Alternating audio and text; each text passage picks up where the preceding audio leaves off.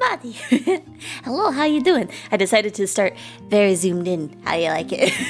Anyway, how's everybody doing? Are we ready to hopefully not encounter more sus things? Hello, Bailey. Hello. Time to punch at least one kid full force in the face and yell, "Stop being crazy or possessed by ghosts and demons."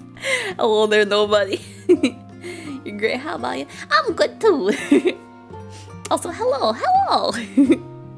Okay, let's see. Let me get this all open. Yeah, hopefully we're past all the weird stuff. But I don't know. Anytime I think it's almost over, it's just like Shion happened. It's just like, no, Shion, no. That's a torture device. Okay, I'm gonna make sure that it's gonna look at it. It says it's selected, but it sure isn't. Okay, there we go. And then wha-bump. Okay. Shion PTSD, right? Well, she just shows up like talking about like lewd things, and it's like, no, this is not the time. Okay. And we were kind of in the middle of the chapter, so hopefully I picked a good save point. Let's just jump right into it. Doing all right? That's good. Oh, remind me after stream. I need to send you a work in progress sketch. I have it like basically ready, but I just keep forgetting to actually send it. Okay. All right. Club activities had begun, which meant I needed to clear my mind. What was today's battle? Today's punishment game? I'd take anything on. Okay, Katie-san, you should prepare yourself. We're going all out today. Great, bring it on. Satoko or not, I'll crush you all mercilessly. Then I'll profit from your battle and fish yourself up a win. Then I'll get all the manta rays first and ride them to victory. Rika-chan is flat like a manta ray. Nope, okay, I guess we're still going the weird route.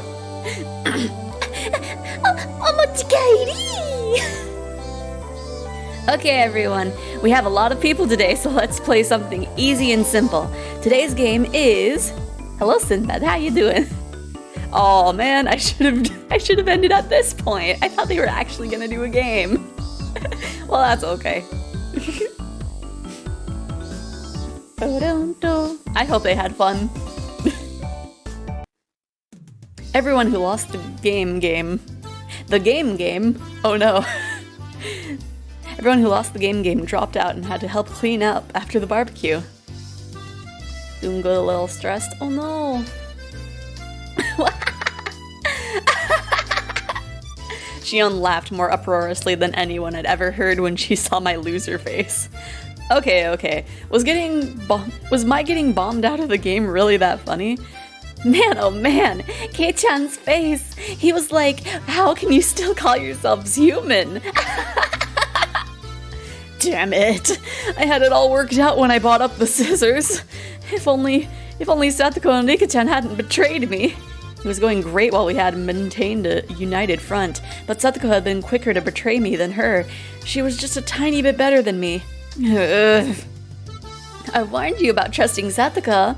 Tomita-kun and Okamura-kun were unanimously wearing I told you so faces.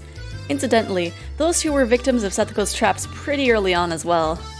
Damn, I was trying to do well enough to make up for you two. And once again, for the showdown, it didn't matter. Maybe this meant I still couldn't match up to the other members yet. You were going to have the lowest ranked member of the club play a punishment game, weren't you? Shion remarked, as though forcing me to recall something I'd tried to forget, even for a moment. Is that right? Come to think of it, Maebara-san, when you came up with the punishment game with the president, you looked really heated up. What on earth did you decide on? Earlier, Mion told me you got an Angel Mort uniform ready. Does that have anything to do with it? You told me to get the biggest size I could find. Tomita-kun and Okamura-kun were giving me these complex, indescribable looks, mixing empathy, pity, and the desire to see something scary all at once. All she could do now was laugh. Strangely enough, the more she laughed, the more I felt like it was actually funny. I lost! Oh my. Maibara-san, what's the matter? You're smiling, crying, and howling.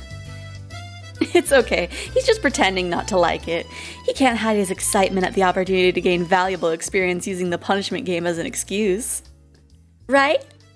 What do you mean, valuable experience? I held my head and my hands in agony. My state of mind could be summed up with a 3-letter word. It was... Coach gently put his hands on my shoulders. Was he comforting me? Maibara-san, in times where you must accept hardship, you should imagine that you're a domesticated maid. See?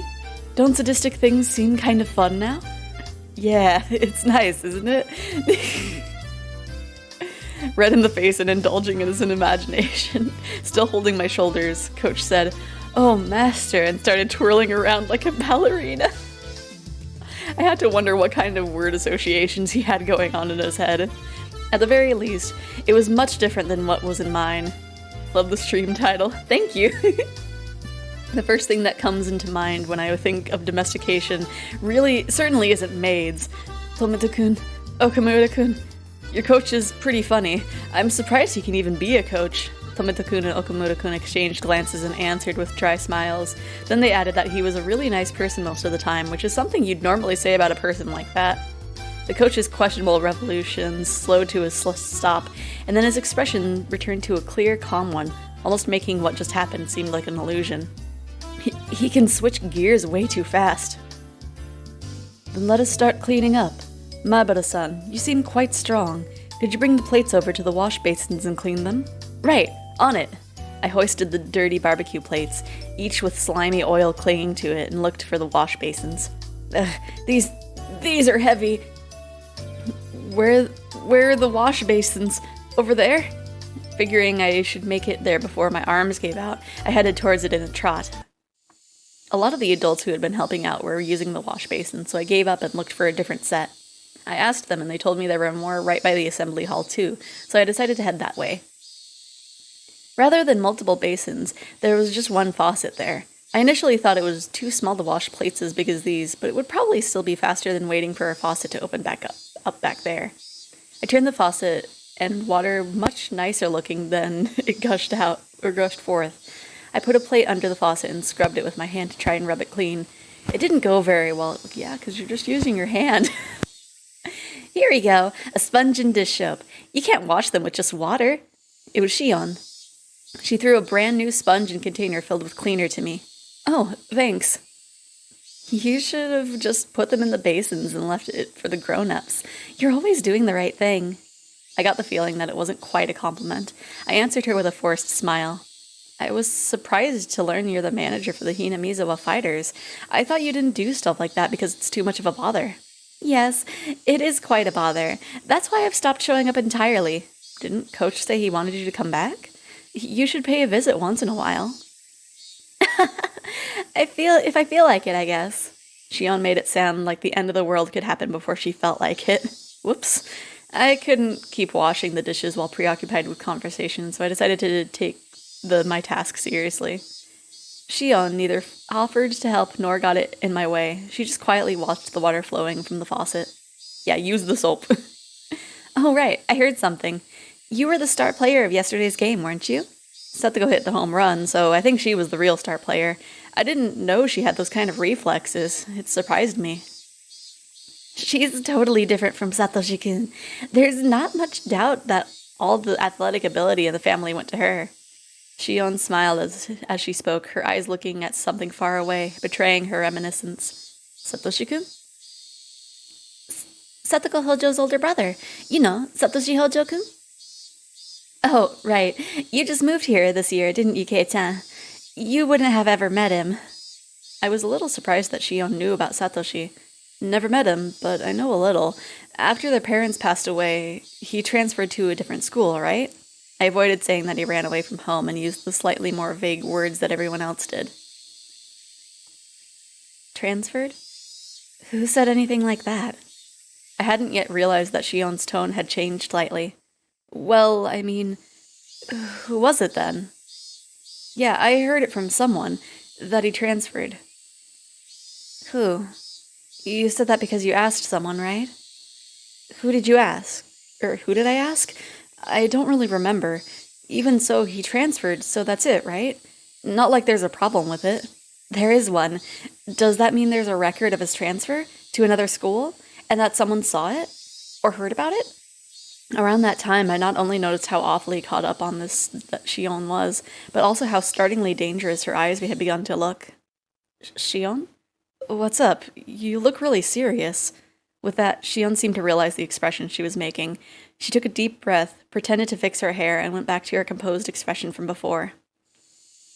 I'm sorry, but Kei-chan, you don't know much about Satoshi-kun, so please don't say that he transferred or anything like that.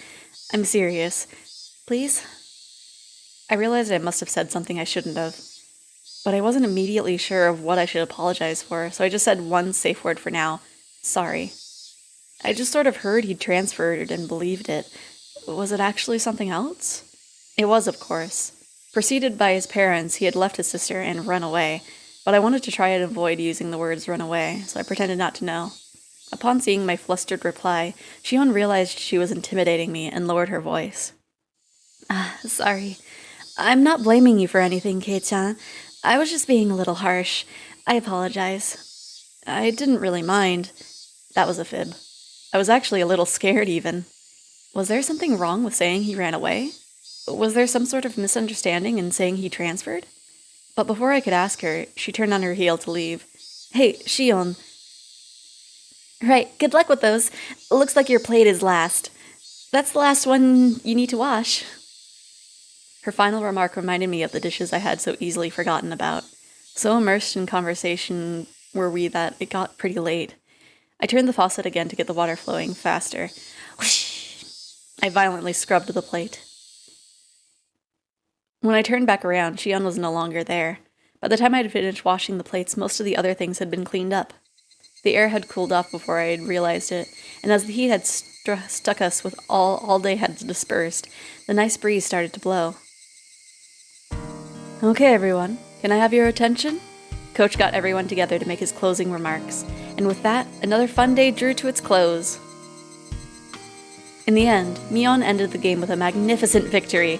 Setsuko and Rika-chan, who had labored so hard to betray me, had fallen into a huge trap afterwards, leaving them frustrated with more than a few things. People who betray others will one day be betrayed themselves. Never been more true, huh? You're not the one I want to hear that from, Keiichi-san. Rena didn't fall for anyone's tricks. That's how I got second. Rena doesn't buy into lies very easily. She has a sharp wit. I'm surprised. She seems like she would fall for the first lie to come her way. Funny you should say that, Kei-chan. You desired to prey upon others and right away you became the prey instead. Make sure you don't fall for those dumb schemes that promise higher returns the more friends you rope in, okay? Yeah. Basically like, hey, Kei-chan, don't fall for a pyramid scheme. Yeah, I'll try harder. Even good friends will lay traps mercilessly and betray someone in sight once they get into a serious enough game. But despite that, once it's all over, they can feel refreshed and laugh together. It reminded me of how we're all such great friends.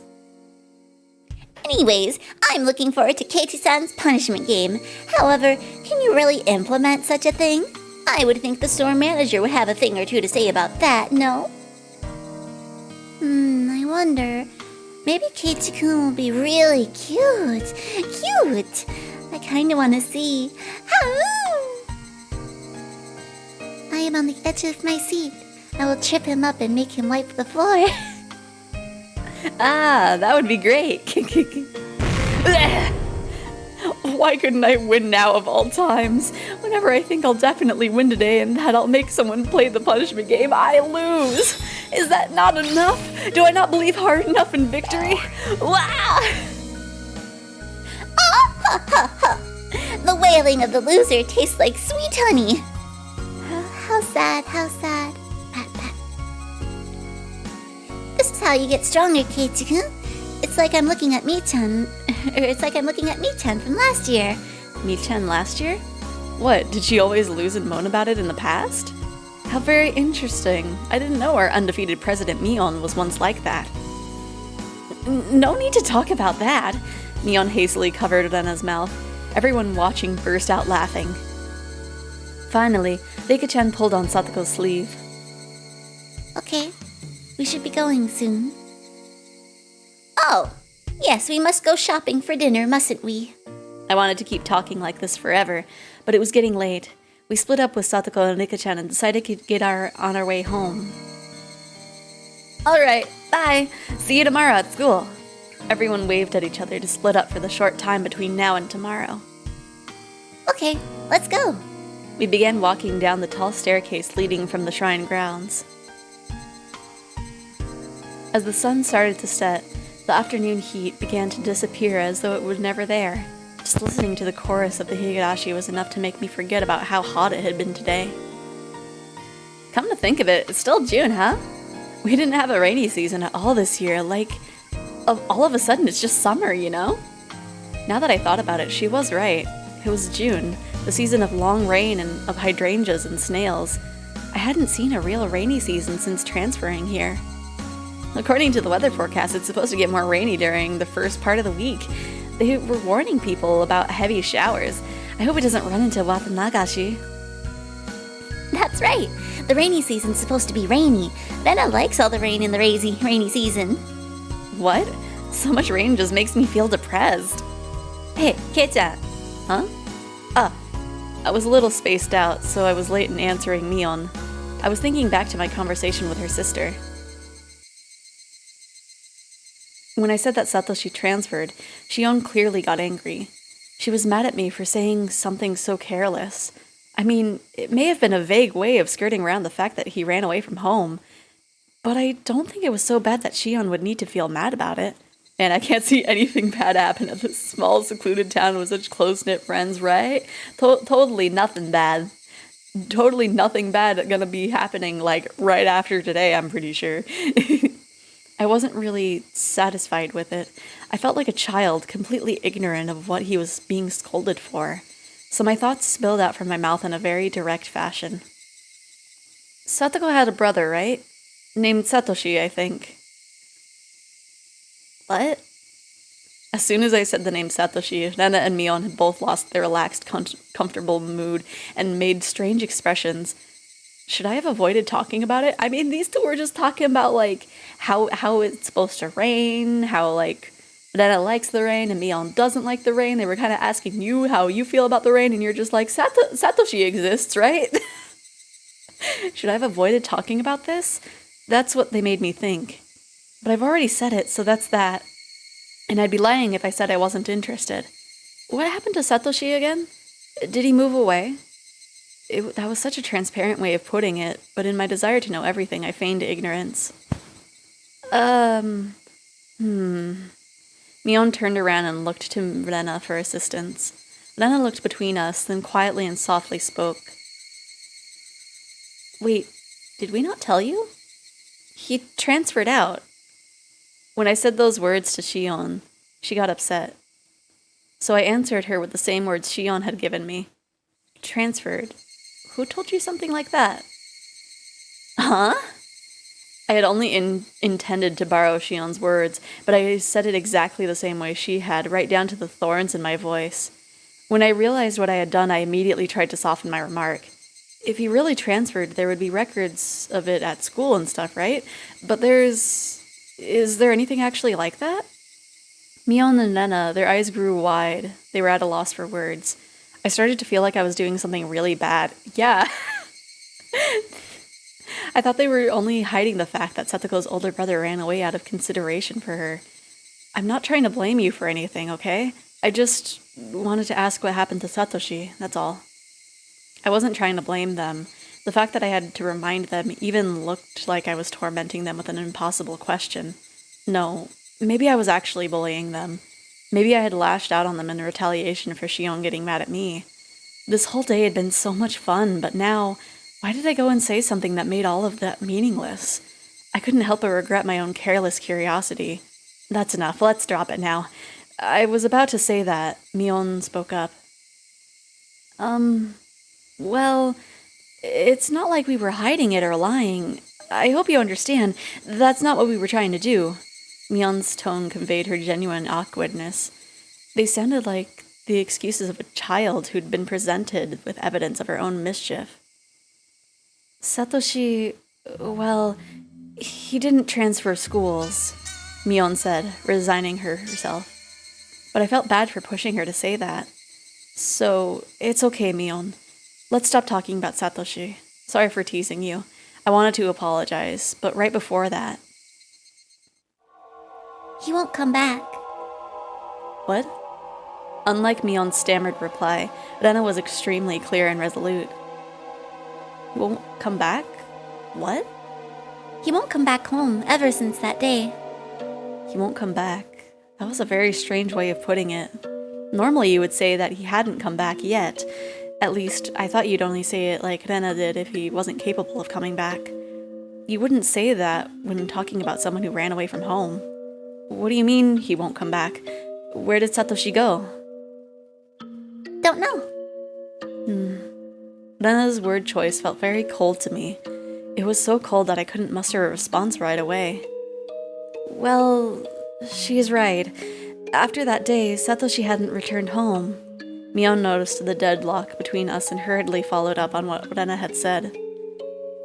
Well, that is, everyone in the village searched for him, and we even got the police to help us look, and, well, they started thinking that maybe he ran away. They started thinking he maybe ran away? When running away from home, I thought you were supposed to leave a note or something. So when Satoshi ran away, he would probably have left some kind of letter apologizing to Satoko. That was kind of what I figured. But from the way Mion was talking, pardon me, it seemed a little different than just running away from home. The police did an investigation. Satoshi had been earning money at a part-time job and had some put aside, and they learned that on the day he vanished, he withdrew it all. And then, at Nagoya Station or something, they spotted someone who looked a lot like Satoshi. He withdrew all his savings to fund his escape from home. Was that it? Mr. Keiichi, this is the part where you slowly walk away, right? It's just like, I was just curious. I didn't want to know all the details. Let's go home, guys. It seemed consistent enough for me. But before I could say anything... I think that's a lie. Satoshi-kun didn't run away, declared Rena shortly. Hey, wait. So if he didn't transfer schools or move away, and he didn't run away from home, then what on earth? Stop it, Rena, Mion whispered to her. Rena, however, continued without interruption, and then she said this. Because it was Yashido-sama's curse. Huh? A curse? It took some time before I understood what Rena meant by that. Hearing dark secrets would take somebody with less curiosity and more intestinal fortitude for me to walk away here, right? Mion clicked her tongue and shook her head a little. Satoshi talked to me before he disappeared. He said someone was watching him, stalking him. They even followed him home. He told me that when he went to bed, they were standing there at his bedside looking down at him. Stop it, Rena. It was a portent of Oyashido-sama's curse. There's no doubt. I think somewhere deep down, Satoshi-kun was probably thinking about abandoning Hinamizawa and running away, and Oyashido-sama wouldn't allow that. I said stop it. Oyashido-sama is the guardian deity of Hinamizawa. He would never allow anyone to abandon Hinamizawa and run away. I apologized for it, but Satoshi-kun probably didn't. It must have been Oyashido-sama's curse. Oyashido-sama's curse? I hadn't intended to repeat it, but the words came out of my mouth anyway. Oyashido-sama's curse. The police may have said he ran away, but I don't believe it. I won't believe it, not ever. It's just a lie told by the self-important people in the village who don't want to admit it was a curse. And whether or not you believe in Oyashido-sama's curse, it's... Wham! Mion struck Rena in the head, and not in a joking way either. I told you to give it a rest, didn't I? I try to be nice and you're pushing me to my limits. Pushing her to her limits. Actually, there was plenty of displeasure and anger in Mion's face at that moment. For a few moments, after being hit, Rena looked astonished. Perhaps the voices of the Higurashi calmed her frantic mind, because after a little while, she regained her original calm expression. Hey, Rena, your eyes are looking kind of murdery right now. Just a little demoning away. We arrived at the place we always split up with Mion. No one said a word until we got there. The voices of the Higurashi just tortured our ears with their buzzing. Yeah, the snowball has started. We always split up with Mion here, leaving just Rena and me. Hey, Keita, didn't I promise to lend you some manga? Wanna come over real quick? Huh? She promised that? However, I quickly realized it was a convenient way of saying she wanted to talk to me alone. Oh, I see. Okay, then Nena will go home. Maybe she realized it, maybe she didn't. Thankfully, Rena quickly said she'd go home before us. Bye, Rena. See you tomorrow. Yep. See you tomorrow. Keiichi-kun, don't be too much of a bother now. It's already evening. I'm just going to borrow a few books. See ya. Considering the fun day we had, it was a very insipid, lonely parting. Hey, don't worry too much about before. After a little while, Mion finally spoke. Watashi o mochikaeri. Quite some time had passed since splitting up with Rena. No, I'm not really. I think it was my fault anyway. We weren't trying to hide anything about Satoshi. It's just one of those things that we shouldn't mention, you know? At this point, I understood exactly what she meant by that. Judging by our odd interactions with Rena, I understood so well it hurt that I shouldn't ever talk about it again. Actually, if that's the case, then with Shion too. No, this is a bigger problem. Talking about it in the first place had been indiscreet. I shouldn't have been interested in it at all. But that's why I really had to think about it. About why everyone's got so irritated. Idiots, stop this, Keiichi-mai, but by the time I tried to warn myself, I had accidentally spoken already. I won't ask ever again, so could you tell me honestly, what on earth happened to Satoshi? He ran away, right? For a long time, Mion remained silent, but finally, unable to endure it any longer, she began to speak timidly. Have you ever heard about Oyashiro-sama's curse? Just a little bit. I got the gist of it. I only ever heard someone in class talking about it, though. Oyashiro-sama was the name of the deity protecting Hinamizawa that they worship at the shrine we had the barbecue at today. A few years ago, when they started talking about flooding Hinamizawa as part of the dam project, one of the people worked on the site died or something, and people blamed it on Oyashiro-sama's curse. That's how it was. Satoshi's dead parents, they were proponents of the dam project. Huh? Wasn't everyone in the village against it? Why would they support the project if they lived here? The dam project, that would flood the entirety of Hinamizawa. I heard that the village all got together to fight the terrible project, but it was a little hard to believe they were villagers who were supporting it.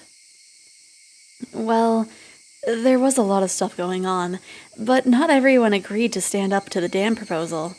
Satoshi's parents were basically the leaders of those who were all for it. Leaders of the ones for it. Satoko and Satoshi's parents? Yeah. The government had gathered a lot of compensation money to exchange for the construction of the dam. There were plenty of people who agreed with the proposal because they wanted the money. Aside from a few households, Hinamizawa was, in general, not very affluent. And not because they were proud to inherit the land of their ancestors. It wouldn't be strange if some people wanted enough money to start a new life. But even in that case, they would have had to hesitate to say so, given the situation. It just so happened to be Satoko and Satoshi's parents who understood that and stood up to be their representative. By that standard, you might say Satoko and Satoshi's parents were very heroic. They volunteered to be hated, all to help those without much money who didn't have a voice. And then, their parents had bad luck. They died in an accident on the day of the festival honoring Oyashiro-sama. So people started to think that maybe it had been Oyashiro-sama's curse. I thought back to what Coach told me today. They went to a nature park on a family outing and fell from the cliff. So people thought even Satoshi running away from home was because of Oyashiro-sama's curse?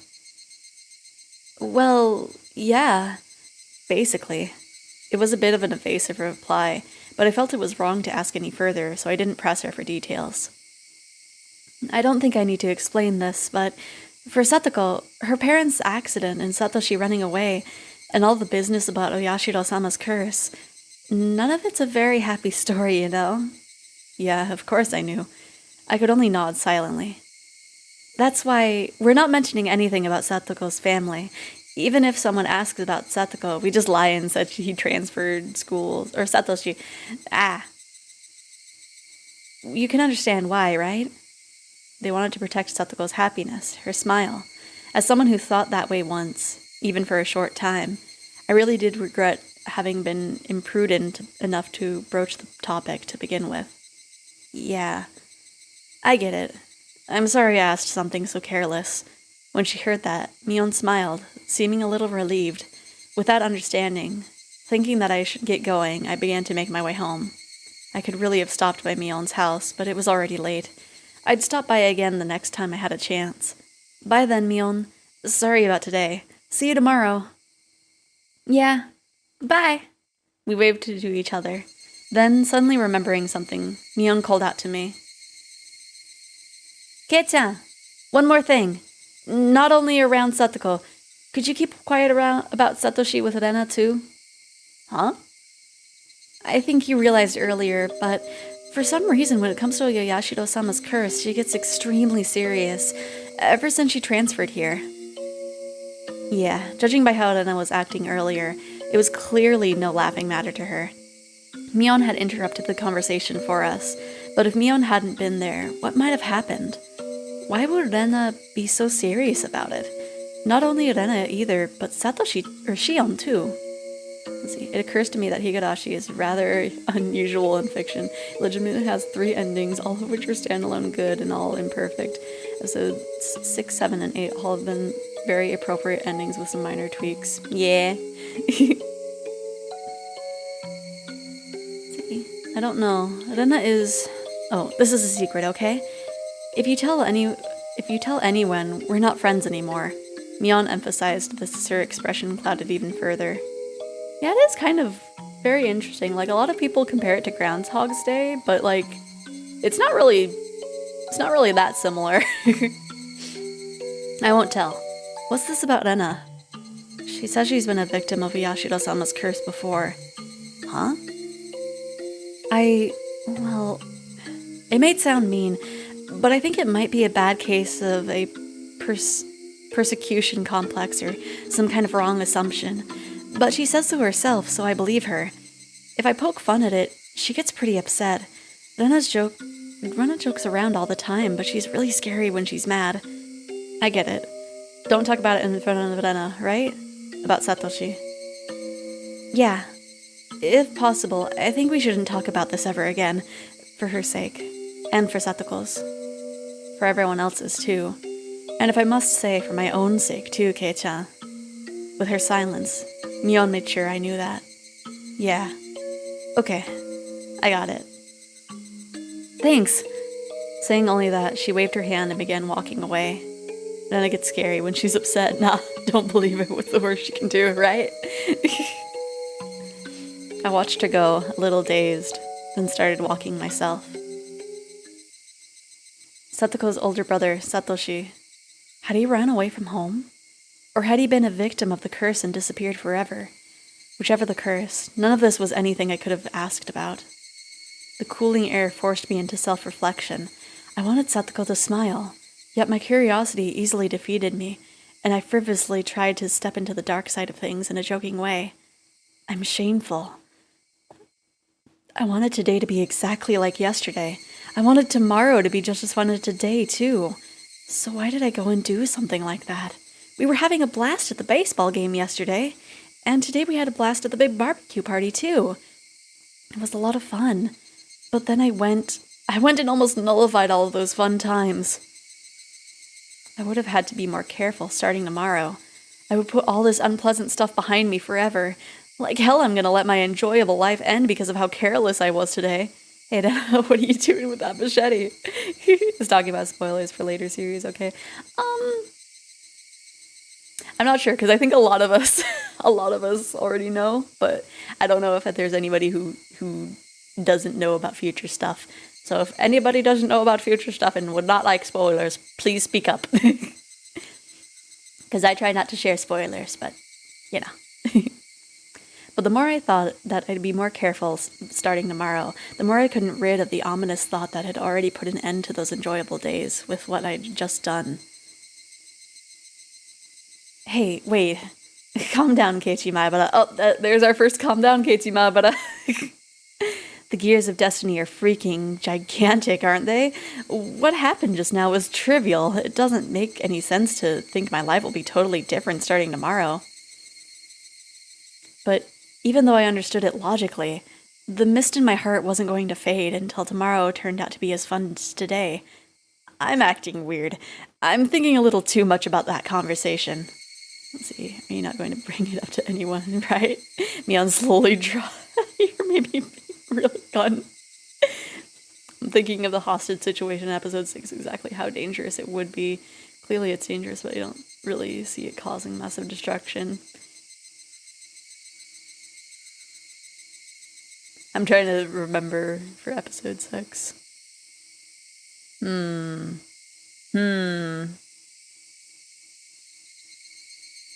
don't know, actually.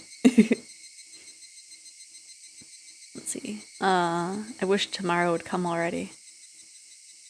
I wanted it to make me understand how absurd my insignificant doubts really were. The night was long.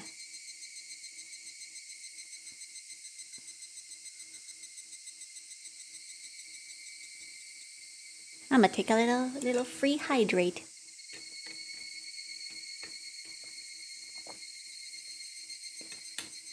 These little chapter changes are always really good for a little hydration.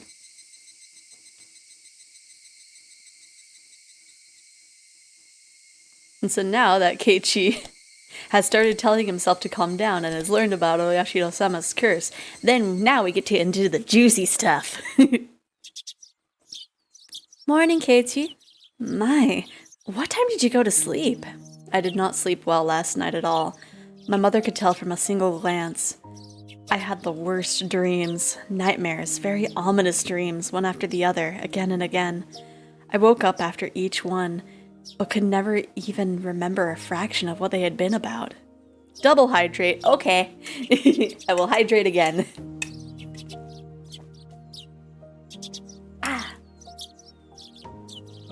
Good idea, since these chapters are long.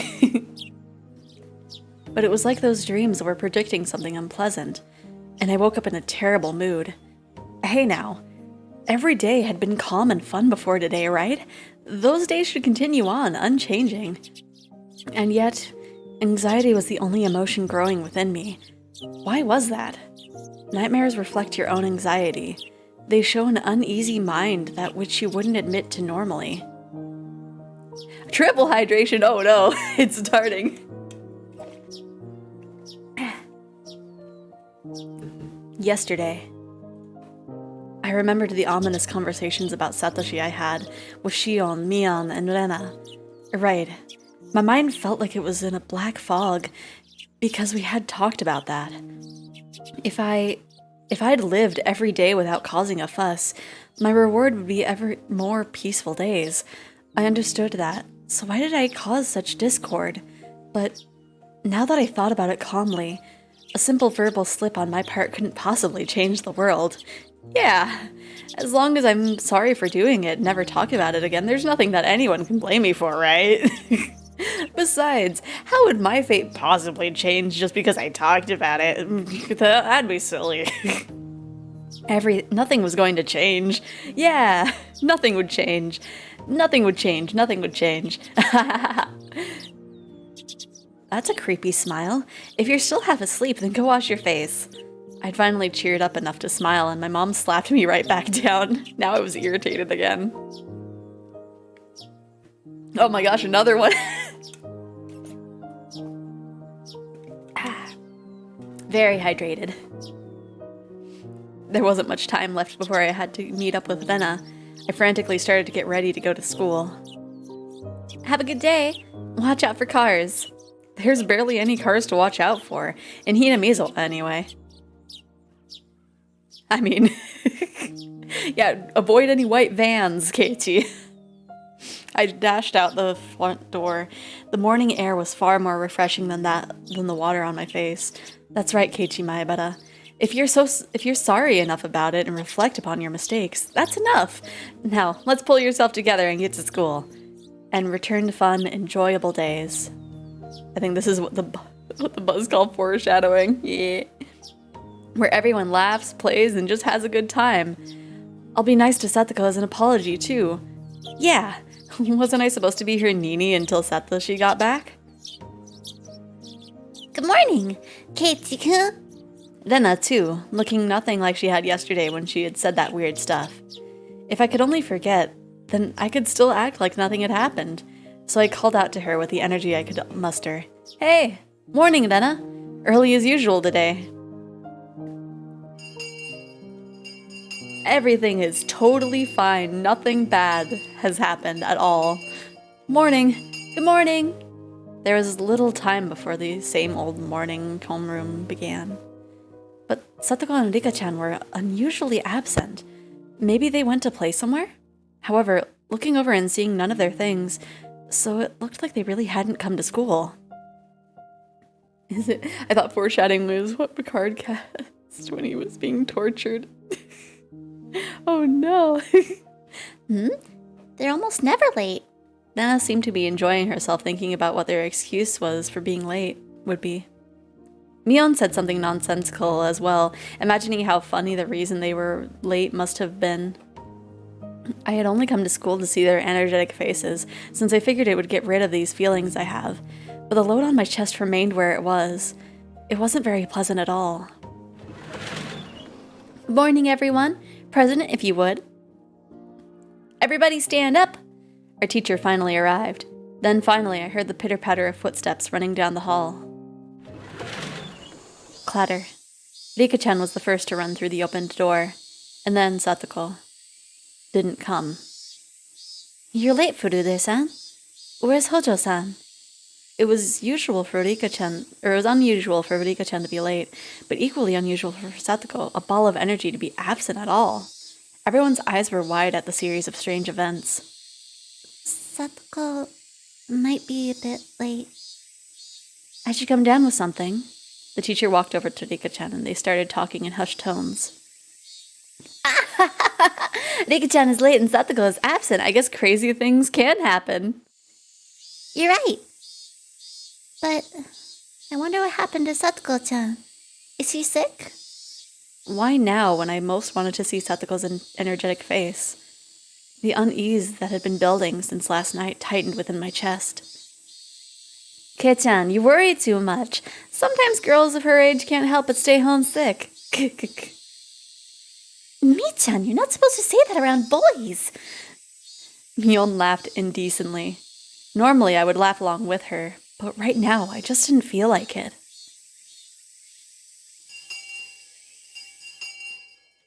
Homeroom ended, and we went to talk to Rika-chan in the short time we had before first period started. Hey, Rika-chan, you looked so sad, so very sad when getting yelled at for being late. I'll make sure to pet you today. I was very aware of my gloom this morning, so I strove to keep my tone cheerful. I petted Rika-chan's head the same way she always did, but she didn't cheer up at all. Yep. What happened to Satoko? Did she get sick? For instance, she got a fever from playing around too much today. If that had been her response, I would have accepted it in a flash. But the atmosphere around Rika-chan felt somehow heavy. It was a little weird, but actually made my unease worse. Hey, come on. There's certain things she can't talk to boys about. Kei-chan, back to your seat. Mion, acting like a club president, pulled me back to my chair. Rika-chan's gaze immediately fell back to her desk, and she hung her head gloomily. Rika-chan had said something odd, that Satoko might be a little bit late. They were living together, weren't they? Then she would have known for sure. She wouldn't have said might. I didn't understand why she was absent, and that made me all the more anxious. Damn it. What's going on today? It's like we started off on the wrong foot and it wasn't going to get any better. What's the matter, Keiichi-kun? You seem pretty down this morning. Rena noticed how I looked and whispered to me while the teacher wasn't looking. Do I really seem that way? Yeah. Even Nina is starting to feel down just looking at you. I thought of jokingly saying, then don't look at me, but I didn't even feel like doing that. Is it something you could tell Rena? I don't know what you're worried about, but if I can help, then you can tell me, okay? I won't tease you. Or I won't tease you. Rena said this, looking me straight in the eye. Until yesterday, nothing strange had happened, and it was a lot of fun. Huh? Rena's eyes widened for a moment, not understanding what I meant, but she remained silent and listened. It was peaceful and fun. Every day was lively. I never thought about, or I'd never had any doubt that things would stay that way forever. Yeah, you're right. Every day is fun. I'm sure today will be too. You're sure? How do you know?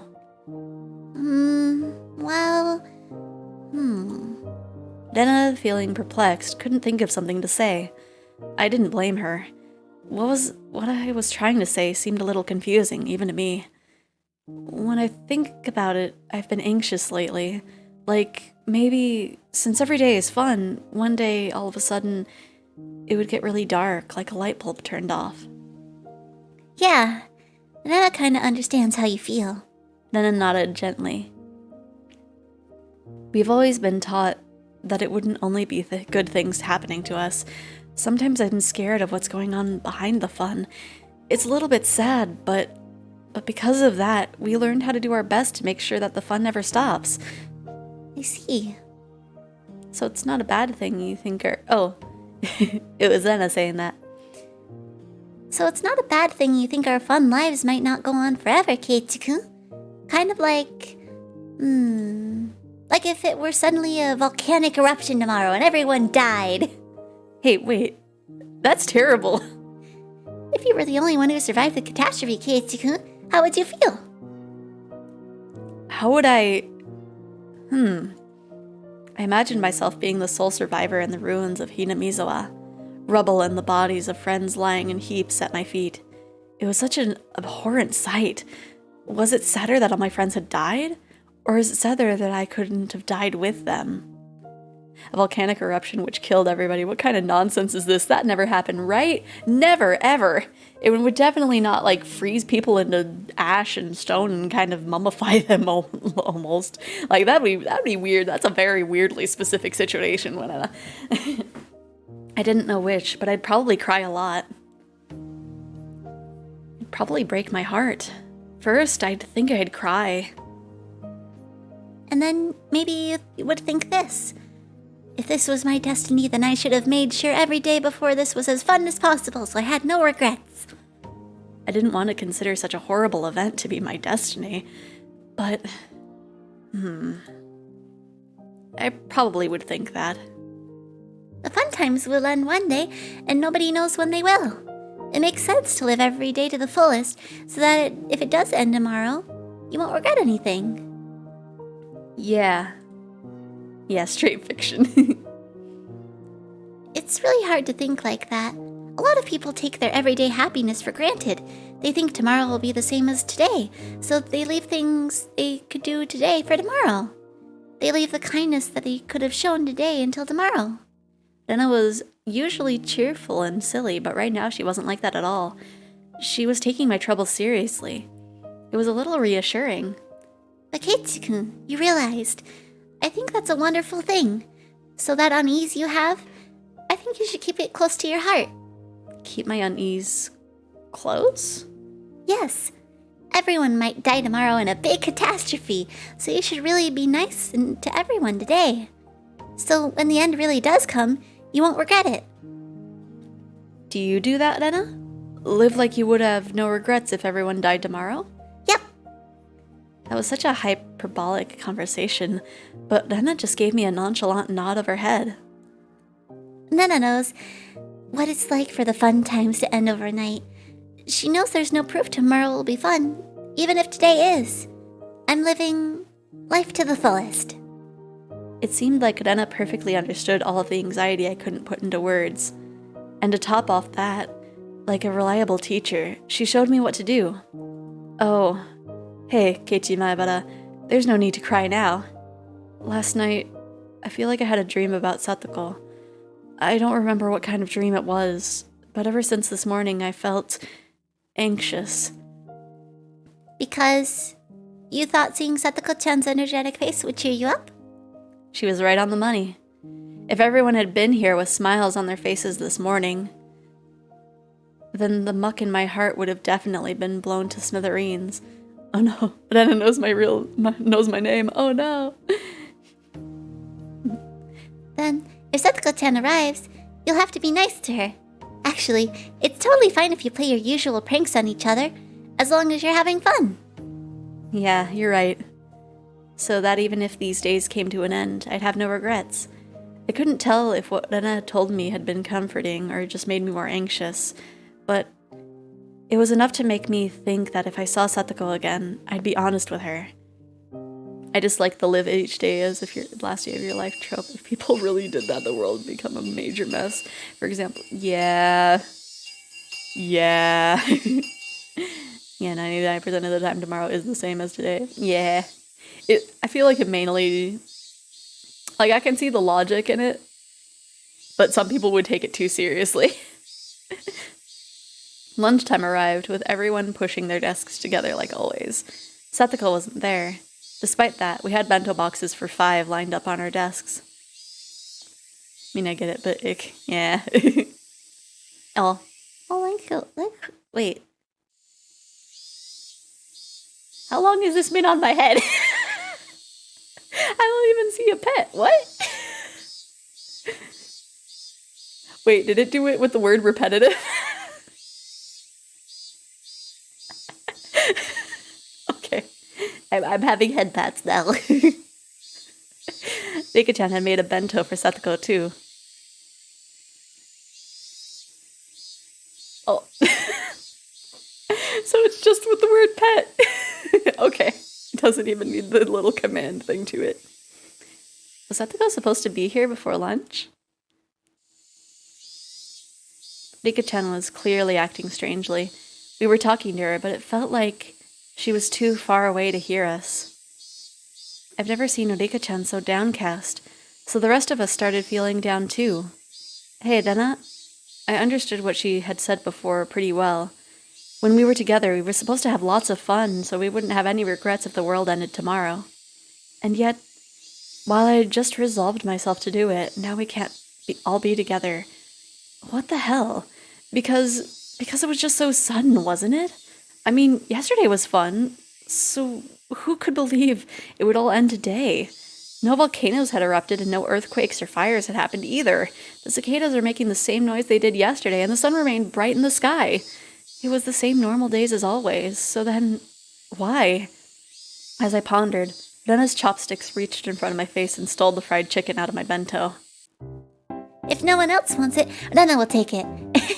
Delicious. Rena tossed the entire piece into her mouth and began munching on it, her expression one of bliss. I'm such an old man. Rena got a leg up on me. All right, this old man's taking this bit of steak here. Me, all my food is gone except my rice. Rika-chan, also behind the curve, smiled again and went for someone else's bento.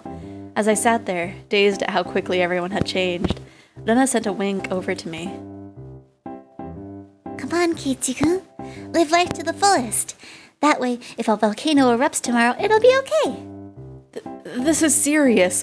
I'll be damned if dried plums and rice are the only things I have left for lunch. I'm taking that meatball. I stuffed the meat into my mouth and constructed a clumsy smile. I played along, as if trying to fool myself. But if I did, it rapidly became less and less of an act. Satoko still wasn't here, but at some point we had regained our lively lunchtime. We had fun, we smiled, and we fooled around.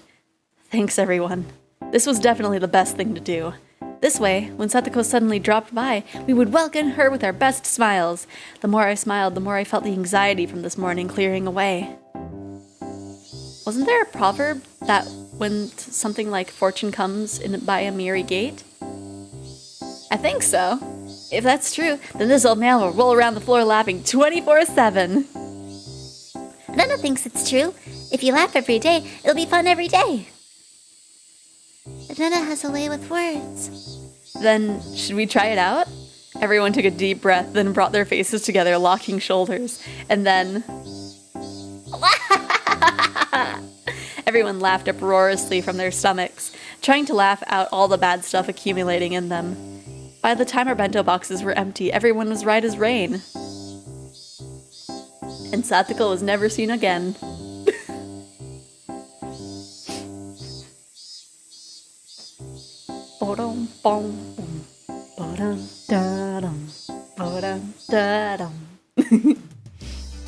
Having heard our friendly banter, Tomoto-kun and Okamoto-kun walked up and timidly spoke to us. "Excuse me, Maebara-san? Sorry to interrupt your fun, but we need your help with something." They grinned dryly and scratched their heads. What could it be? Want to know how to remove the censor bars in porn magazines? By the way, don't believe what you hear about Butter doing the trick. Total superstition. You can't use an eraser either. Wait, what? Seriously? That's not what we're here for, said Tomoto-kun, elbowing Okamoto-kun. Actually, our ball got caught in the gutter on the second floor. We were thinking you might be able to reach it since you're tall. I see. Asking an upperclassman for help comes with its own price, you know. I'm not cheap. You can't buy me out so easily. Tomoto-kun and Okamoto-kun conversed for a short time and gave their reply. We'll give you the right to take a nap during class, Maebara-san. How does that sound? What do you mean? I can sleep during class whenever I want. Why do I need your permission for it? Oh, no, you can't. The next time you take a nap, we'll tell Sensei about it. I see. How sly. You little... Where did you learn to bargain like that? Sorry. It was just a little joke. Come on, Kei-chan. Why not just cave into your underclassmen's threats? And now Mion was getting on my nerves. Suddenly, it came to me, and I took Tomoto-kun and Okamoto's hands. Alright, I surrender. I'll get your ball for you, so give me all the rights to nap time. Huh? Okay. Look, Mion, I now have the privilege, but you don't, do you? Tomoto-kun? Okamoto-kun? Tell on Mion as soon as he falls asleep. Got it? Yeah! Rena and Rika-chan began to chuckle at Keiji-kun's victory. I wasn't sure how the ball managed to get stuck up there, but it was planted firmly in the school building's second floor gutter. Hand me that stick. I should be able to reach it. Here we go. Ugh. I took a bamboo pole and poked the ball with it. Damn, it's hard. Come on. Oh, he got it. You got it, Maebara-san. Thank you so much. The ball rolled down the gutter and fell behind the school building. My underclassmen ran over in that direction, leaving me by myself. Mission complete, I guess. Sheesh. There was still a lot of time left until lunch break was over. I guess I should get back to the classroom. I'd absorb myself in the silly conversation with everyone and wait for afternoon classes. Just when I thought that, I turned towards the entrance. Someone suddenly called out to me. Hello there. Good day. Sorry for bothering you during your lunch break. It was a middle-aged man I didn't know. Or maybe I'd passed by him a few times and I'd seen his face, but I didn't know him. With his half-smile deepened, something within me shuddered in fear. There was no basis for that. No reason. But I shuddered. I was somewhat confused about these emotions, not quite understanding them myself. There was one thing I could say, though. Nobody but teachers and students should be at school. This person shouldn't have been here. I felt less of a tremble and more of a sense of dread, like a brilliantly colored, poisonous caterpillar were crawling across my forehead. Well, the music changed. No wonder you feel bad, Keiichi. Right? A feeling of disgust, that neither itchy nor gross could describe as the frizzly, dreadful hair rubbed against my brow. I didn't even want to see his face. That's why I covered it in text. I wanted to jump backwards and run away, an unpleasant feeling for which I didn't even know the cause. The other side of myself was nothing but questions. Hey, what are you doing? What are you disgusted by? This is the first time you've met him. It's rude to hate someone for no reason. No answers were coming. I held my silence, waiting, a damp sweat running down my forehead. When he saw that, Oishi thought maybe he was being intimidating, and gave me a relaxed smile. Wait, Keiichi, you haven't met him yet. How do you already know his name? Oh, please excuse me. I'm no one suspicious, I assure you. I'm Oishi from the Okinomiya Police Department. Wait, where did I put my card? Yeah, plot hole. What? This is... What? He fished through various pockets, then finally found his police ID and showed it to me, grinning dryly. He may have been trying to use those clumsy-seeming actions to ease my anxiety, but I could definitely say it didn't work. Why was I this nervous? There was a reason, of course. If I wanted today to be the same as before, then today didn't need someone who hadn't been here back then. The fact that a man who wasn't here yesterday showed up today meant that today would be a different day than those before it. That would mark the end of the fun and happy days. I gulped and erased that ominous conclusion from my mind. Calm down, Keiichi Maebara. If it's just an old guy, who looks kind of perverted and comes from the police department, don't go on deciding that the fun times are over. He just came here because of his job. Yeah, just for his job. If he's working, then he would normally go to the teacher's lounge, right? The fact that he spoke to me, yes, it must have been to ask where it was. Are you looking for the teacher's lounge? You just have to go through the entrance, and I didn't want to look at this man for another second, so I started pushing things along. Oishi, however, didn't seem to have any interest in the teacher's lounge. Oh no, I don't have anything to do there. Could I get you to call a friend of yours, if I may be so bold? A friend? Who? A girl? Could you call Satoko Hojo-san for me? My consciousness grew faint, like I was about to pass out. Yes. My anxiety was realized. The dreadful, disgusting caterpillar was looking at me, about to crawl into my ear. Its frizzly, dreadful hair was touching my ear cavity. That's how bad it felt. What, were you okay? What, you were okay with left heart coming a few days ago? What do the police need with Satoko? No. It's nothing important. I just had 2 or 3 things to ask. I'd like it if you could cooperate with me. Why? Why, of all people, was it Satoko? Why would a police officer come here in the middle of the day for something that wasn't important? This man was strange. I could smell it. And it smelled bad. Just a whiff of it made me want to grimace. I knew that this man couldn't possibly be here to deliver her lost wallet or anything. I couldn't imagine what he needed from Satoko, but it had to be something unpleasant. My throat stung with burning pain, burned like a parched, creviced wasteland. The wasteland broke apart deep in my throat and brought out the words from deep in my mind. You may need something from her, but I don't think Satoko needs anything from you. Could you please leave? Oh, thank you for the host speech. How you doing? How you doing today? Oishi probably hadn't expected that reply. He stood there, surprised for a few moments. I did as well. I hadn't thought words like that could ever come out of my mouth. Things might still work out. This guy may have shown up out of the blue, but if I drove him off, maybe I could make it so that it never happened. If I could do that, then I could get back. The peace we had until yesterday. Thank you for the host, Crimson. I could get it back. Well, you sure are strict. Are you Satoko-san's manager, perhaps? Can I not see her without an appointment? If you just want to talk to her, shouldn't you just call her? Barging into school in the middle of the day isn't normal. Breaking through a dam would have been the perfect analogy to use. Why didn't I like this man? This man shouldn't have been here. I needed to make it so that this man wasn't here. Childish, selfish emotions bubbled up from the depths of my mind, and they each came out of my mouth just as it had been formed.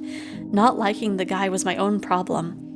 But to say things so bluntly to him, even I thought I was crazy. Oh, you're the logical sort, aren't you? I'm not too good with people who talk like that. Oishi grinned and scratched at his sweaty throat. Even as he feigned stupidity, I could tell he was irritated. Hey, Keiichi Maebara, why am I looking for a fight with this old policeman here? It's not like he brought the gift of misfortune with him and wrapped it all up in paper, right? Right. It wasn't like he had brought a package of misfortune with him and was asking me to sign here, please. Rationally speaking, I understood all that. So then, why was I so... Finally, I outlasted Oishi in their game of silence, and he gave a big sigh. Then he addressed a few of my female underclassmen running around nearby. Oh, excuse me, all of you. Do you have a moment? I'd like you to call Satoko Hojo if you could. My underclassmen tried to smile in reply, but they noticed the oddly stiff air atmosphere around me and seemed hesitant to give a quick answer. Is she not here? Satoko Hojo-san? Hojo-san, she stayed home today. Stayed home? His face remained smiling, but his tone was clearly one of ill humor. Such conspicuous spite caused my underclassmen, who had answered honestly, to cringe in fear. I see. Dear me, I'm quite unlucky. He was smiling broadly, but the way he laughed didn't make me feel better at all. When he noticed that his laughter wasn't getting anyone else to laugh with him, he immediately stopped. So, you girls, could you tell me the name of this boy here, He grabbed the girls by the shoulders so they wouldn't run away, and crouched down to address them at eye level. The girls flinched away from the sharp, piercing light in his eyes, and in exchange for their release, they didn't resist and told him my name. I see. Keiichi Maebara-san, is it? He said my full name. That was all he said, and yet I couldn't help but shudder. It was like he had grabbed me by the collar just with these words. Right? It's like, please do not touch the children, policeman. Oh, could you be the son of the Maebara family I've heard so much about? I heard your father is a renowned artist. His works go on display twice a year in the great Ariake exhibition in Tokyo, don't they? I don't know what sort of fantastic pictures he creates, though. Then, there's your mother. She seems intelligent, too. I heard she was a high academic achiever. She went to some girls' university, didn't she? It's amazing for someone that age to have graduated from a girls' university. Could your mother actually be the daughter of a respectable family? At least, those are the rumors, and they say she's a cold person because of it. Did you know that?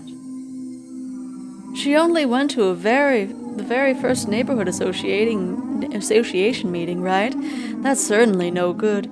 You can't disrespect your neighbors in a place like this. Man, he already looked into the family. Just has all that information just in his mind. You've done a lot of research on me, Oishi-san, right? It's just like, how do you know about my family just right off the top of your head? A sense of eeriness slithered up my spine. That was my first experience of true terror. I couldn't believe it felt this terrible for someone you've just met to know everything about you already. Oishi clamped onto my shoulders and brought his eyes close to peer into mine. In a place like this, it would be far better not to make enemies, wouldn't it? If not... Ow!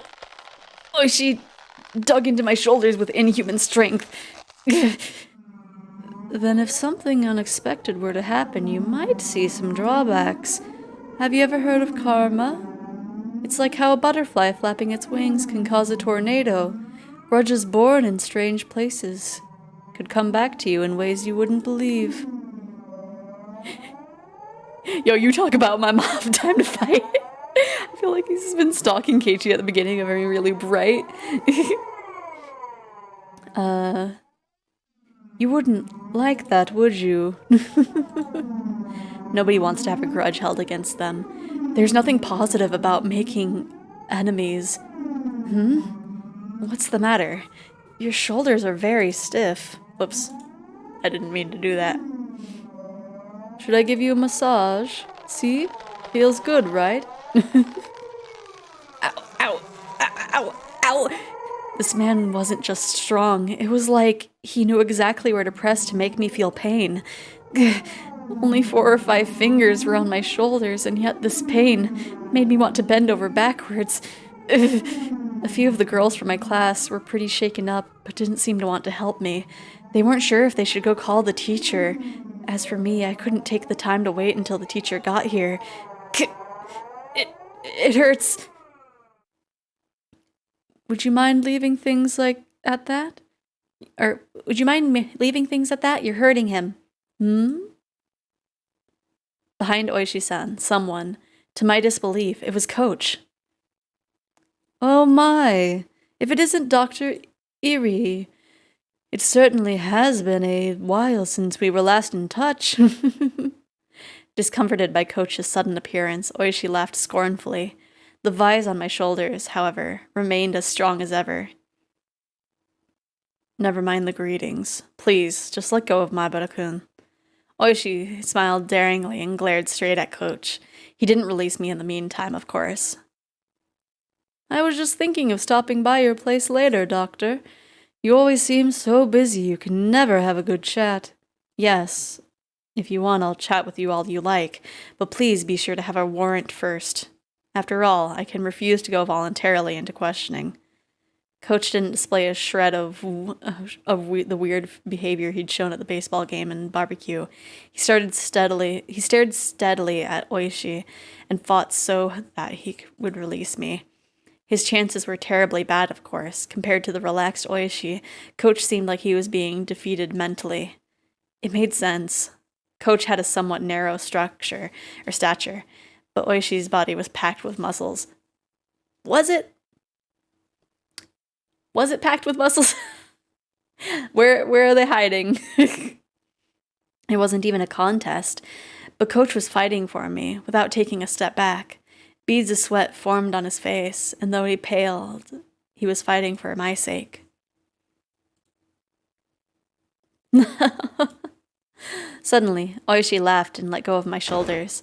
My body exhausted, I fell right into my backside. Maibara-kun? Maibara-kun, are you all right? Damn it. Ow! I rubbed my shoulders where Oishi had latched onto them. The pain from falling over went away quickly, but this pain was lingering.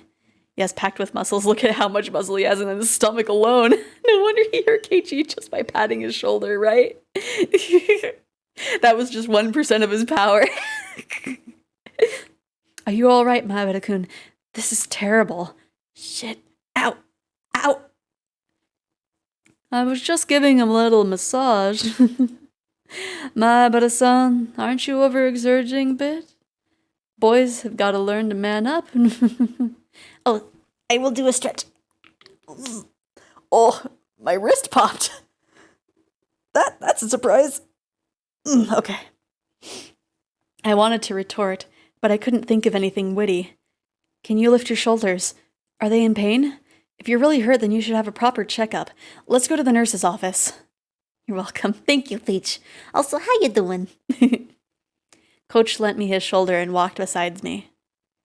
What an exaggeration. I'd be the last person to do any sort of permanent damage, right? I am still an active police officer, you know. Come, I don't know what you needed to be here for, but if you're finished, then please leave. I'm going to complain about this directly to the chief, so please keep that in mind. Oh, that's a problem, ain't it? Oishi-san waved his hand sarcastically, pivoted around, and headed to the car parked by the school gates. And without turning back around, he got in and started the engine. Damn it. Who the hell was he? Damn it. He's a detective named Kurado Oshi, and a hooligan. Everyone in the village hates him. Maibara-san, you should be more careful too. Kurado oishi. Just like I thought, my gut instinct wasn't wrong. He would be the one. He was the one to bring unhappiness, misfortune, and something that would ruin our peace. Shit. I won't accept it. All these fun days can't possibly end just because some guy like him showed up. I won't accept it. Coach seemed to be familiar with the school, so he brought me to the nurse's office without much trouble. The girls from my class came along as well, looking worried. Our teacher and the principal, having noticed the disturbance, came to see what was the matter. Maibara-kun, what's wrong? Are you hurt? Well, there was this weird man in the schoolyard just now, and Maibara-san, Coach directly interrupted the girls, trying to explain. No. It looks like he just fell and twisted something. I think he's all right, but I wanted to make sure. If it's fine with you, I'll borrow the nurse's office for a bit. Please do, Dr. Edie. The principal gave him a deep bow. It looked like Coach was acquainted with the adults at school. He slid the doors to the nurse's office, but there wasn't a nurse in there or anything. I'd figured. I'd never seen anyone but Chie-sensei and the principal working here. Coach didn't seem to mind the fact that there was no nurse and quickly made his way into the nurse's office. He instructed me to sit down and started washing his hands in the sink, not mine. Oh, I get it. He's the coach for the boys' baseball team. He must be pretty used to treating wounds with first aid. Could you show me where it was? Are you still in pain? No, it doesn't hurt at all anymore. I'm fine, really. I rolled up my shirt and showed him my shoulder. No bruise, not even nail marks. And yet it had hurt so much I thought my shoulders would be crushed. Even the pain had disappeared without a trace. It hurts so much, but there isn't a single bruise. It just means he's used to doing that. Used to it, huh? The next time you meet, don't provoke him. Nothing good will come of making him angry. If you go home with a uniformed policeman by your side, your family won't like that, will they? Well, you're right. Still, what happened? Why did you end up in a fight with him? He came up and said he needed something from Satoko. Huh? Satoko-chan? Coach's gaze lowered and his expression clouded a bit. Somehow, that gesture seemed to be saying Oishi was bound to come to Satoko, and did, and that it was no laughing matter. Coach fell silent in thought. Quietly, he took a compress out of the first aid kit and put it on me. Does he still plan on clinging to Satoko-chan? He's a persistent man, I'll give him that. Like a snake. Coach mumbled to himself. Cling? Does that Oishi guy go to Satoko's place a lot? Coach didn't answer, but the lack of denial served well enough. What on earth did the policeman, probably a detective or something, need from Satoko? What mistake had led a detective to cling on to a sweetly smiling Satoko? Maibara-san. Oh, right. You just moved here, didn't you? Yes, I did, but... Have you heard anything about Oyashiro-sama's curse and about Satoko-chan? Well, I knew a few things about it, certainly. Satoko's parents were damn proponents, and their accidental death was because of the curse. You mean that? Coach smiled thinly and dryly. So you know, he said, dropping his gaze. If I recalled correctly, there was an accident on the viewing platform of the public park she'd gone to with her family, and her parents died. And then it was just big brother and little sister. And then she was with Rika-chan, and... When they lost their parents, Satoko-chan and her brother, Satoshi-kun, were given to their uncle and his wife to care for them. Oh, is that so? Their parents died in the accident, and Satoshi ran away, leaving only Satoko to start living with Rika-chan. I'd known that much, but this was the first time I'd heard they'd been brought to their uncle and aunt. Their uncle was Satoko-chan's father's younger brother. Unfortunately, neither of the couple were people deserving of respect. Coach normally picked his words politely. So when he came out and said that they didn't deserve respect, it really made me wonder what kind of people they were. As soon as Satoko-chan's parents came out and supported the dam, their uncle and aunt took on a lot of the shame of the village as well. They would never have welcomed in Satoko-chan and Satoshi-kun. I've heard that for the siblings, it was a very rough life. Bit by bit, Coach told me about the numerous agonies the Hojo siblings had suffered at their uncle's house. As their guardians, their aunt and uncle sucked up everything belonging to their immediate family. Satoko and Satoshi were crammed into a small room, and their lives were laden with things that were miserable both for their bodies and minds. In the first place, since apparently their aunt and uncle weren't on good terms, there was no end to their fighting. And as if in revenge for that, whenever they saw Satoko or Satoshi's face, they would always find fault with them, scold them, yell at them, strike them, and take away the meals as punishment. I still shudder to think about that. You've never known any Satoko, but the energetic, healthy one, so you probably couldn't imagine her face being so deathly pale, a girl always standing dazed in the shade of the trees. I couldn't imagine it, and I didn't want to. That was how I honestly felt. But at the very least, Satoko wasn't like that anymore. She may have had a miserable life in the past, but it was different now. Something happened to change that life. Last year, on the night of the Watanagashi festival, their aunt died. She was beaten to death with a baseball bat by a drug addict. Rumors spread of the curse having killed an enemy of the village on the night of the festival. This death wasn't a simple homicide either. They whispered that it was actually Oyashiro-sama's curse. Not accidentally. A few days later, the deviant arrested for drug use confessed to further offenses, and the incident was resolved. However, though it was resolved, no one knew whether the part about it being Oyashiro-sama's curse was true or not. Their uncle was part of Hinamizawa, after all. He apparently grew incredibly frightened of Oyashiro-sama's curse and went into hiding. From what I've heard, he's staying with a lover somewhere in Okinomiya. And Satoko and Satoshi, were they released? Their aunt died and their uncle fled. There was nobody left to torment the siblings then, but as if picking up their torch, that man started showing up with an alarming tenacity. That man? Then Coach lowered his voice just a bit as if being aware of his surroundings. I mean Oishi. The guy from before. The events that just occurred came back to me. The hard-to-describe ominous sensations I'd felt from him came back to me. He's a little strange. The chain of events surrounding Oyashiro-sama's curse had been resolved, and yet he alone doesn't want to accept that. Accept it? The incidents were all solved, and a detective supposedly with the police department didn't accept that? People say that something bad will surely happen to those he gets close to. In Hinamizawa, they think Oishi is Oyashiro-sama's. Kei-chan!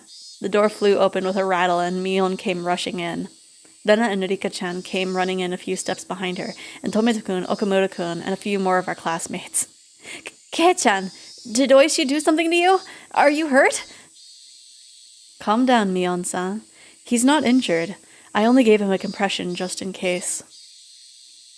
Keiichi-kun, are you really okay? Okay? Everyone was saying stuff about how you were being strangled. Calm down, Rena. He just squeezed my shoulders really hard. See? There's not even a bruise. Meep. Jeez, what the heck were you all doing? We're friends, right? Why were you just standing around? Why didn't you help Kei-chan? We're sorry, President, Mion yelled at her classmates, baring her fangs.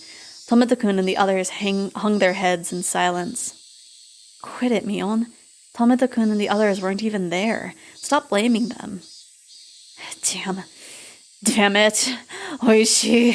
Mion kicked the floor with her heel a few times, her temper running hot. Our teacher, overhearing the commotion, arrived as well. Hey, come on, everyone. Don't make so much of noise in the nurse's office. President, take everyone and leave, please. Come on, everyone. Let's get going.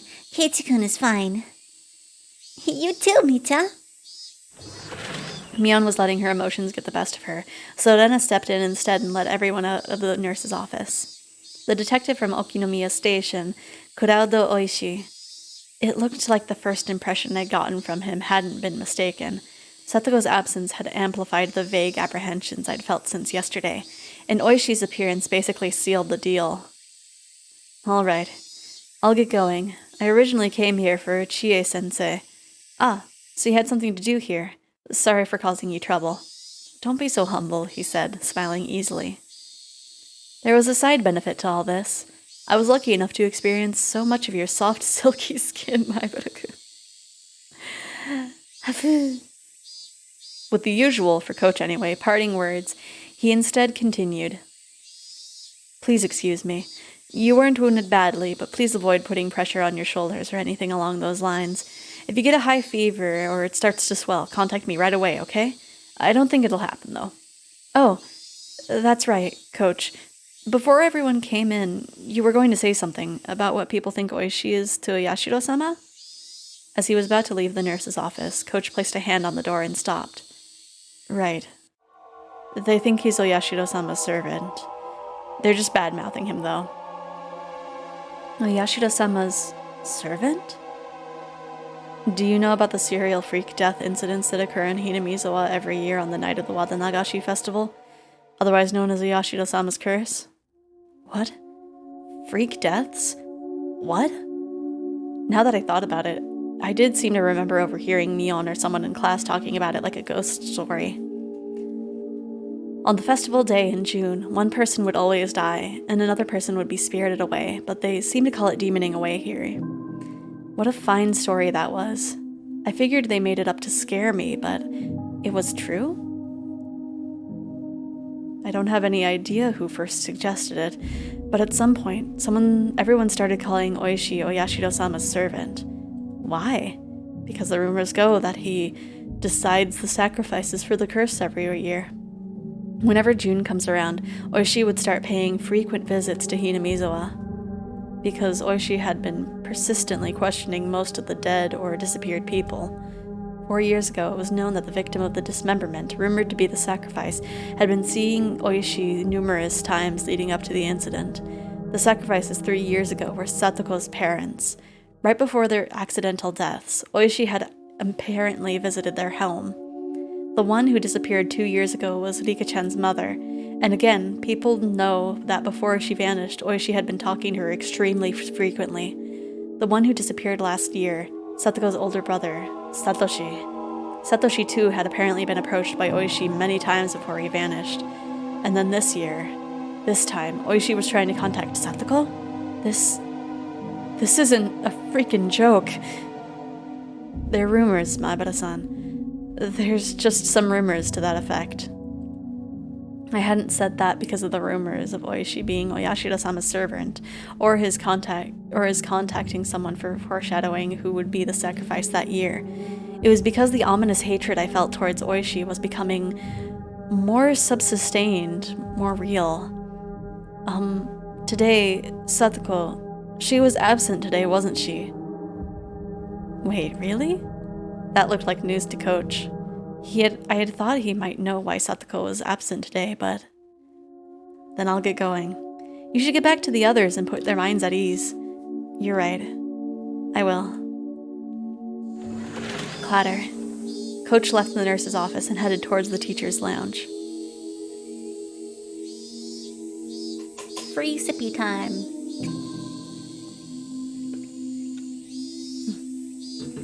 My lips are going so dry from reading all this. I need to have some like chapstick or something when I do these nice long visual novel games. Maybe I can track one down during my break. I'm not sure. But yes, now we are finally in the juicy story territory. Is Hojo-san staying home today too? Furure-san, do you know anything? The teacher's voice wasn't critical, but Rika-chan hung her head, unable to answer, and I felt really bad for her. The teacher called Rika-chan up, and they had an exchange in hushed tones at the dais. At first, Rika-chan said that Satoko's fever had grown worse, but everyone in class knew it was a lie, because every day, Rika-chan brought Satoko's bento with her. Satoko-chan, I wonder what happened. Don't ask me. I'm the one who wants to know most of all. It was already the 3rd day since Satoko's first absence. Ever since then, I hadn't felt good. Until just Sunday, everything had been so much fun. I had reached out to Satoko like a real older brother, and we spent that time quietly, but warm and comfortable. So why had it suddenly been flipped over? The more I thought about it, the more I thought that the world had taken a turn for the worse ever since Oishi left. Thinking on it now, maybe the strange apprehension plaguing me the night before Oishi arrived had been a sign. Kuraudo Oishi, Oyashiro-sama's servant. Shit, that's possible. They can't decide Satoko would be the curse victim this year just because he showed up. Just what sort of slip-up had I committed to cause those fun times to end so suddenly? Yes, it was the day before Oishi appeared. Shion, Mion, and Nena had spoken of the curse surrounding Satoshi and his disappearance, and it was so sinister it gave me a bad premonition. Such a small thing was the slip-up that invited Oyashiro-sama's servant? It was absurd. It kept on groaning to myself that I would never accept it, ever. Obviously wasn't the only one suppressing my feelings. Mion and Nena were too. Everyone in the class was doing it. Rika-chan knew something about Satoko's situation, but she wouldn't tell us. Rika-chan still held a calm attitude, like a cat basking in the sun. But she was being unbelievably stubborn about this whole thing. She didn't want to tell us, and that wouldn't change no matter how many times we asked her. Everyone understood that, so nobody questioned her. If Rika-chan won't talk, then we just have to wait. And she might not be talking because it's something not worth saying. There was no persuasive power and reassurance given with the anxious face like that. Mion was being taciturn and just looked up at the sky with a somehow annoyed expression. I couldn't tell if she was unhappy that Rika-chan wouldn't talk about it with her own friends, or if she was concerned over Satoko's well-being. And what about me? My anxiety was suffocating me day after day. If someone else were looking at me, then maybe I'd look annoyed, like Mion did. Tap, tap. Someone tapped my shoulder. It was Tomita-kun and Okamura-kun. Maebara-san, do you have a moment? Did your ball get stuck again? You guys have to get it yourselves this time. Don't rely on the older kids for everything. I didn't feel like going along with them, so I was a little unsympathetic with my response. We heard a little interesting rumor. A rumor? Yeah. I just thought it might have something to do with that. A rumor. About Satoko? They hadn't said that, but it didn't seem unrelated. They didn't want to talk in the classroom, so they pulled me behind the school building, lending further credence to that thought. The back of the school was damp and humid like always. Students didn't really come here because they wanted to. It might, however, have been the ideal location for trading rumors away from prying eyes. Tomita-kun, Okamura-kun. These rumors, they're about why Satoko is absent, right? We don't know if it has anything to do with it though, or maybe. What on earth happened to Satoko? Is she sick? Or could she be, really sick or injured or something? No, actually, it's the opposite. I heard my grandma saying that she came to buy tofu at our shop yesterday. Oh, Tomato's family runs a tofu shop, added Okamura-kun. She went shopping. To buy some tofu? My voice sounds so stupefied even I can tell. It was understandable. I was worried about what grave illness or injury she had, when the person herself had been out and about shopping for tofu. So, how was she? Did she look okay? Was she wearing a mask, like she was getting better? Or was she just using crutches, or did she have bandages on her? No, there wasn't really any signs of sickness or injuries on her, but I should have felt relieved that it wasn't an illness or an injury. What's Valley Girl voice? It's like up here. It's like this kind of voice. But my anxiety wasn't going away, because Tomita-kun and Okamura-kun's expressions weren't looking any better. She apparently came to buy one piece of soft tofu, but my grandma said it was strange. BRB. Okay, Crimson. Strange? Why? So you count me as enlightened? Yeah. Strange why? What's wrong with buying soft tofu? Irritated by how roundabout they were being, I had to desperately fight that irritation from creeping into my voice. Well, Hoto and Furude live by themselves, and they don't have that much money, right? So they only ever buy the cheaper, firmer kind of tofu. They've never bought the soft stuff. It's the most expensive thing there. Soft or hard, they're both tofu, right? Maybe she just wanted to eat some great tofu or something. Well, maybe, but I knew how transparent I sounded right then. This wasn't anything trivial. It was just some kind of important clue. Not the cheap, firm tofu, but the expensive, soft kind. Shopping not in the evening after school, but in the middle of the day. I couldn't figure out what those things meant.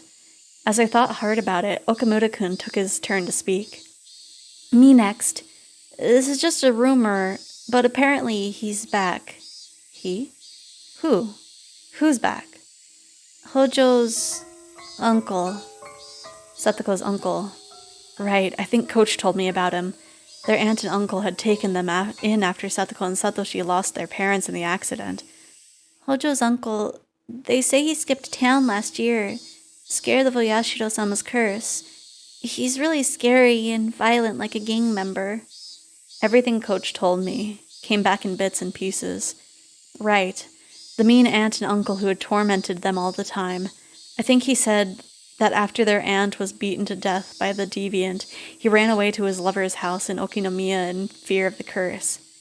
Why would she be staying home from school and shopping for soft tofu in the middle of the day just because her uncle came back? My underclassmen clamped up and looked downwards. There must have been some big hint buried in there. Even if I didn't understand, if I told Mion and Nana about it, maybe they'd know something. Oh, my bad, you two. You were nice enough to talk about it, and I started hammering you with questions. Oh, no, it's okay. Now we know she hadn't been in bed this whole time, gravely ill. It's worth something, right? That might be true, but it still won't... It won't make the clouds over my mind fade away. Ah, Maibara-san, over here! Okamura-kun cried wildly, pointing over my shoulders behind me. Startled, I turned around, and way on the other side of the schoolyard, near the school gates, I saw a figure trudging forth. Ah! It's Hojo! I burst out into a run faster than I could speak, so that, as quickly as possible, I could see with my own eyes that she was okay. Satoko! Satoko seemed taken aback by me shouting and running over to her. Oh! My, what is it, Keiichi-san? You surprised me with all the yelling and running. Stupid! Enough about me already. 3 days! What happened, Satoko? I was so worried. Oh, what a worrywart. It was only 3 days. You're such a worrywart, Keiichi-san. From listening to her, she seemed like a normal Satoko, but I could tell she was clearly acting strangely. Her smile was somehow forlorn, and her complexion was bad for some reason. Hojo, were you all right? Were you sick or something? Tomoto-kun and Okamura-kun both expressed their concerns. Just, what happened anyway? 3 days? Do you know how worried I was? Oh, I do so apologize. I was just giving the house a good cleaning. We haven't used it for a rather long time, so everything was covered in dust. Huh? Satoko, what are you talking about? Why would you have to stay home from school to clean the house? Satoko didn't answer me. Instead, she passed by me and headed for the entrance. Gosh, it is nearly about lunchtime, is it not? I am just starving. It was certainly a lunch break. I couldn't force her to stop after she told me she wanted lunch since she was so hungry. Well, whatever. Rika-chan's been bringing your lunch for 3 days now. You look like you can eat it today. Let's just go to the classroom and put everyone's minds at ease. You're right. I suppose I may have caused everyone to worry. Ah ha ha! It sure is tough being popular. I put a hand on Satoko's shoulder and we ran into the classroom together. Up close, I was able to verify that Satoko looked somehow weak. All this anxiety was supposed to go away when I saw her again. That's what I had thought. But now I actually started to have quite different fears. What the heck happened, Satoko? Everyone in the class, of course, reacted in the same exact way I had. We worried about you. I'm glad to see you well. What were you doing for 3 days? Our classmates showered her with questions. I truly do apologize for cussing a fuss. Ah ha ha ha! As she cackled, she chowed down on the bento Rika-chan had made for her. Those in the teacher's lounge must have been informed of Satoko's arrival, because our teacher sprinted into the classroom, her breathing ragged. Hojo-san! Oh, Sensei, I'm sorry for worrying you these 3 days. Oh ho ho! As you can see, I am as fit as a fiddle. My, I was very worried about you. When you are done eating, come right to the teacher's lounge. I have a lot to talk to you about. I must be in for a good scolding for these 3 days I cut class.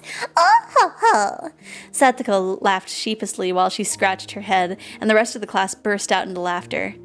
The teacher was acting angry, but she breathed a sigh of relief after seeing Satoko healthy and smiling as she ate her lunch with the class surrounding her. What a relief, right, Rena? Huh? Oh, sorry. Yeah, I'm glad she's okay. I looked at Rena and knew. She had a sense that something about Satoko was off, too.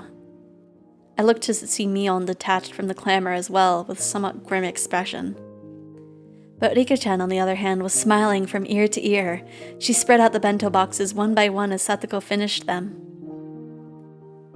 Finally, Satoko was satisfied, and after enjoying a thorough conversation with her classmates, remembered that she had been called to the teacher's lounge. It's such a pain, but I think she'll be angrier if I don't go. I'll go with you. Satoko raises from her seat, and Rika-chan runs over to her. I do apologize, Keiichi-san. I'll be right back after getting scolded. Right. I mean, I could go with you too. We're all comrades in getting scolded in the teacher's lounge ever since that curry incident, right?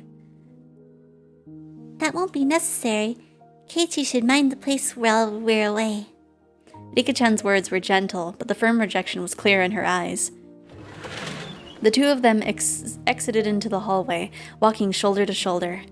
After seeing them off, the class breathed a collective sigh of relief, broke apart, and went back to their usual lunch break banter. We, however, couldn't go back to how we usually were. Not I, not Mion, and of course not Rena. They stared at the classroom exit Satoko and Rika-chan left through, their expressions a little distant and grim. We're all friends. Isn't that right? I blurted out something strange, so Mion and Rena turned around with dubious expressions.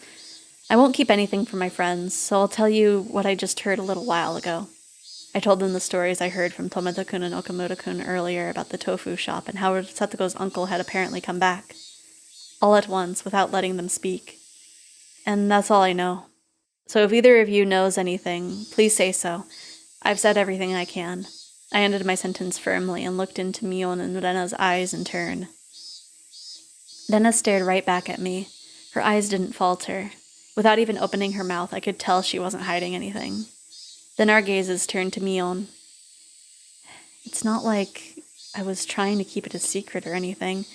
Mion's couldn't seem to endure our silent stares and began to talk timidly, as if she was guilty of something. It's just, now that you've said something, Kei-chan, I guess I have to talk about it. Mita, you know something? Well, I mean, I knew from the first day that Satoko's uncle had come home that he just randomly showed up in Hinamizawa last Sunday. Why didn't you tell us that? I'm sorry. My angry shout caused Mion to flinch away, look down, and hang her head uncomfortably. Keiichi-kun, it's not something to get angry about. You're scaring Mita. Oh, sorry I shouted at you. I lowered my head in apology. Mion accepted it, collected herself, and continued. According to her uncle's relationship with his lover, who he had been in Okinomiya, had collapsed. Without anywhere to go, he went back home to Hinamizawa, and on that Sunday, the day of the barbecue, her uncle ran into Satoko and brought her back to the house. Why did he bring her back with him? Because he's a good-for-nothing parasite. He can't even cook by himself, much less do any cleaning. But that's... He brought Satoko-chan back to have her cook and clean? I remember that she said she'd been cleaning the house when I met her back at the school gate. A moment later, the pieces fell into place, into the jigsaw puzzle of unease. And as for what the puzzle depicted, when I saw it from afar, I could see the answer clearly.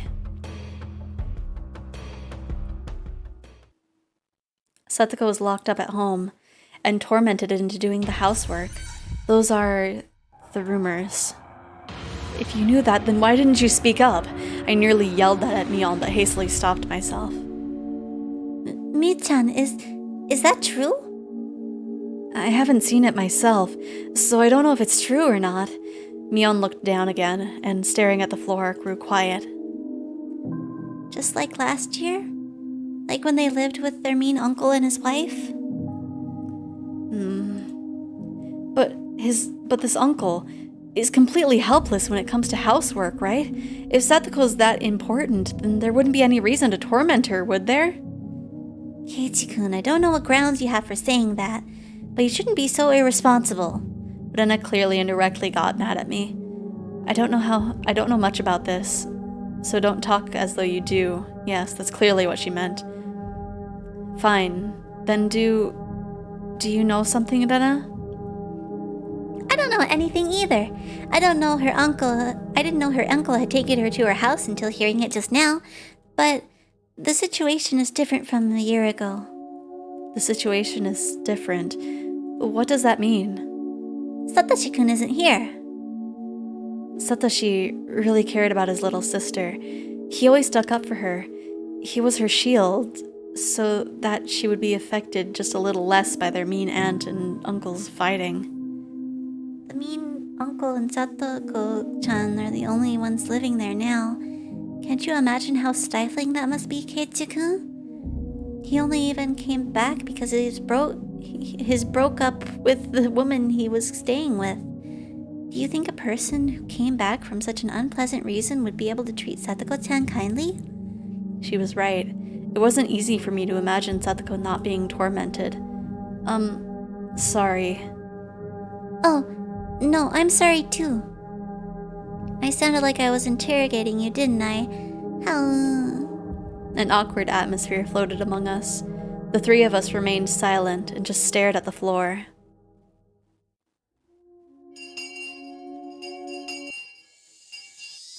Finally, we heard the principal's bell ringing. The teacher came back with Satoko and Rika-chan at her side. All right, we're starting afternoon class. Class president, please. Everybody stand up. Oh, I'm sorry. How rude of me. I couldn't read anything from Satoko's vaguely sheepish expression, but given the clouded look Rika-chan was wearing behind her, it was tough to laugh off the disquieting story I'd heard from Mion.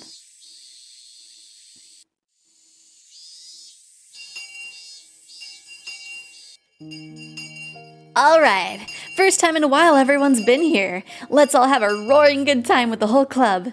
Yes, perfect. Indeed, in times like these, the best thing to do is obviously get rowdy and scheme against one another in a club activity. Just what I was waiting for. Hey, Satoko-chan, let's play. There was that game you liked, wasn't there? What was it again? It doesn't matter which. Tell me. Mion laughed happily, just a bunch of games out of the club locker and lined them up on the desk. I think that was the first time Mion's ever let someone else decide on the game for her. I could tell she was being especially considerate to Satoko. Thinking that, whatever her circumstances, if we could just enjoy our time together as a group, that might be some comfort, some diversion. Satoko seemed to understand her feelings too, and smiled vaguely, though pleased. But her head slowly moved from side to side. I'm very grateful, but your feelings are enough. There are many things I need to do, so... Even Rika-chan hung her head in remorse. Hey, whoa, seriously? All the club members are here for once and we're not playing anything? Desertion in the face of the enemy. What was the punishment game for it? What part of club constitution was that in? Stop it, Mi-chan. We can't force her to play with us. Hey, this old man isn't trying to force her or anything. I just thought it would be more fun, for sure, if we did something exciting. Really, I'm happy you feel that way. Don't worry, next we meet you'll see. I'll get you all caught in a gigantic trap. Oh, ha, ha, ha, ha. Sag, yeah, very sag.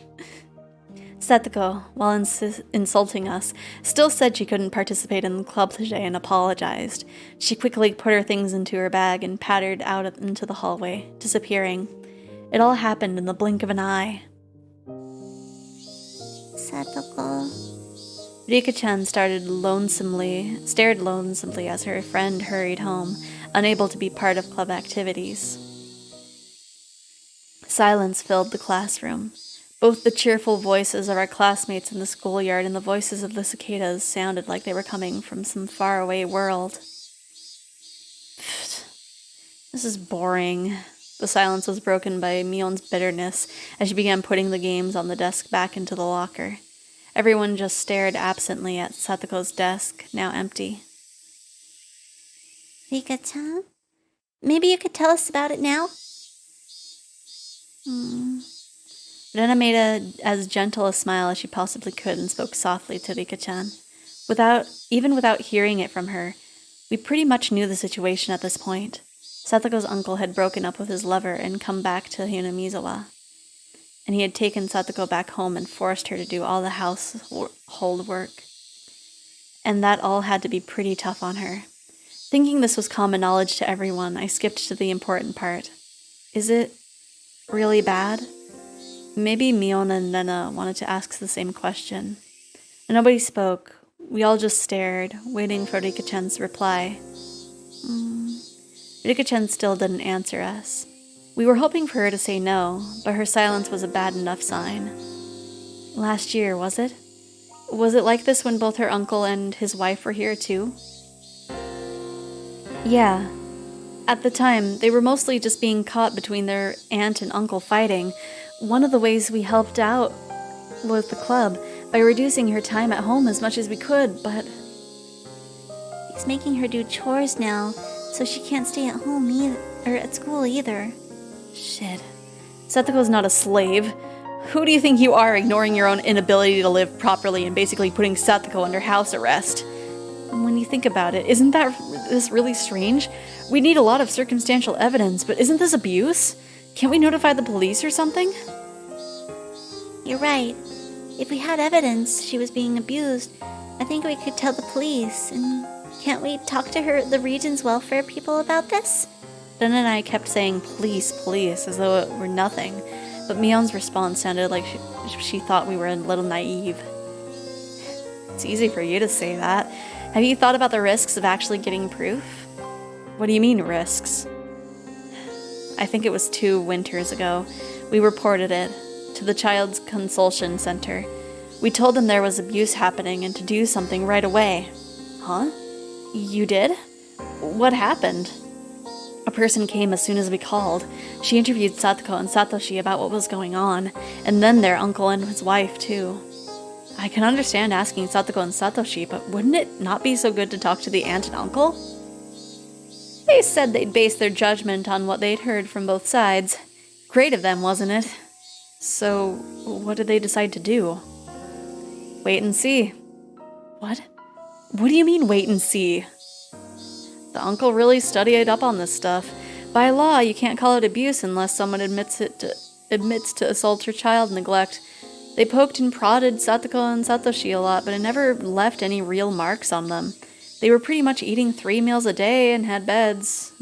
They weren't any records or something like that could prove they'd said or done anything to cause them psychological trauma. None of the villagers had ever actually seen them being violent either.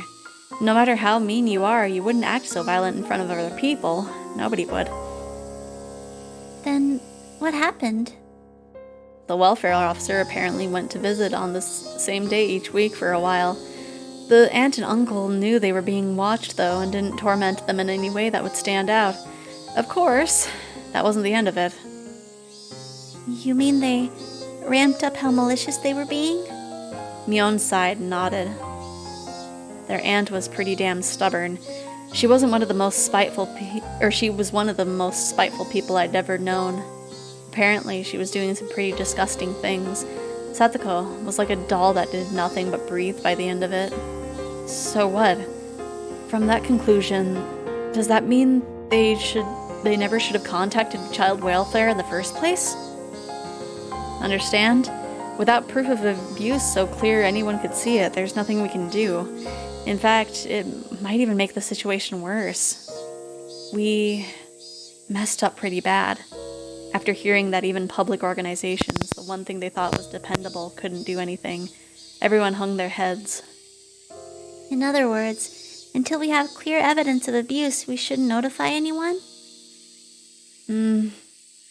Well, I mean, basically, I considered Satsuko's current situation. She was brought back to her house. It was a little difficult to call that abuse. She was being tormented and forced to do chores. How she was being tormented would be the key, but without concrete evidence, it would be difficult to prove. If she had some kind of external injury, that would work. But as far as we could tell from today, she had nothing like that. And being forced to do the chores, that was a bit weak too. There would be better evidence that she was without a doubt being abused. Ah, I know. Her uncle had ignored Satsuko's existence for a whole year and went to live with his lover in town. Didn't that fall under one of the definitions of abuse that Mion had mentioned? Child neglect? Yeah, it's the perfect case of child neglect. What about that, Mi-chan? If her uncle weren't here now, it would be recognized as child neglect. But he's living with her at the moment, isn't he? They were apart before, but if he said something like he had a change of heart or decided to live with her again, then they might just wait and see again. Once we reported it, we would need to be absolutely sure they'd interpret it as abuse. Maybe we needed far more concrete evidence, lest we repeat last year's mistake. It's sad. This means we need to sit quietly and wait for him to be violent towards Satsuko-chan and leave a mark, don't we?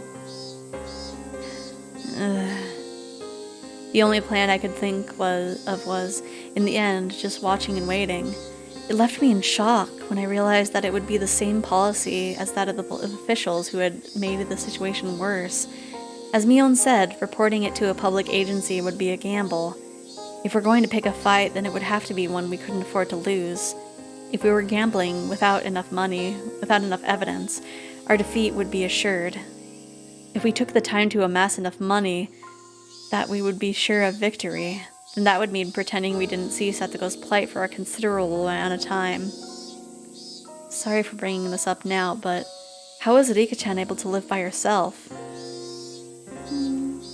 Rika-chan had lost her parents, if I recalled correctly. From what I'd heard, she had no relatives either. She was forced to live on her own as a result, but her life was unfettered, free of restriction. If she could somehow grant that freedom to Satsuko too. I mean, Rika-chan, you're living without any parents, right? Don't kids with no guardians have to go to orphanages and stuff? Heiichi-kun, that's cruel. I'm not saying it to be mean. I only asked because I thought maybe there would be a hint to saving Satsuko. Rika-chan, sorry if I offended you. Rika-chan shook her head, not particularly disturbed. Well, you see, because I'm considered the mayor's daughter. Let me explain. The mayor, Old Man Kimiyoshi, is Rika-chan's guardian. He got the official permission from the governor of the prefecture. Huh. So you're adopted? No, not adopted. You can be someone's guardian without being in the same family. Oh, I get it. Rika-chan lives by herself, but by law she's considered to live with the mayor, right? Yeah, basically. That's how Rika-chan avoids being sent to an orphanage. Actually, it would be Child and Family Services, not an orphanage. I don't understand the hard things, but anyway, she's right. Interesting you should say that, Mion. You can be someone's guardian even if they're in another family? Hydrate and stretch? Okay. I will stretch first and then hydrate. Oh, big stretchy. Okay. And then now to hydrate. Then shouldn't we have the mayor or someone else become Satsuko's guardian, if only on paper? Then she'd be in the same position as Rika-chan. And she could go back to her old life. Too bad it won't work. I mean, her uncle is supposedly her guardian. Wait a minute. You lost me there. What's a guardian exactly anyway? In legal terms, a guardian and a parent weren't necessarily synonyms. So whoever was actually looking after her at home would be considered her guardian. Then her uncle isn't her guardian. He left Satoko by herself for so long. But if he insists he's her guardian, then that's that. It's been a few days since Satoko has been taken back to her house. Her uncle's been paying for her meals since then, right? He is sort of looking after her, so he'd probably insist. And even though he abandoned her for a year, he'd already looked after her for the whole year before that. But the mayor doesn't have that kind of history. So then both of the mean uncle and the mayor requested guardianship at the same time. The uncle would make more sense? No, but he'd have a better chance. The term guardian refers to the person actually caring for her, right? The uncle actually has a bed and food for her, but the mayor would just have his name. It wouldn't even be a contest. Then shouldn't the mayor just start caring for her for real? He'd be her guardian in name and reality if he did. We'd just need to shelter Satoko. That might lead to her uncle being desperate to take her back, but will stubbornly refuse him. It won't be that easy. Satoko is a growing girl, you know? It's not like giving someone a cat. You're asking him to care for a real person. Then Coach! What about Coach? Coach, I don't know, he's got a lot of money, right? He even said it himself. Even if he's not her real father, Coach becoming her guardian. He would be great for taking care of her. Stop that. Stop thinking of Satoko like a pet. All you're doing is talking about pushing her onto someone else. You need to think more seriously about how much responsibility it is to take care of another human being. Why did you ask him? Did you get an actual promise from him that he'd take care of Satoko under his care? No, I didn't. But Coach would definitely say yes. Well, fine. Even considering the zero possibility of Coach saying it was okay, then what? It still wouldn't work. He couldn't become a guardian all by himself. Yeah, I don't know. Coach is weird, like he did say these things, but he also said he would marry her, which is really weird. That's right. Coach, didn't he say it himself? He was alone, so he couldn't do it. Shit, what the hell? Why is being single such a disadvantage in this society? Then, all you could do is marry into a wealthy family, couldn't you? But how else could we have Satoko grow up to be a perfect mate?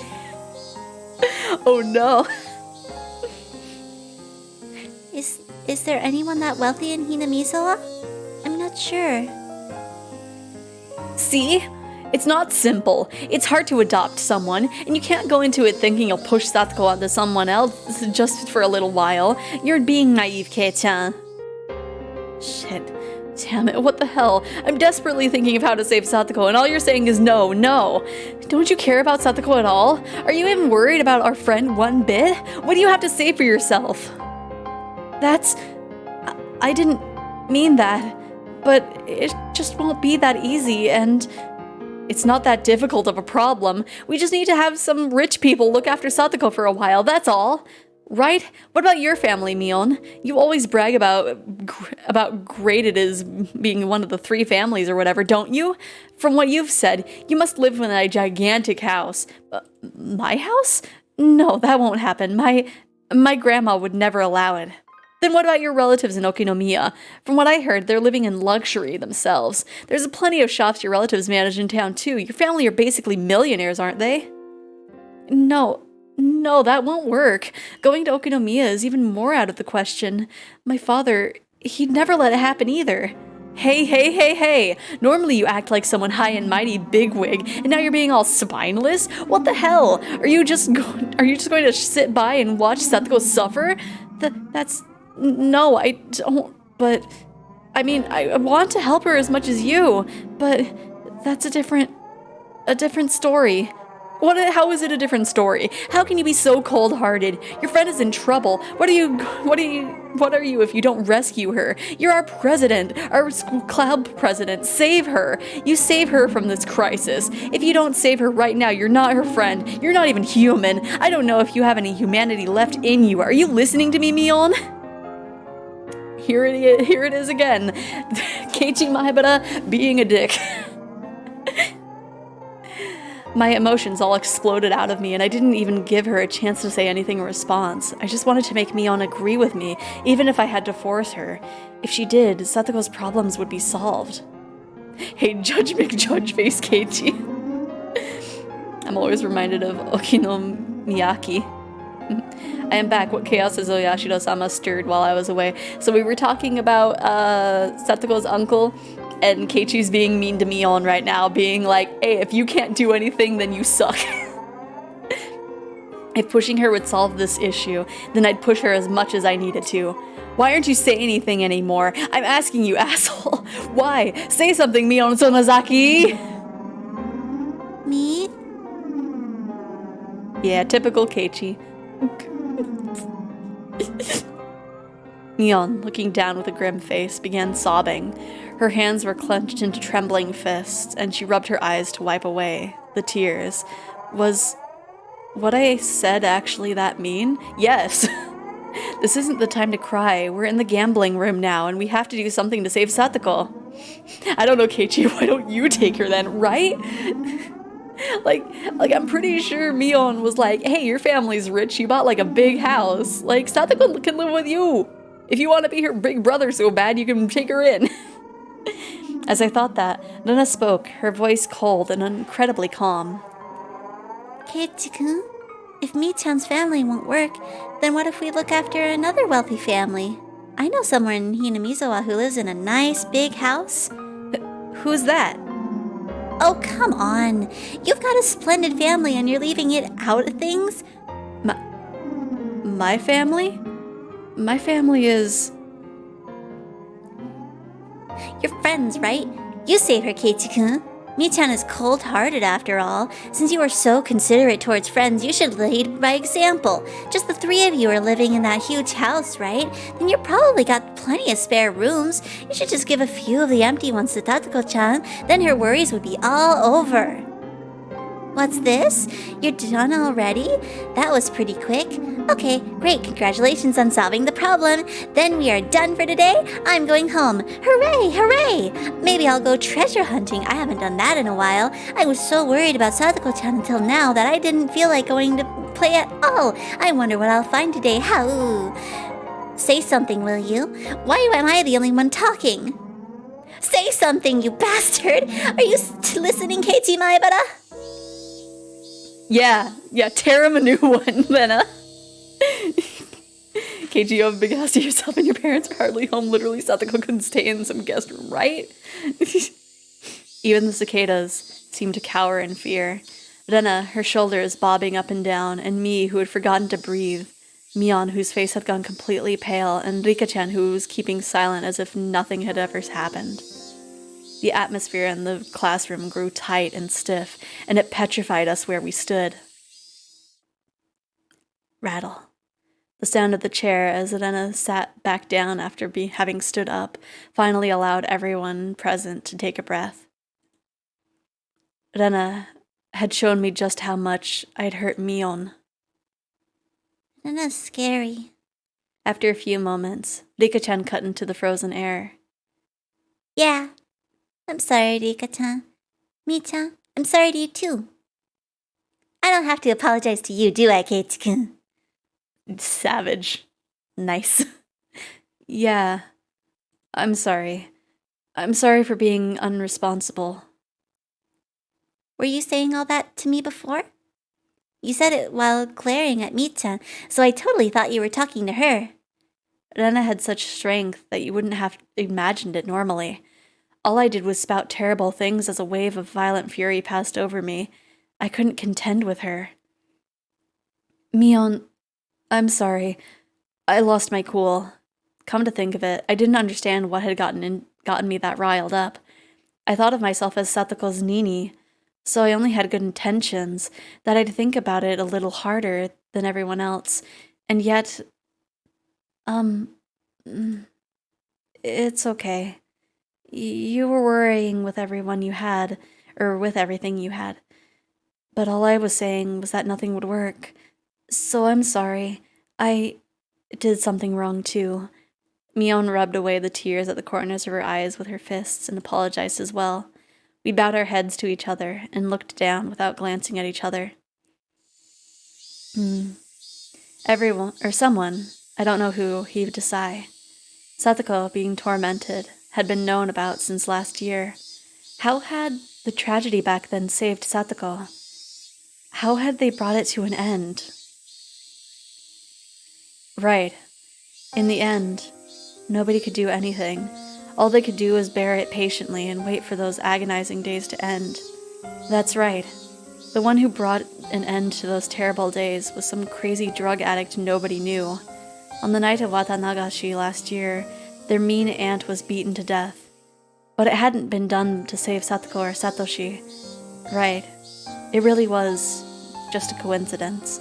Satoko's friends, who needed to do something for her most of all, could do nothing. The incident may have been a tragic one, but from Satoko's viewpoint, it was nothing less than a miracle. Yes, a miracle. A miracle one could only wait for. Is waiting all we can do?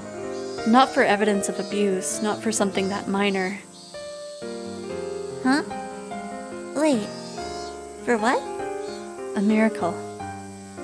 No one made fun of me for using a crazy word. We couldn't come up with any solution, so it was the only thing we could do. We're powerless. That one word Mion dropped was the finishing blow. It was hot. My body was sticky with sweat. The worst month, June.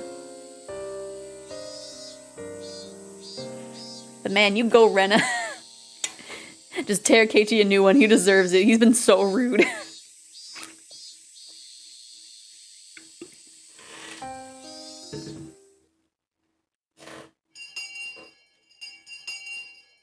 Okay. I walked forward quite a ways, then turned right where the rice fields ended. I'd never come here before, so I had no idea where to go. I got lost several times, so I may have taken quite a long way around. Maybe I should have gone back home and gotten my bike first. It would have made everyone else worry if I'd asked them, so I asked one of our other classmates where Satoko's actual house was. That house was originally her family's, apparently, not their uncle and his wife's. Their house had been bigger, so they had taken it for themselves. Right here, several houses all in a line. Over there?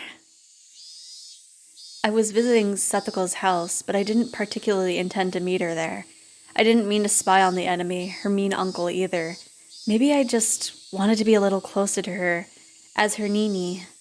Apparently pretty words, but I didn't know if they were true. If what Tomita-kun and the others told me was right, it'd be this house? When I recognized it, my feet grew heavy. What did I come here for? My motive for coming here was absurd. When Mion had said at the end that we were powerless, it made me sort of frustrated. I just wanted to do something, anything other than waste the days away praying for a miracle. That's what made me come here. But that was all. Even if I were to witness her uncle actually tormenting Satoko, what could I do? Would I act like a comic book hero, punch the guy in the face, and take Satoko away with me, and then live together somewhere far away? That was ridiculous. I'm powerless. The cicadas' voices, raised in chorus, sounded like they were scoffing at me, as though they were saying that if I couldn't do anything and wouldn't do anything, then I should go back home. I heard a car approaching, so I got out of its way. But the car stopped right behind me, its horn honking shortly once. Annoyed. Hadn't it gone out of their way? I looked behind me, and a familiar face was looking at me out of the driver's seat window. Coach. Hello, Maebeta-san. How unexpected to meet you all the way out here. Do you live nearby? Me being here wasn't normal. Just as I considered somehow giving him the slip, I noticed Satoko sitting in the passenger seat. Satoko? Satoko got out of the car and began unloading a lot of groceries from the trunk. I happened to run into Coach on the way back from shopping. He said he'd bring me home, so I accepted his offer. She wouldn't have been able to carry all those groceries on her bike. As Coach spoke, he pulled Satoko's bike out from the back seat where they'd put it. The grocery bags were big, and there were 4 of them. They all seemed to be packed full and very heavy. Those bags. 7-Smart? Hey, isn't that a little far to go by bicycle? I looked at the bags, and I saw that they were filled to the brim with sake bottles, snacks that you'd eat with sake, and boxes of cigarettes. Their weight was one thing, but their contents were nothing less than luxury items. I made it thanks to Coach. He helped me out. It was a little difficult going up those hills. Satoko gave Coach a smile filled with gratitude, but it was incredibly awkward and even heart-rending. Satoko, these groceries aren't for dinner tonight, are they? Of course not. I do not drink sake and I hate snacks. Of course I don't smoke either. He made Satoko go on a distant store by herself on her bike so she could buy dumb shit like this? And what was the uncle doing right now anyway? He must have been working up a good sweat at this very moment if he needed to send Satoko out by herself, right? If not, then how much had Satoko suffered for no reason? I hadn't intended to voice my feelings, but they may have made it into my face. Coach might have noticed because he clapped me on the shoulder. Just then, one of the house windows clattered open and the face of a Volker man, the very sight of which made me immediately avert my eyes, emerged from within it. There was no self-introductions necessary. My gut told me that this was the uncle in question. The first thing out of his mouth should have been words of gratitude for Satoko. Satoko! You left the heat for the sake on when you left, you half-wit! I'm sorry. But you told me to go right away. You idiot! All that brewing I did for nothing, idiot! I'm sorry. Satoko miserably apologized over and over, bowing over and again. She could be perfectly described as a small animal. I had no idea what was happening. Satoko finished shopping for all this heavy stuff that wasn't even for dinner. She only managed to come back because she ran into Coach and he drove her home. If she hadn't been found by him, she'd surely still be by herself, panting and moaning, pedaling her bicycle up that steep hill. What was with those words, those horrible sleazy words that he said to Satoko? In what country's dictionary did it tell him to say such things to a young girl who'd just finished shopping? My anger, of course, wouldn't reach him. The uncle displayed no interest in me, instead shouting at Coach. Oh, if it isn't Dr. Erie! Hello. Why don't you come on inside too? We're in the last round, so you can get in right away. 100 yen per 1,000 points and anything goes. No, I'll pass, thank you. I just ran into Satoko-chan and gave her a lift is all. I'll be leaving now. Ah, nah, come on, play around. You've got a lot of money, yeah? I didn't even understand what her uncle and Coach were talking about, but I knew one thing for sure. None of what he'd just said had been to thank Satoko in any way. Satoko, could you bring up the damn snacks and start getting those beers chilled too? Go get us some cold ones from the fridge. Te-chan, you're so harsh on her. She looks so sad. You should take better care of her. This is how I gotta treat her. She's been like this since she was with my bro. Spoiler, and she ain't gonna listen to a damn thing you say. Shit. Whatever, it's your draw, Te-chan. Tsubaki-san declared Richie too. Sorry. What? You and Richie again, Tsubaki? It looked like it was just her uncle. Some of his friends were over. Or it wasn't his... yeah, uncle. Hey, wait. What were they doing? Flinging rude words left and right, making Satoko go shopping for your beer? What were they doing? My uncle's friends came from town and they're playing mahjong. He told me to prepare dinner for them as well. What the hell? Mahjong? He called his friends over for mahjong? They were too busy playing, so they sent Satoko to buy them a crapload of booze from a faraway store, and the first thing he said to her was how she left the gas on? What the hell? What does that guy think he's doing? Who could get lost in some dumb game of mahjong and send Satoko to buy all this stuff? Even though the coach was listening, he pretended he wasn't. There was a line of heavy-looking shopping bags lined up on the ground next to the trunk. Maibara-san, you help too, please. You're a boy. You can carry this heavy one. Coach! You're gonna let this slide? This is completely Coach pretended he hadn't heard that violent outburst either. When I thought about it later, his reaction might have been the best thing he could do in that situation. I'll carry 2 of them myself. Come on, help us carry them, please. The bags were packed to the brim with bottles of sake and bar snacks. They were so heavy, and so filthy, so unfair. They weren't just heavy in terms of weight. They made me feel mortified. Nothing could have been heavier than that.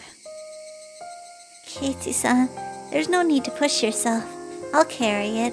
Setsuko mistook my biting back the humiliation as grimacing under the weight, and offered to help. Stupid.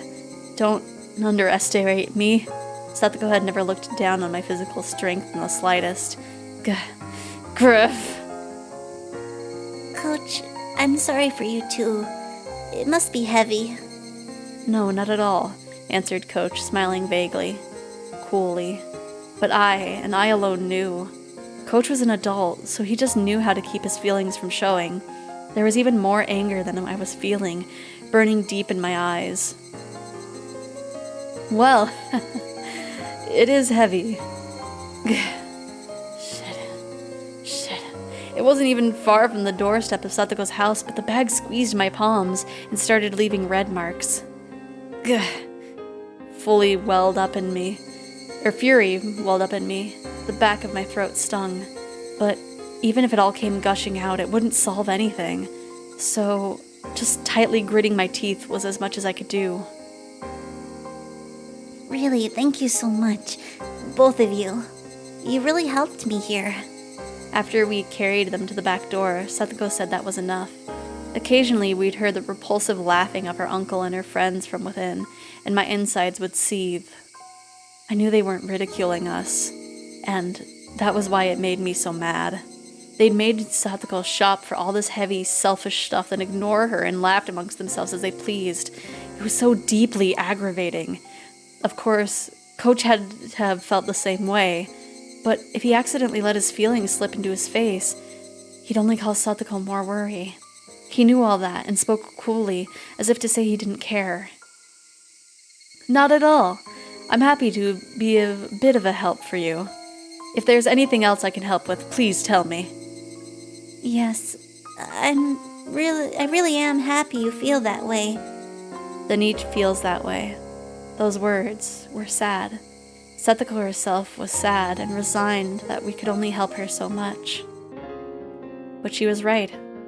No matter how much Coach and I want to help Satsuko, this was as much as we could do. I felt absolutely ashamed at not having the power to help her any more than this. Burning, boiling emotions were bubbling up within me and rising into my throat. Trembling all over, I almost started to cry from my fury. Me too. If there's anything I could do, I'll help with whatever you need. So, hang in there. I wanted to at least give her those trite words, saying that I'd help her whenever she wanted. Yes. Thank you very much. I'm happy just that you came all the way here when you didn't need to. Setsuko seemed to have guessed what I was doing in a place like this, when my house was in the opposite direction from school. All right. You should get going. All right, you should get going. They're drunk right now, so there's no telling what they'll get mad at you for. She felt guilty getting us involved after we'd helped her, because she wanted to be the only one to suffer this misfortune. That's how it looked, and it hurt. I handed my supermarket bag over to Satsuko, and then I noticed on the back of Satsuko's hand there was something that looked like a bruise. Hey, Satsuko, what the heck is that bruise? I knew as much as anyone else how transparent that sounded. I didn't need to hear it from Satsuko to know how that bruise came to be. I just slipped on the stairs and hit it a little. Please, pay it no mind. You're lying. Coach nudged me in the back, and then he put his index finger to his mouth to chide me for being so loud. Really, thank you so much. Until tomorrow, I hope we can see each other at school. That's not what I'm talking about. I asked you how you got that bruise on your hand.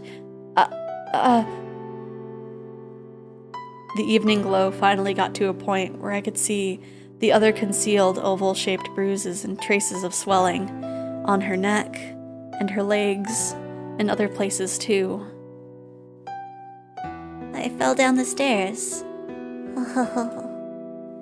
The very moment my violent, rampaging emotions were about to burst their way out of my throat, I found my mouth being tightly clamped down. Coach was pressing down on my mouth from behind, wrapping around me tightly with his hands. Because of that, I couldn't say anything. I could only groan, which I did. That was all I could do. I needed to expel all the magma sitting deep within me, because otherwise I'd surely explode into a million pieces that very moment. So I groaned from my mouth, from my whole body, while heat fell in drops from my eyes. I groaned and groaned. I groaned to the point of exhaustion.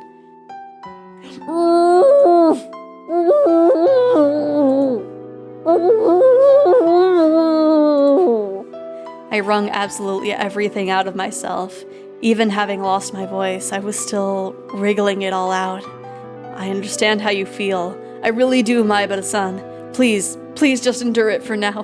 Please, I'm asking you, Maibara-san. Endure it for now? And then what, huh?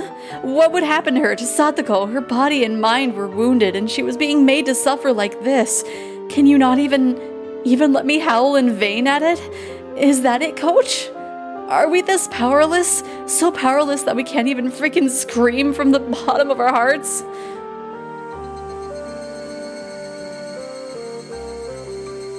The voices of the Higurashi made me calm down. I didn't know how long it had been. Satoko abruptly gave a slight bow. Thank you very much, Keiichi-san. Satoko. You looked a lot like my real Nini just now. My real Nini may not be here anymore, but I have another Nini named Keiichi-san. Yeah, you got it. I'm your Nini. And when you're in pain, I'll help you no matter what. Your Nini will rescue you for sure. Satoshi Hojo. You freaking idiot. If not now, then when? Satoko. She's never been in more pain in her life. If her Nini doesn't save her now, then when will he? Why did you run away? Why did you abandon her? Why did you leave Satoko behind? You don't have any right to call yourself Satoko's Nini. But I won't run away. Huh? I definitely won't run away. I won't run away and abandon you like Satoshi did. No way! I will not abandon you. Slip. Tears trickled down from Satoko's eyes. And then she narrowed her eyes into a smile. Goodbye, Nini. Satoko took her right hand and awkwardly waved to me. I'll be alright. My Nini now helped me so much. So I'll be okay. I'll do my best. Until tomorrow, I'll be okay. So, for today, this is goodbye. There was no way that I could say bye, see you tomorrow. And then, from inside the house came a throaty, disgusting voice. Satoko! Could you bring us the snacks already? Okay, Nini. Get going already. I'll be fine now. Hurry. Let's go, Maibara-san. Staying any longer than this would be a bother to Satoko-chan. Coach, Nini's house is a little far away. I'm sorry to ask you this, but could you take him home? Yes, I'll do that. Coach grabbed me by my collar, and with strength I couldn't have imagined him having, started dragging me away. And I, unable to oppose him, started getting further away from Satoko. She waved her hand to us, expression still dark, and disappeared through the back door. I don't like Satoko, but I still feel bad for her. Yeah. It's like, there's no way to not feel bad for her in this chapter. Still don't like her, but even fictional characters shouldn't have to go through this. Coach got into the car first, and then turned around on the narrow path and brought the passenger side door around for me. I know how you feel so well it hurts. No, I think I understand even more than you. And I might want to stream Higurashi for fun one day. It's really fun. I'm having a lot of fun with it. And then after I'm done with Higurashi, I'm gonna start Umineko. So that's gonna be fun. But right now, just for now, please endure it. She understood exactly how you feel, so please endure it. If you don't, I know already. I'm sorry. Thank you for before. I meekly got into the passenger seat. Oh, you at all do Omori? Yes, I actually bought it during the Steam sale. I don't know when I will play it, but I do plan on playing it. The car accelerated quietly, and Satoko's house grew further and further away in the rearview mirror. We made a wide turn, and then I couldn't see her house anymore. From what I've seen, the visual novel is somewhat too bloated. I feel like about half of the slice of life stuff should be cut. Yeah, which is Omori. Omori is a RPG Maker game, kind of Earthbound-esque. It's made by OmoCat, so it's not in the no Nakokoro ni series. Dang it, it was on sale. I missed it. Yeah, it wasn't on too much of a sale. I think it was only like $3 off than usual. But no, it's usually 20, so it was 15. So it was a small sale, but it was still on sale. So it's on Steam as well. Yeah. Maybe during the spring sale, I think is the one next. Hopefully it'll be on sale. Is your house that far away? It's in the other direction from the school, isn't it? I didn't bother to reply. I would have been hard-pressed to give him an answer as to why I was at Satoko's house. Coach didn't say anything more either.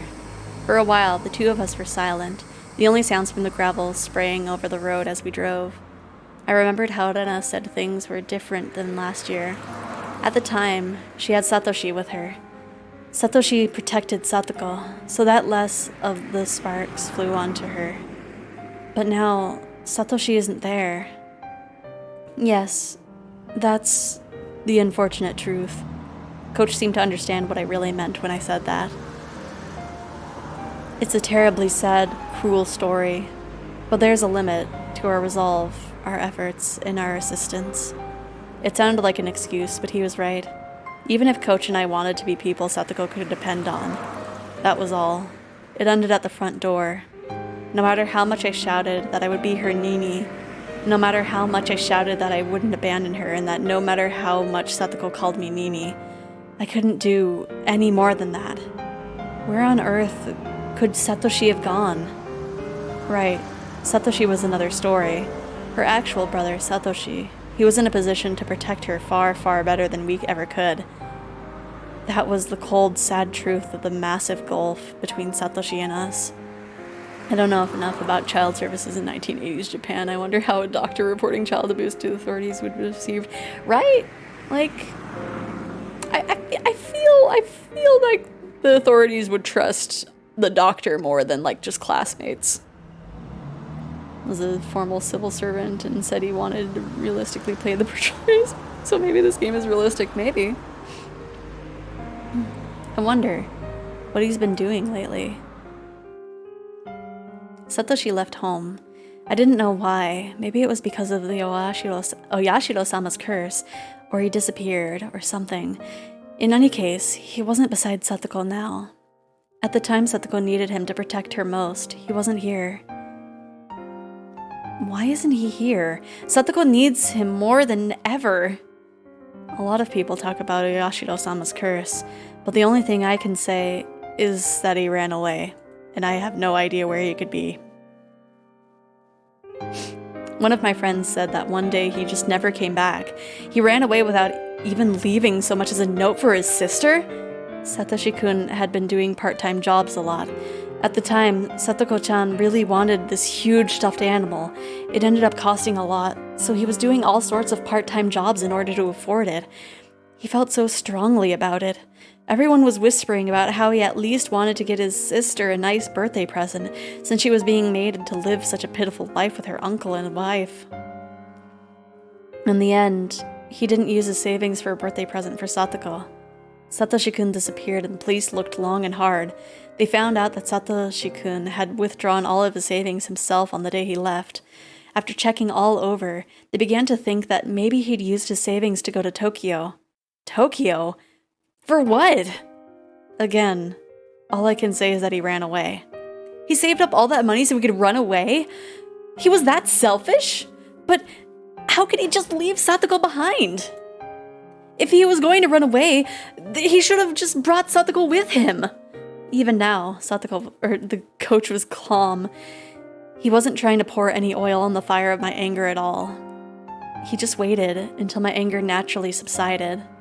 After listening to gravel being crushed under the wheels for a little while, Coach spoke abruptly.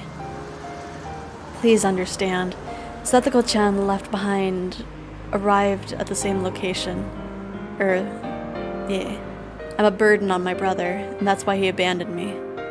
He didn't take her with him when he left. How terrible.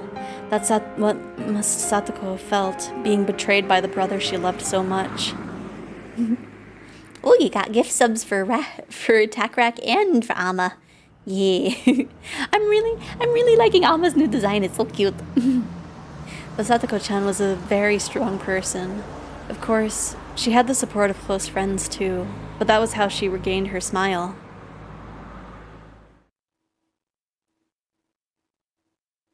I recalled how Satoko had spoken of Satoshi so brightly when I was eating dinner with her and Rika-chan a few days ago. At the time, I didn't think any more of it than how pleasant their sibling love had been. But now that I think about it, I realized it was like she was peering into the distance from atop a pile of tragic perseverances. She said Satoshi-kun would come back for sure, and that when he did, she wanted him to see how she was no longer a burden. Satoko isn't a burden. She's way better at day-to-day living than me, and she could do pretty much anything. I mean, she might fall behind Rena or Rika-chan in certain aspects, but she's way more of an adult than most people. That's the result of her having worked so hard, since she didn't know when Satoshi would come home. Her efforts were so painful. While she lived with Rika-chan, while Rika-chan taught her how to handle everything flawlessly, also that she could welcome back Satoshi at any time, so that she could show him she wasn't ashamed. So, when is Satoshi going to come back? I asked Coach, but knew he wouldn't be able to answer. In any case, Satoshi ran away. He left Satoko and ran away from Hinamizawa. Someone said that when you leave Hinamizawa and run away, Oyashida-sama's curse gets you, right? Then that made sense. Satoshi running away and his disappearance, that would obviously mean people thought it was the curse, right? And they could smile, as though if it were his own fault, as though he got what he deserved. Hey, Oyashiro-sama, whoever you are, Satoshi didn't vanish because he ran away. You demoned him away with your curse, didn't you? If that's not what happened, then I couldn't forgive him. When did Satoshi run away? The night of the Watanagashi festival last year, when their aunt was killed by that deviant. It was a few days after that, on Satoko-chan's birthday. On Satoko's birthday? Bang! I slammed my hands on the dashboard in front of me with all my might. Satoshi, of all days, he could have chosen to run away. Their aunt just died a few days before, didn't she? All your days of suffering were about to end, weren't they? You were just about to start thinking about a new life, weren't you? It's wrong to be happy about someone dying, but for Satoko and her brother, her birthday had come at a critical turning point. Their mean uncle had fled town and the siblings would be left alone. They should be able to be happy about that on Satoko's birthday. Satoko was probably waiting for her brother to return the whole time. Waiting for her brother to return when he never did. Waiting with bated breath for her brother to return, her hopes and dreams of a new life to come growing even larger. But no matter how long she waited, he didn't come back. He didn't even contact her.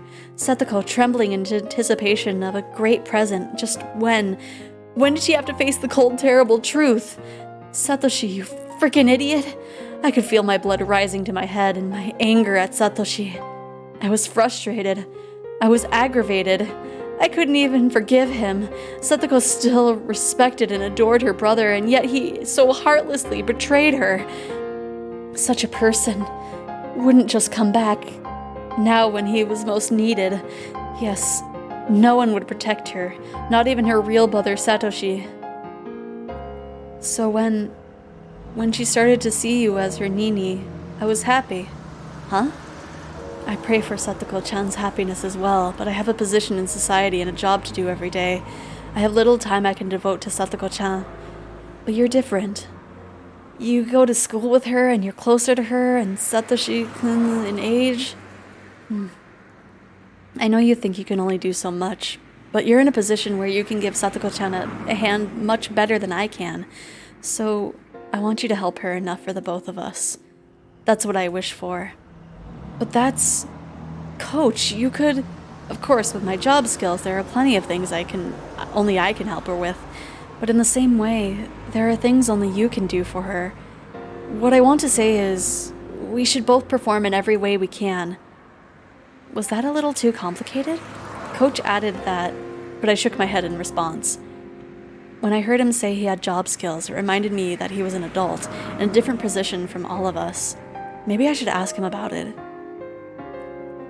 Is really good at hiding things in plain sight. Yeah, I must go have a good stream. Okay, have a good day, Peach. Hopefully I will get to talk to you later after stream. Hopefully. But either way, have a good day. Oh, Coach, do you know a lot about laws? No, I know even less than the average person. Why? I thought back to when I argued with Mion and the others about Satoko. Our children's argument had only left us with the conclusion that we had to wait and see, but what would an adult think? What was it? The child welfare law? As an emergency measure to secure the safety of a juvenile, they can force him or her to separate from their parents. They can do that? So then we could rescue Satoko from her uncle right away. My throat's dry, I need to hydrate. Satoko-chan might not want that, unless the person being abused wants shelter anyway. It doesn't go that far. Satoko doesn't want it? Why? Coach didn't answer me. I didn't know why he didn't. It was clear as day that Satoko's uncle was being violent and treating her like a slave, so then why? I clamped down on my frenzied emotions and waited intently for Coach to answer. But he never did. It wasn't like he was pretending he hadn't heard me. If I had to say, it was more like he wanted to explain, but couldn't put it into the right words. Satoko-chan probably thinks of this abuse as a trial. A trial? This isn't some weird religion we're talking about. You might know this, but Satoshi-kun always looked out for Satoko-chan. She always relied on him, almost as though she was utterly dependent on him. I'd known for a while that Satoshi had always protected Satoko from their aunt and uncle, but that was his duty as an older brother, not something to worry about. I think that may have traumatized her. Maybe she figured that depending so heavily on her brother had made him hate her. And for Satoko, the current situation was a retelling of the story of a little over a year ago. But this time, Satoshi wasn't there.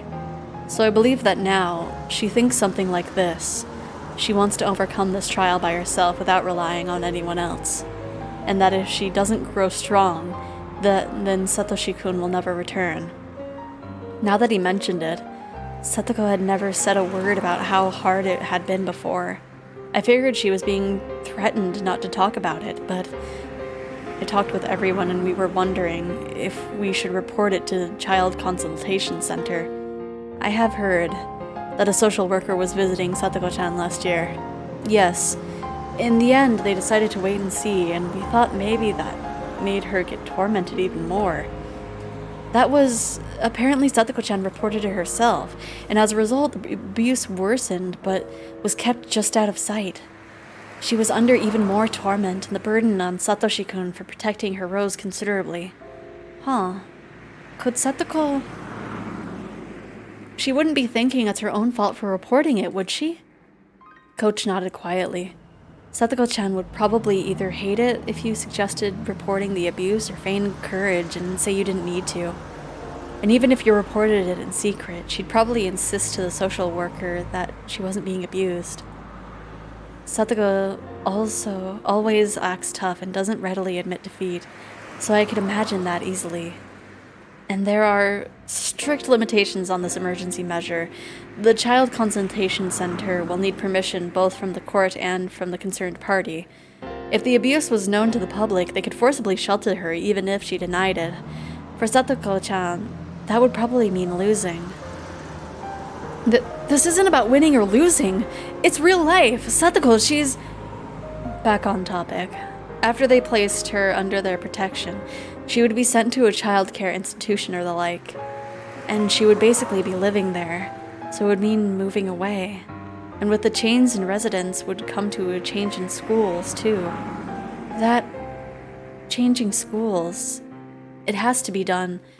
If that's what it'll take for her to be safe. Satoko-chan understands all those things. All the more reason for her not to want it. Why? Because Satoko-chan's reason for living is to wait at that house for Satoshi-kun to return. She was a husk, an empty shell after being abandoned by her brother. How did she find her reason to live? Try looking at it from Satoko-chan's point of view, rather than your own.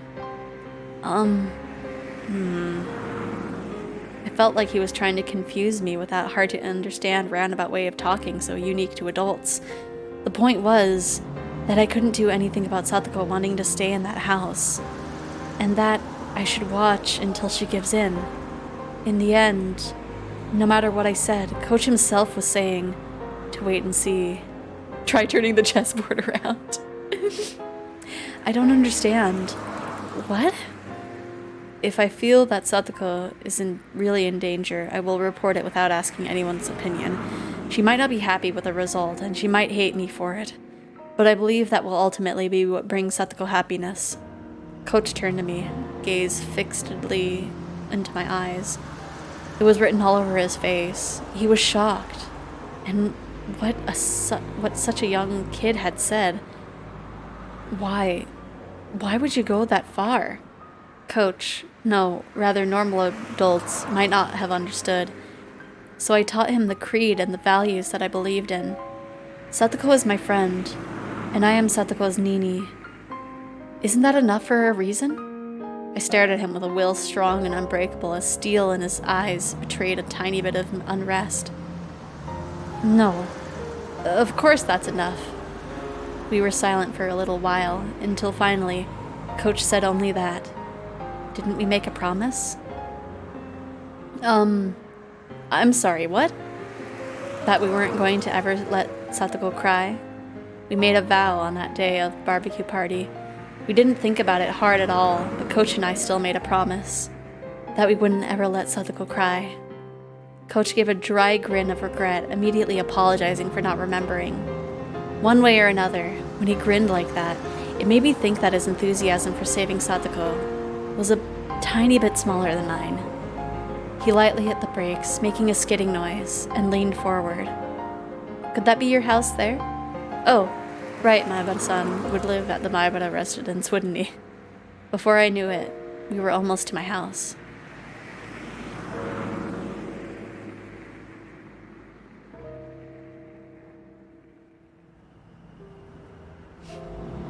And from this point forward, Keiichi is thinking of how he will beat up the uncle. Okay. I need to scan some to feel some happiness. Okay. Wow! Oh, I didn't squish as much. My hair is just speed. Okay, so I think we're gonna go ahead and save. And I think now is a good time for a little break. So let me get that ready on that little screen. And so yeah, I'm gonna get up and stretch, maybe get a snack. I'm definitely gonna hydrate. And so I would suggest the same for you all. I'm also going to start a 5-minute ad break, so it is also a very good excuse to get up and stretch and get a snack and what have you. And so I will see you guys in about 10 minutes. That sound good? Okay. Let's get ready and wow. Take my streamer word for it. You will be.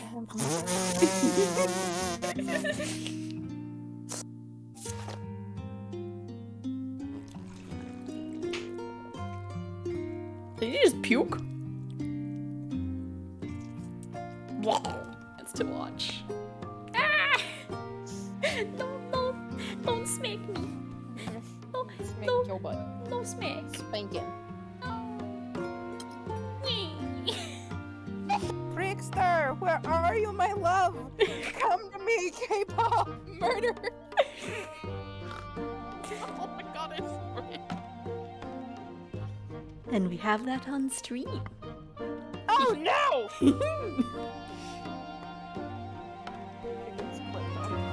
I'm gonna be the new DLC murderer. You know what to do, Crimson. Crimson, I swear to heaven. I'm sorry! I didn't mean.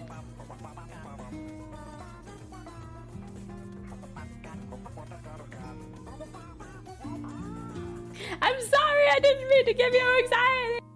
God! You good? Don't die on me. You're supposed to drink the water, not inhale it.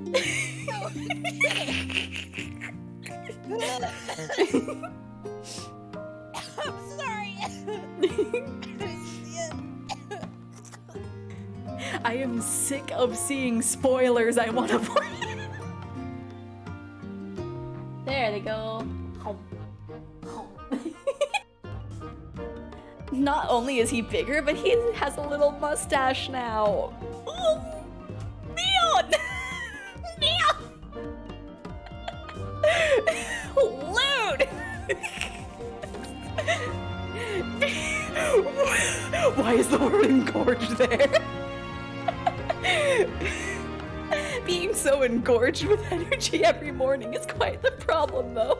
I'll introduce you next time, so be sure to greet him properly.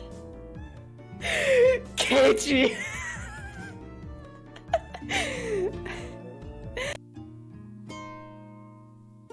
And then I blacked out.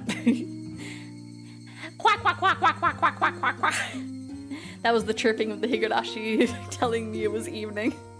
I see, when it's another time of day, it's quack, quack, quack, quack, quack. Now it's quack, quack, quack, quack, quack.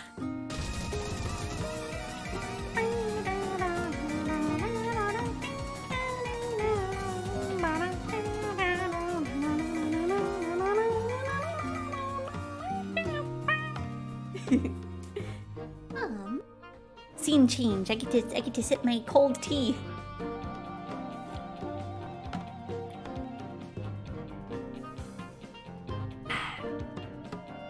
Oh no, the cinnamon! All the flavors settled at the bottom of the cup.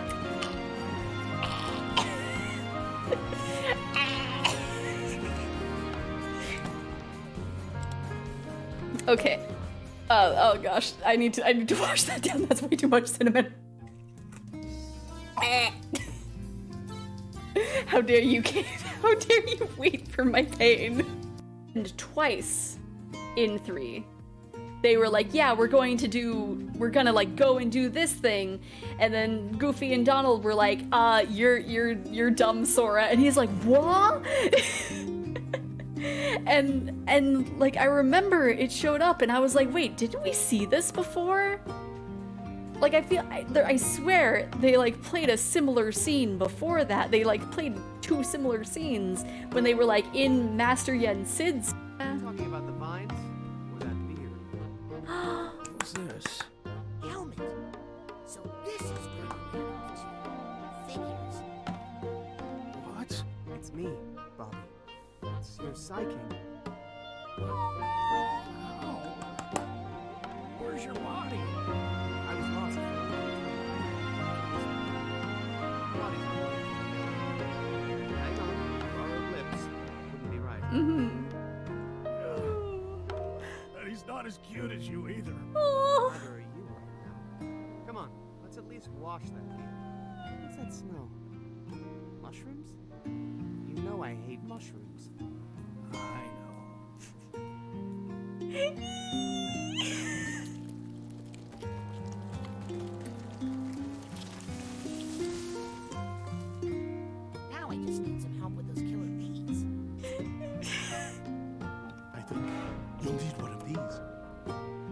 A gun?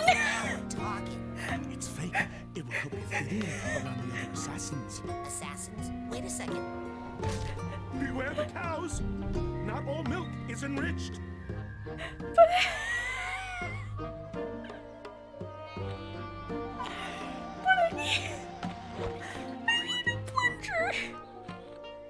I need a plunger to get past the sermon.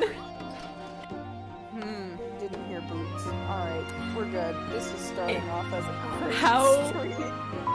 dare you? Scuff stream. Become the narwhal and run the up. Give me a minute, okay? No. Belly's in the way of everything. How dare you? Fat Whoops. freaking Watch it. yup. That wasn't me that brought her to you guys. Following. Oh no. Ew. Oh, No, no, fantastic.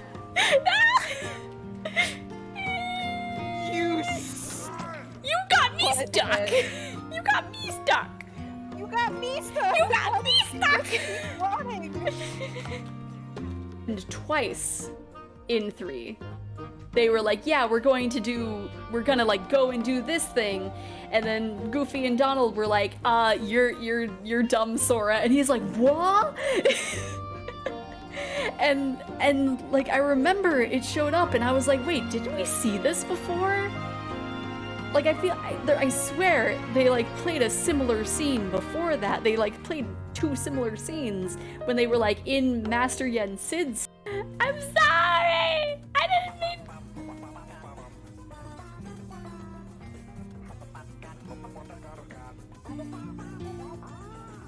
I'm sorry, I didn't mean to give you anxiety. I think you'll need one of these. A gun? Talking. It's fake. It will help you fit in around the other assassins. Assassins. Wait a second. Beware the cows. Not all milk is enriched.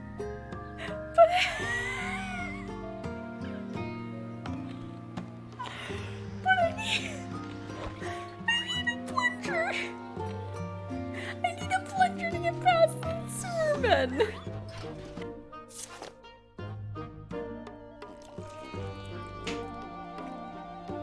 Did you just puke? Scene change. I get to sip my cold tea.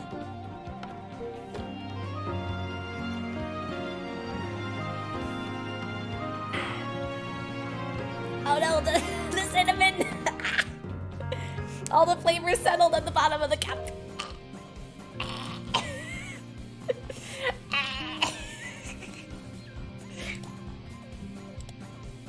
Okay. Oh gosh, I need to wash that down. That's way too much cinnamon. How dare you, Kate? How dare you wait for my pain?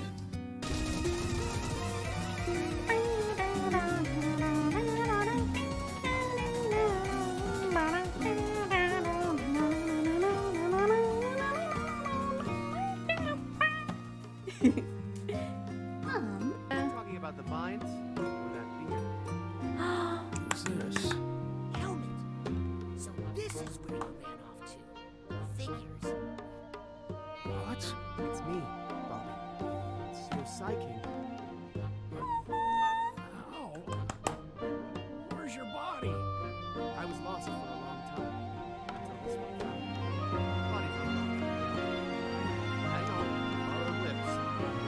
You'll be right. And he's not as cute as you either. Come on, let's at least wash that beard. What's that smell? Mushrooms? You know I hate mushrooms. I know.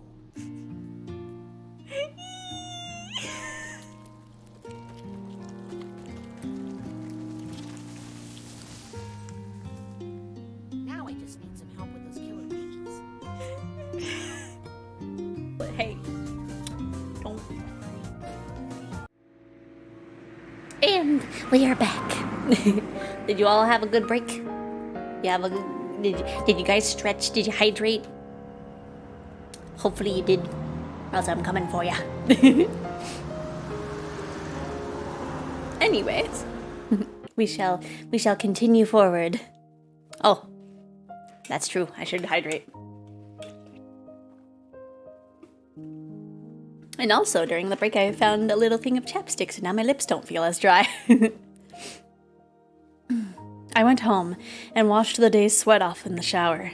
Normally, I could reset everything by taking a shower and forgetting all the bad things, but that didn't happen today.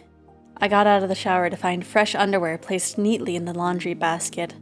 I normally didn't stop to think about it, but today I felt happy at my mother's consideration. At the same time, however, it made me realize how much Setsuko must be suffering. At the very moment I was appreciating this gentle kindness, Satoko might be being bruised by her uncle's cruel words. I went up to the second floor and shut myself in my bedroom.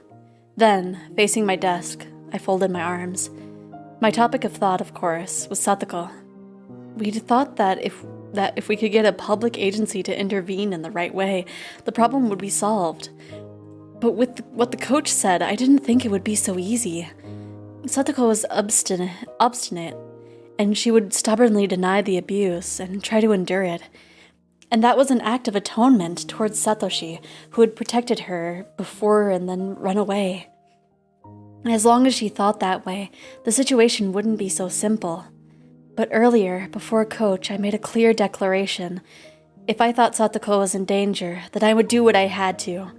In the end, that meant I was going to wait and see, too. Nevertheless, I thought I'd drawn a clearer line than Coach or my friends had. If the time came, I would report it, over the phone. Given Satoko's personality, she might criticize me if she found out, but I believed it was ultimately the best decision. Wait, Keiichi Maebara. Would that really be all it took for the problem to end? Say that I reported it to a public agency like the Child Consultation Center. What if they stuck to their wait-and-see attitude like last year again? Last year, they decided to do just that, and the situation improved temporarily, but then the aunt, thinking herself a laughingstock, increased her tormenting in secret. In the end, things became more underhanded than ever before. This year it was her uncle. I had just seen him for the first time today, but that man seemed much more direct, much more violent than the word underhanded could imply. He wasn't like their aunt. No, not that subtle. He was more direct. He might also assault her with punches and kicks. That could easily be discerned from the bruises and such as I saw on Satoko's body. You're too naive, Keiichi Maebara. However heroic it may seem to report what was happening, if it doesn't save her, then it doesn't mean anything. Reporting things to the public agency was only one option, and leaving everything to them would be dangerous. We would need something more to guarantee Satoko's safety. I scratched madly at my head, thinking, then tilted it back, wanting at least a little bit of calm. The memories of angry arguing with my friends today came to mind. I was embarrassed that I hadn't realized it until Elena said something. She was right. My house is big. Compared to all the houses with the straw-thatched roofs in Hinamizawa, it was really big. We did actually have empty rooms. I've never thought that we were affluent, but also never that we were poor. I just didn't admit it because people would think I was arrogant. But maybe my family really is wealthy. We had a few rooms we could lend to Satoko. The guest rooms were only in use when people related to my dad's job came and stayed every once in a while. Plus, if we cleaned up a few of the rooms my dad uses for storage, they could work for her as well. As for food expenses, that might have been a more serious problem than a kid like me could imagine. Lunch every day would be manageable. All of our friends would just have to bring a little bit more lunch than usual. With everyone pecking at everyone else's food anyway, it would be manageable. For breakfast and dinner, though, that would have to be up to Mom. I would need to convince her to lend Satoko more than just a room. Of course, I didn't even think convincing her of that would be easy. About how much did it cost for one person to eat? How many tens of thousands of yen per month? They couldn't complain about it if I shouldered that, could they? I only had 10 or 20,000 yen in savings, but that was something. I actually had even more thanks to New Year's gifts and such, but my parents had taken all that and put it into a fixed time deposit. If I could get access to that, I could add up to a lot of money. And if I got that far, Mion and Neneka would need to share some of the burden. Of course, that didn't seem like it would work. Rena got mad at me, didn't she? About how I shouldn't just shove responsibility onto others. I'd have to ask for help. Even so, I'd basically be saving her myself. I would follow through on it. Oh, but it wouldn't be only food expenses. There were a lot of other things that you couldn't do without, like baths and luxury. My mother was awfully methodical and strict about cutting out inefficiencies, and for once, that was troublesome.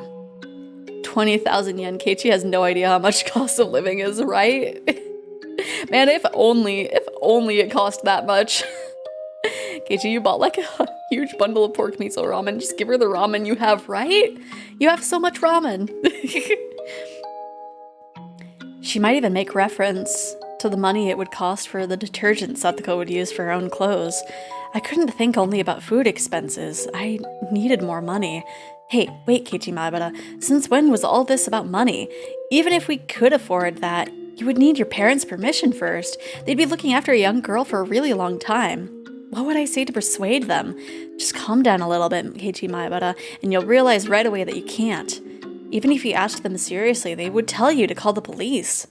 Even if you managed to gain their empathy, why should the Maibara family have to shoulder all the burden by itself?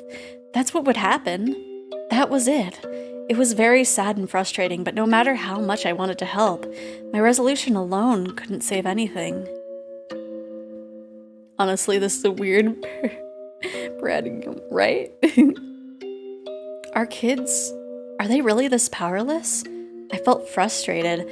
I believed my feelings were stronger than anyone else's. Satoko was with Rika before, and presumably that was working, right? So, like, you don't need too many expenses. I even thought they were stronger than coaches. And yet, at that point, there were 2 knocks at my door, and Mom poked her head inside. I'll be back heading to the store. Okay, have fun. Hopefully you get a good snack. So the goal should be to restore Satoko to Rika and tweaking the system to make that happen, right? That would be the best case scenario. And Mom poked her head inside. Were you awake? I've been calling you for dinner for a while. Oh, yeah, I'm coming. As someone financially dependent on his parents, I shouldn't say this, but I just sat around doing nothing and food suddenly appeared. It felt so natural to me that I'd shamelessly thought of it as the responsibility of the parents who gave birth to me. But when I realized that natural thing was actually a privilege, I came to realize just how hard it was to grant that privilege to others. Even the boring meal in front of me, no better than it ever was, had more meaning than that tonight. It could be on the surface Satoko is with the Maibara family, but in reality she's with Rika. Yeah, that could work actually. Have it be the same kind of logic as Rika and the mayor. It's weird the scumbag uncle who ran away comes back to take custody of her niece who he doesn't even care about to begin with. That is really weird, but I think it's the Hojo money, I think. Like, he ran out of money, but Satoko has the money, so he's basically taking her money. I think that was the case. I can't quite remember. There was food for 3 on the table right now. For Mom, for Dad, for Mom, and for me. I couldn't imagine how hard it would be to add another place at the table. That actually makes a lot of sense. Spoilers, should I explain? Oh, If you want to. Because, yeah, nobody spoke up about wanting to avoid spoilers, but I just won't read them out loud when I read your message. Think, Keiichi Maibara. If it was hard to make food for 4, then just think about how 4 people could eat food made for 3.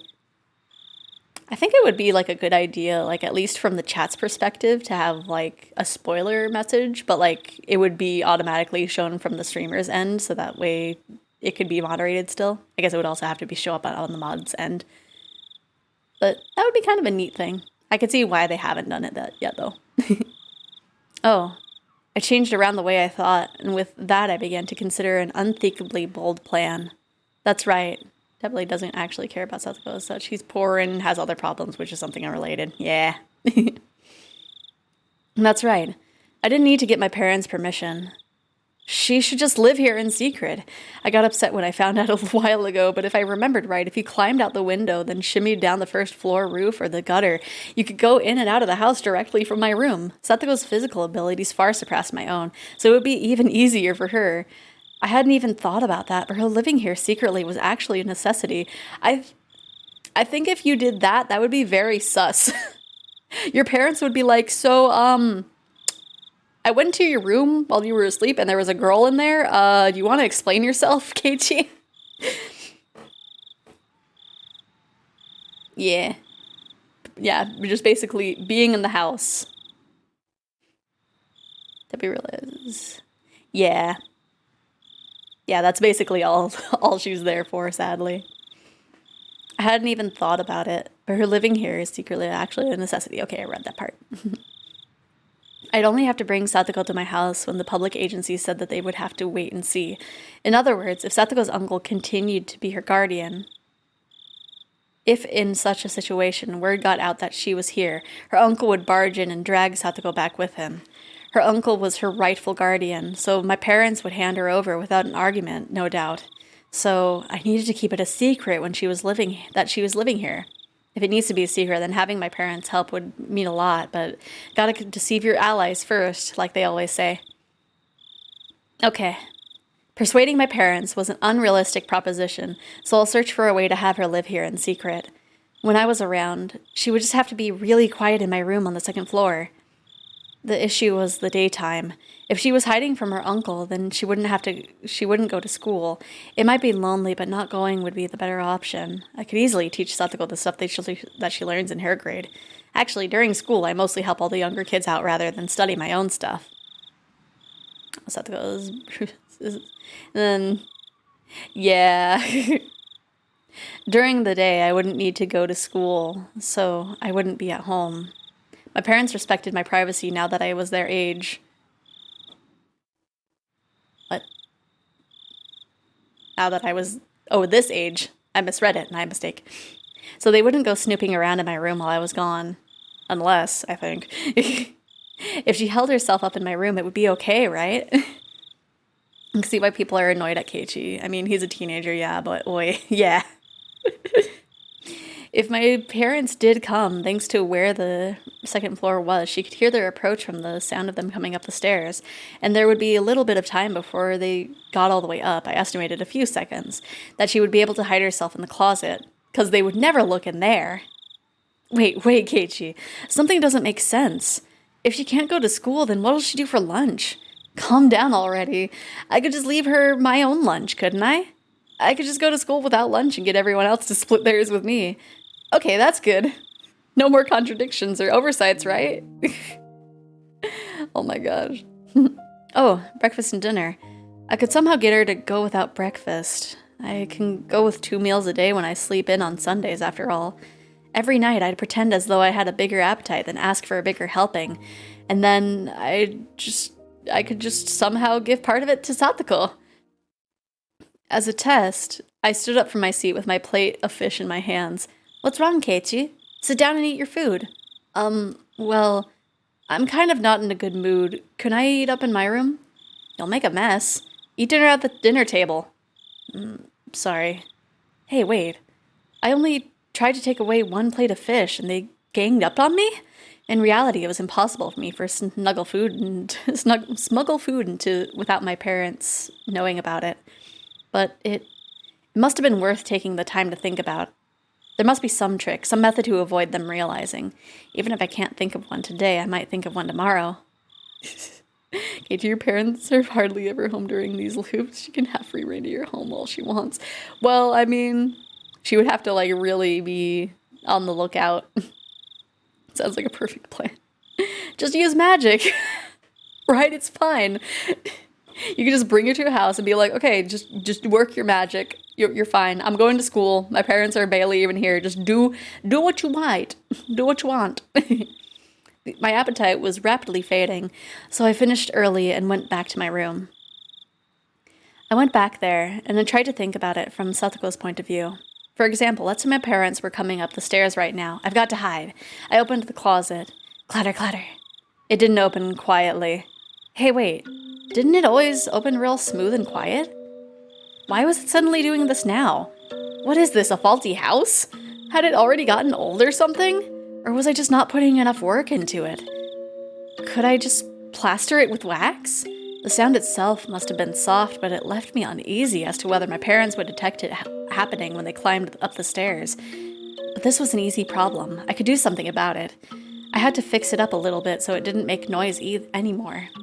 For now, I'll close myself in the closet as though I'd successfully hid.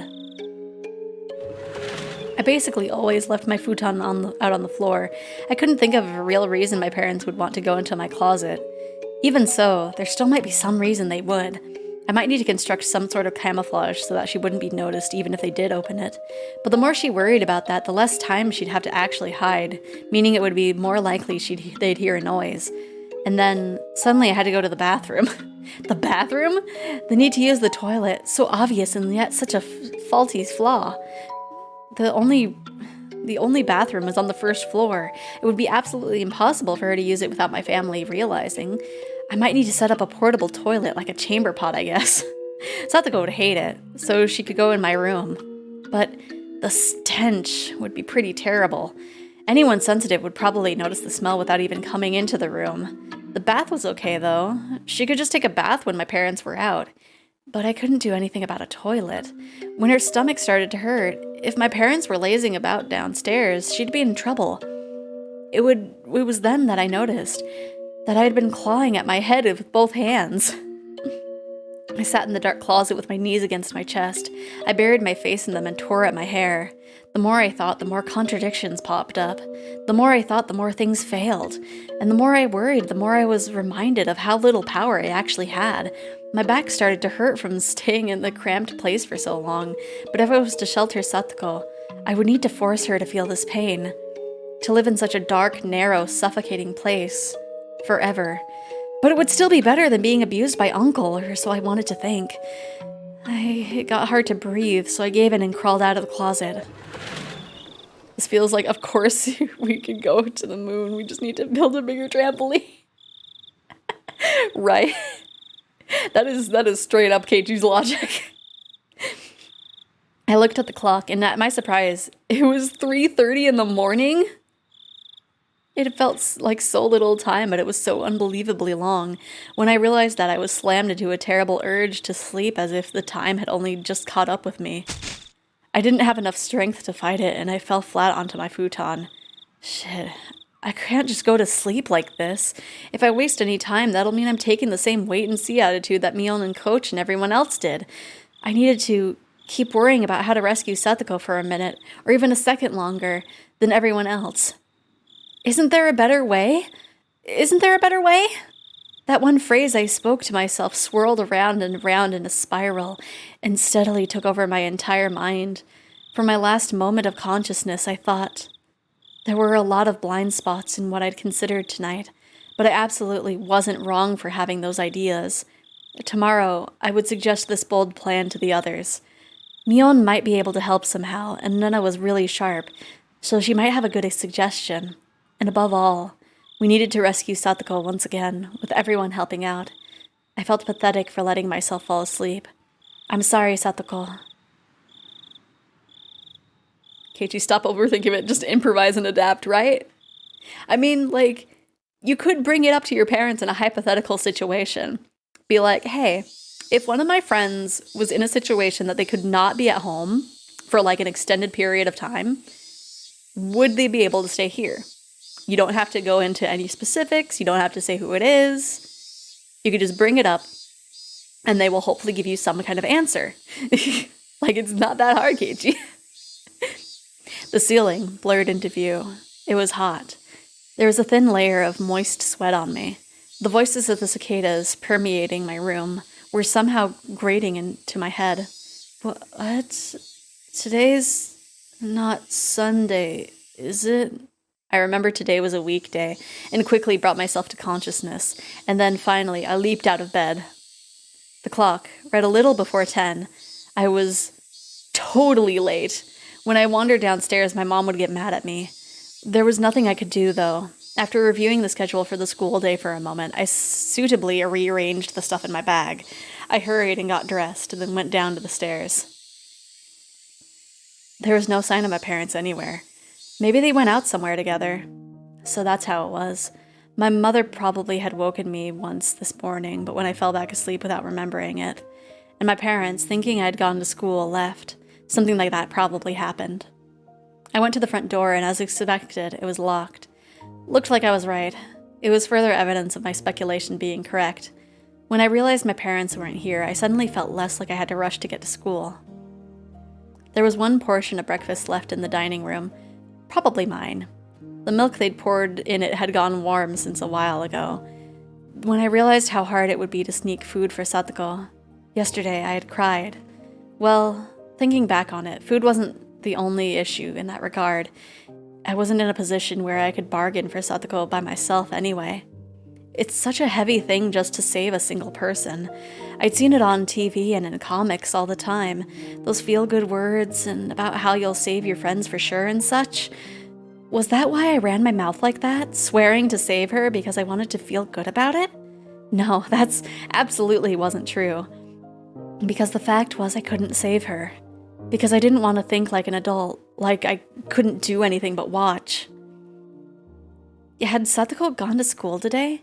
I immediately realized this was a meaningless question. Whether or not she did, there wouldn't be a change in the environment she'd been placed in. If I couldn't save her and no one else could either, then we could only pray for a miracle. Yeah, tell them hypothetically, can I shelter a domestically abused child for an indefinite amount of time? Well, you don't even have to bring up the domestically abused part. You could just be like, hey, one of my friends is in a bad situation at home and it's not safe for her to be there. Would that be okay? like you ask your mom instead of your dad. I think you would get a better answer. Are we so powerless? With a vague goal of getting to school in mind, I sluggishly put on my shoes and stumbled out of the front door. I had only overslept by 2 or 3 hours, but the sunlight and air felt completely different from how they usually were in the morning. Well, of course they did. Once 10 o'clock came around, you could barely call it morning anymore. I didn't feel like walking the same old route to school. I needed to ultimately end up there, but it was like I didn't want to choose the shortest route, the most proactive one to get to school. Put it in a more positive light, maybe I wanted some time to walk by myself and think. I had to go to school, partly to make sure Satoko was safe, but I hadn't come up with any plans yet. Nothing since last night. So the path I took from my house was in the complete opposite direction. If I went this way, I'd pass Nana's house in the side. It would be quite a detour.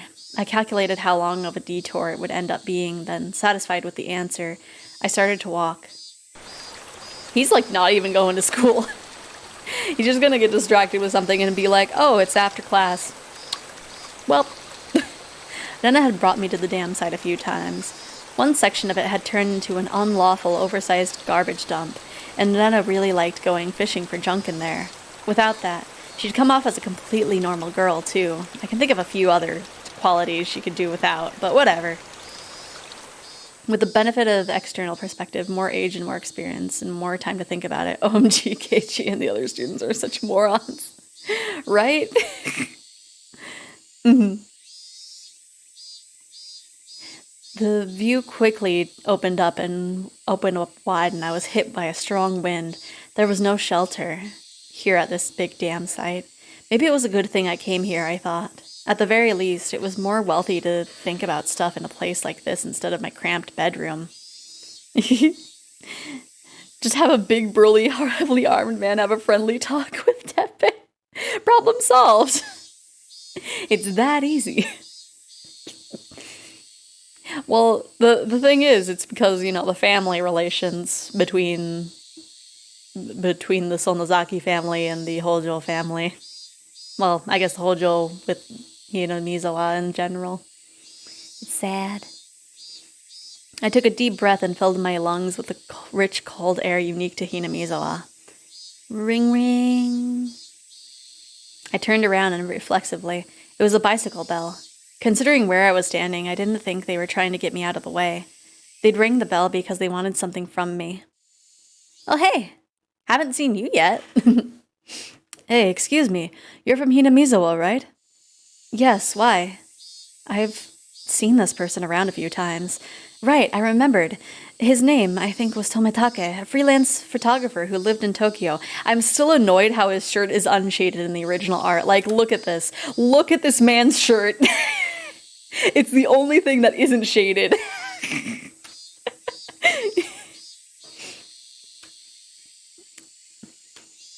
You telling me Shion cares what Oreo thinks? Sometimes. The big, burly, heavily armed man looks at Oishi. You know anyone about that description, Oishi? It just needs to be one conversation, even if Oreo gets involved later. They aren't gonna undo things. Yeah. He would zealously visit Hinamizawa every season to take pictures, or so Mion and the others told me, I think.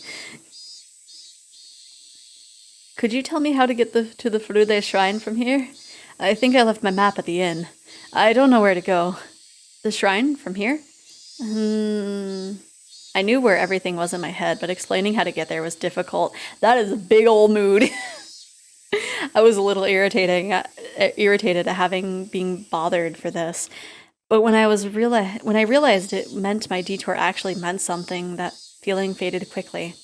I'll tell you, but it's a little difficult to explain. I could bring you there if you don't mind. Really? I would be in your debt. Thanks a lot. But, are you sure? Did you have something to do? Tomitake-san finally appeared to have realized how strange it was for a student like me to be here at this time of day. I smoothly told him not to worry about it, then turned my back and started walking towards the Furude shrine. Do you have to go to school? Don't worry about it. Bye. Still can't go to her with his hands. Like, see, that's a stylistic choice. His tank top being unshaded, Anyway, Tomitake-san hurried to turn his bike around and came after me. Like, it almost seems like they meant to have him be topless, and then they chose to put a shirt on him at the last second. Sorry. Don't worry. All guys have time when they need to split up from the pack and be lone wolves for a while. What a free-minded freelancer. It was easier for me, too, that he was under that impression. I'm Tomitake, a freelance photographer. I specialize in wild birds and landscapes. I'm still pretty unknown, though. It seemed absurd for him to introduce himself when I was just showing him to the shrine, but he gave me his name, so I needed to give mine back. I'm Maibara. Pleased to meet you, I guess. Maibara-kun? Pleased to meet you. He seemed like a pretty silly man, but that felt kind of good considering I'd been suffocating with worry over Satoko all night. Along the way, Tomitake-san spoke at length to me about how precious the nature in Hinamizawa was, and how it was a treasure trove of rare wild birds, despite my not having asked. I wasn't interested in what he had to say, but he seemed to be enjoying himself, so I left him to it.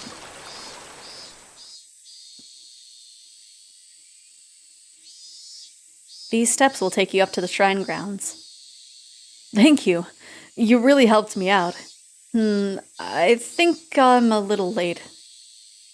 As Tomitake-san mumbled to himself, he left his bicycle nearby and started to climb the stairs quickly.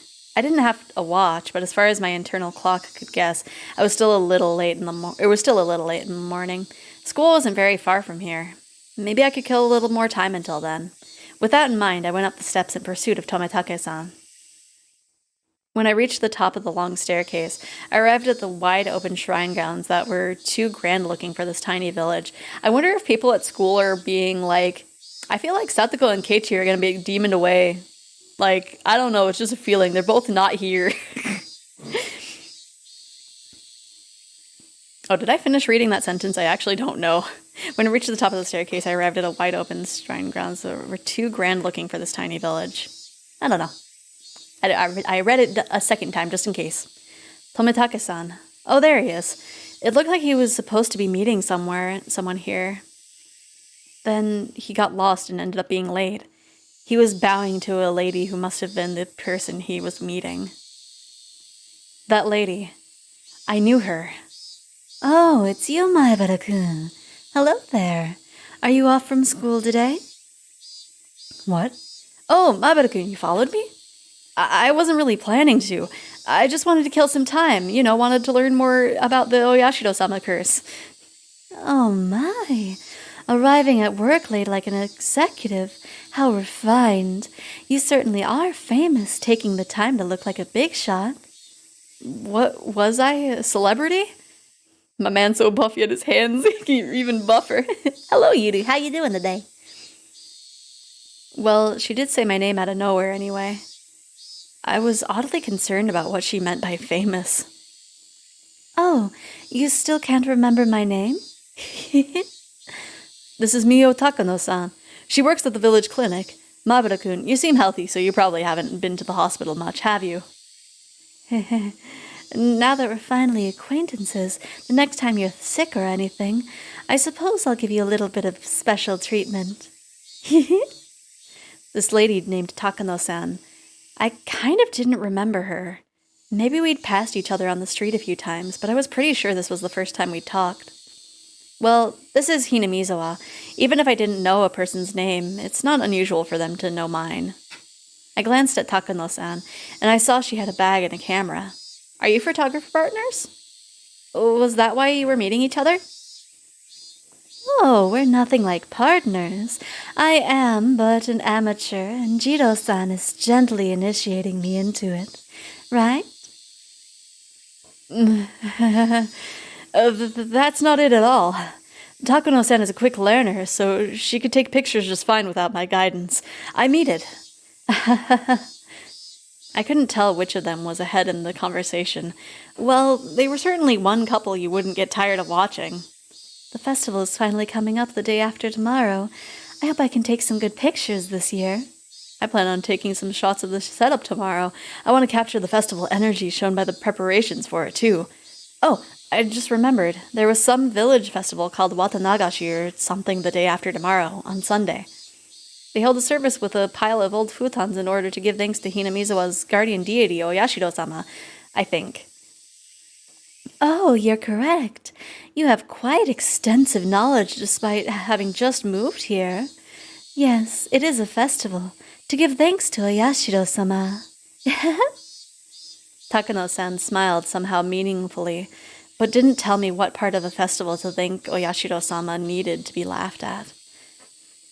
Cryptic as ever, Takano-san.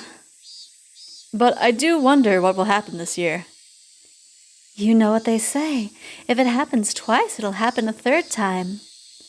And it's already happened 4 times. I think there's less evidence that it won't happen a 5th time, don't you think? I knew that they meant by their whispered exchange. Lady sounds like she wants to steal me to the abyss, right? On the day of Watanagashi, a freak death always occurs, which people call Oyashiro-sama's curse, and a disappearance, a curse that people call being demoned away. These strange events had happened 4 years running, and Watanagashi, rapidly approaching the day after tomorrow, marked the 5th. Oyashiro-sama puts a curse on enemies of the village, eh? If it does happen this year, I wonder who will find themselves at gunpoint. Oh, and I always come to pray and donate money whenever I visit. It won't be me for sure. Oh, is that so? They say that Oyashiro-sama has been especially harsh on outsiders recently, you know. Maibara-kun may have only just moved in, but he's a proper member of Hinamizawa. But you, Jiro-san, are a stranger who only comes once a year. I wonder, will he let you go this year? That's harsh. Tomitake-san was the only one with a pained grin, but we are all smiling, me included. Oyashiro-sama, the one who used a curse to kill people involved with the dam construction project, one after the next. He killed the dam construction manager, killed Satoko's parents for supporting it, and the next year he even killed her aunt. If the demoning away was part of that curse, then you could add Satoshi to the list of victims. As I thought about it, I realized that in the serial freak death incidents, the overwhelming majority had the last name Hojo. Half of the deaths and disappearances have come from the Hojo family. The Hojo family lived here in Hinamizawa. Did that mean Oyashiro-sama punished and cursed them particularly harshly because despite that, they had been in favor of the dam? All their hands look like their fingers are glued together except for their thumbs.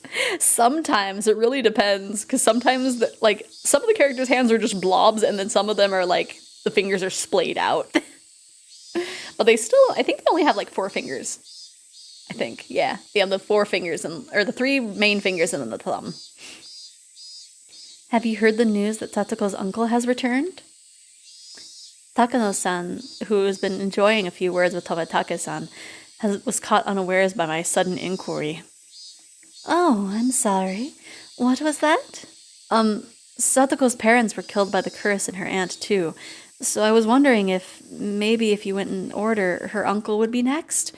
Her aunt had a miserable death from the curse last year, and her uncle let his fear take over and fled into town, right?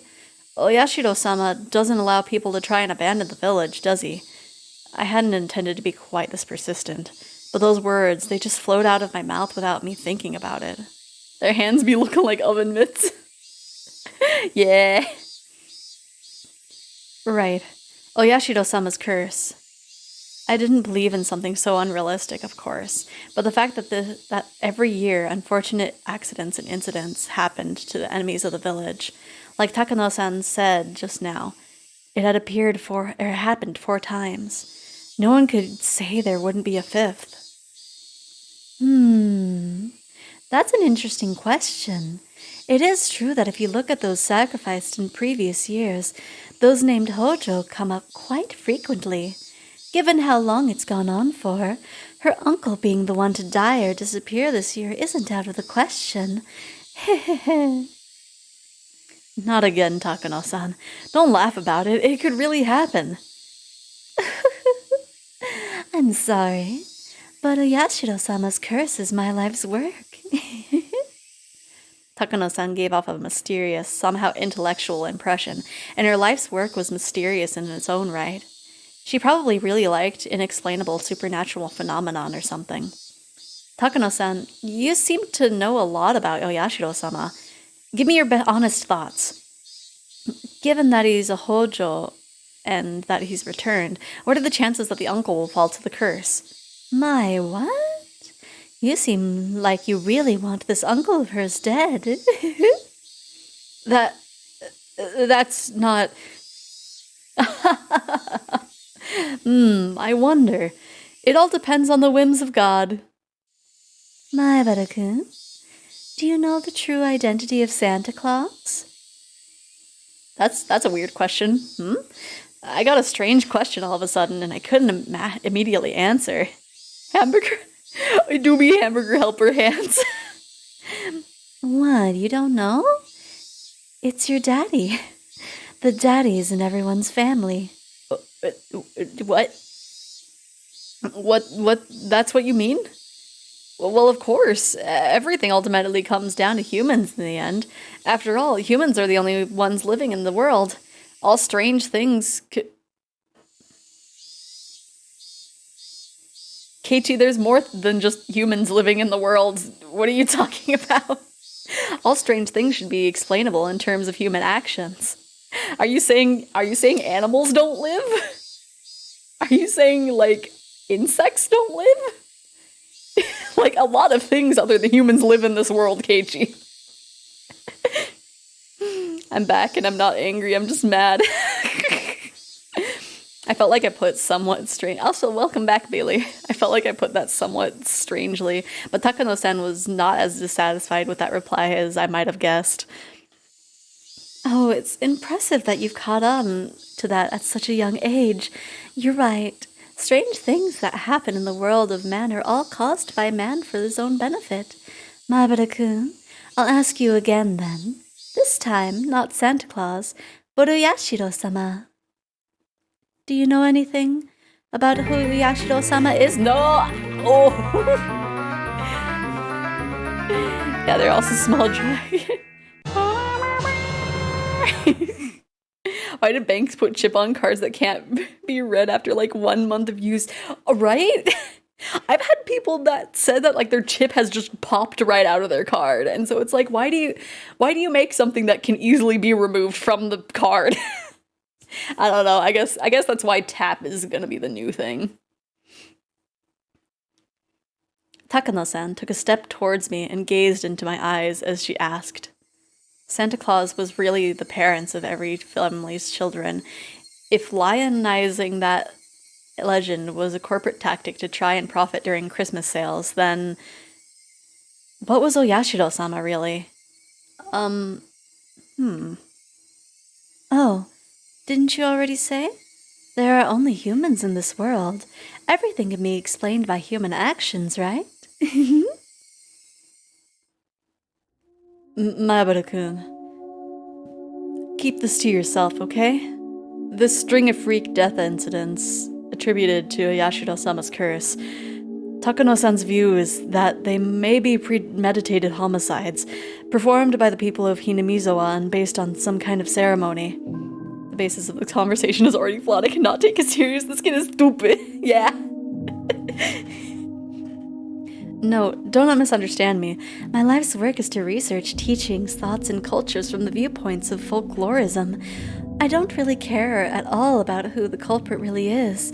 Just keep that in mind, please. I could tell at least that she was saying some crazy stuff. If I were to liken her statements to a meal, it would be sort of like she just tried to stuff a whole plate of duck into my mouth and now I couldn't say anything. What?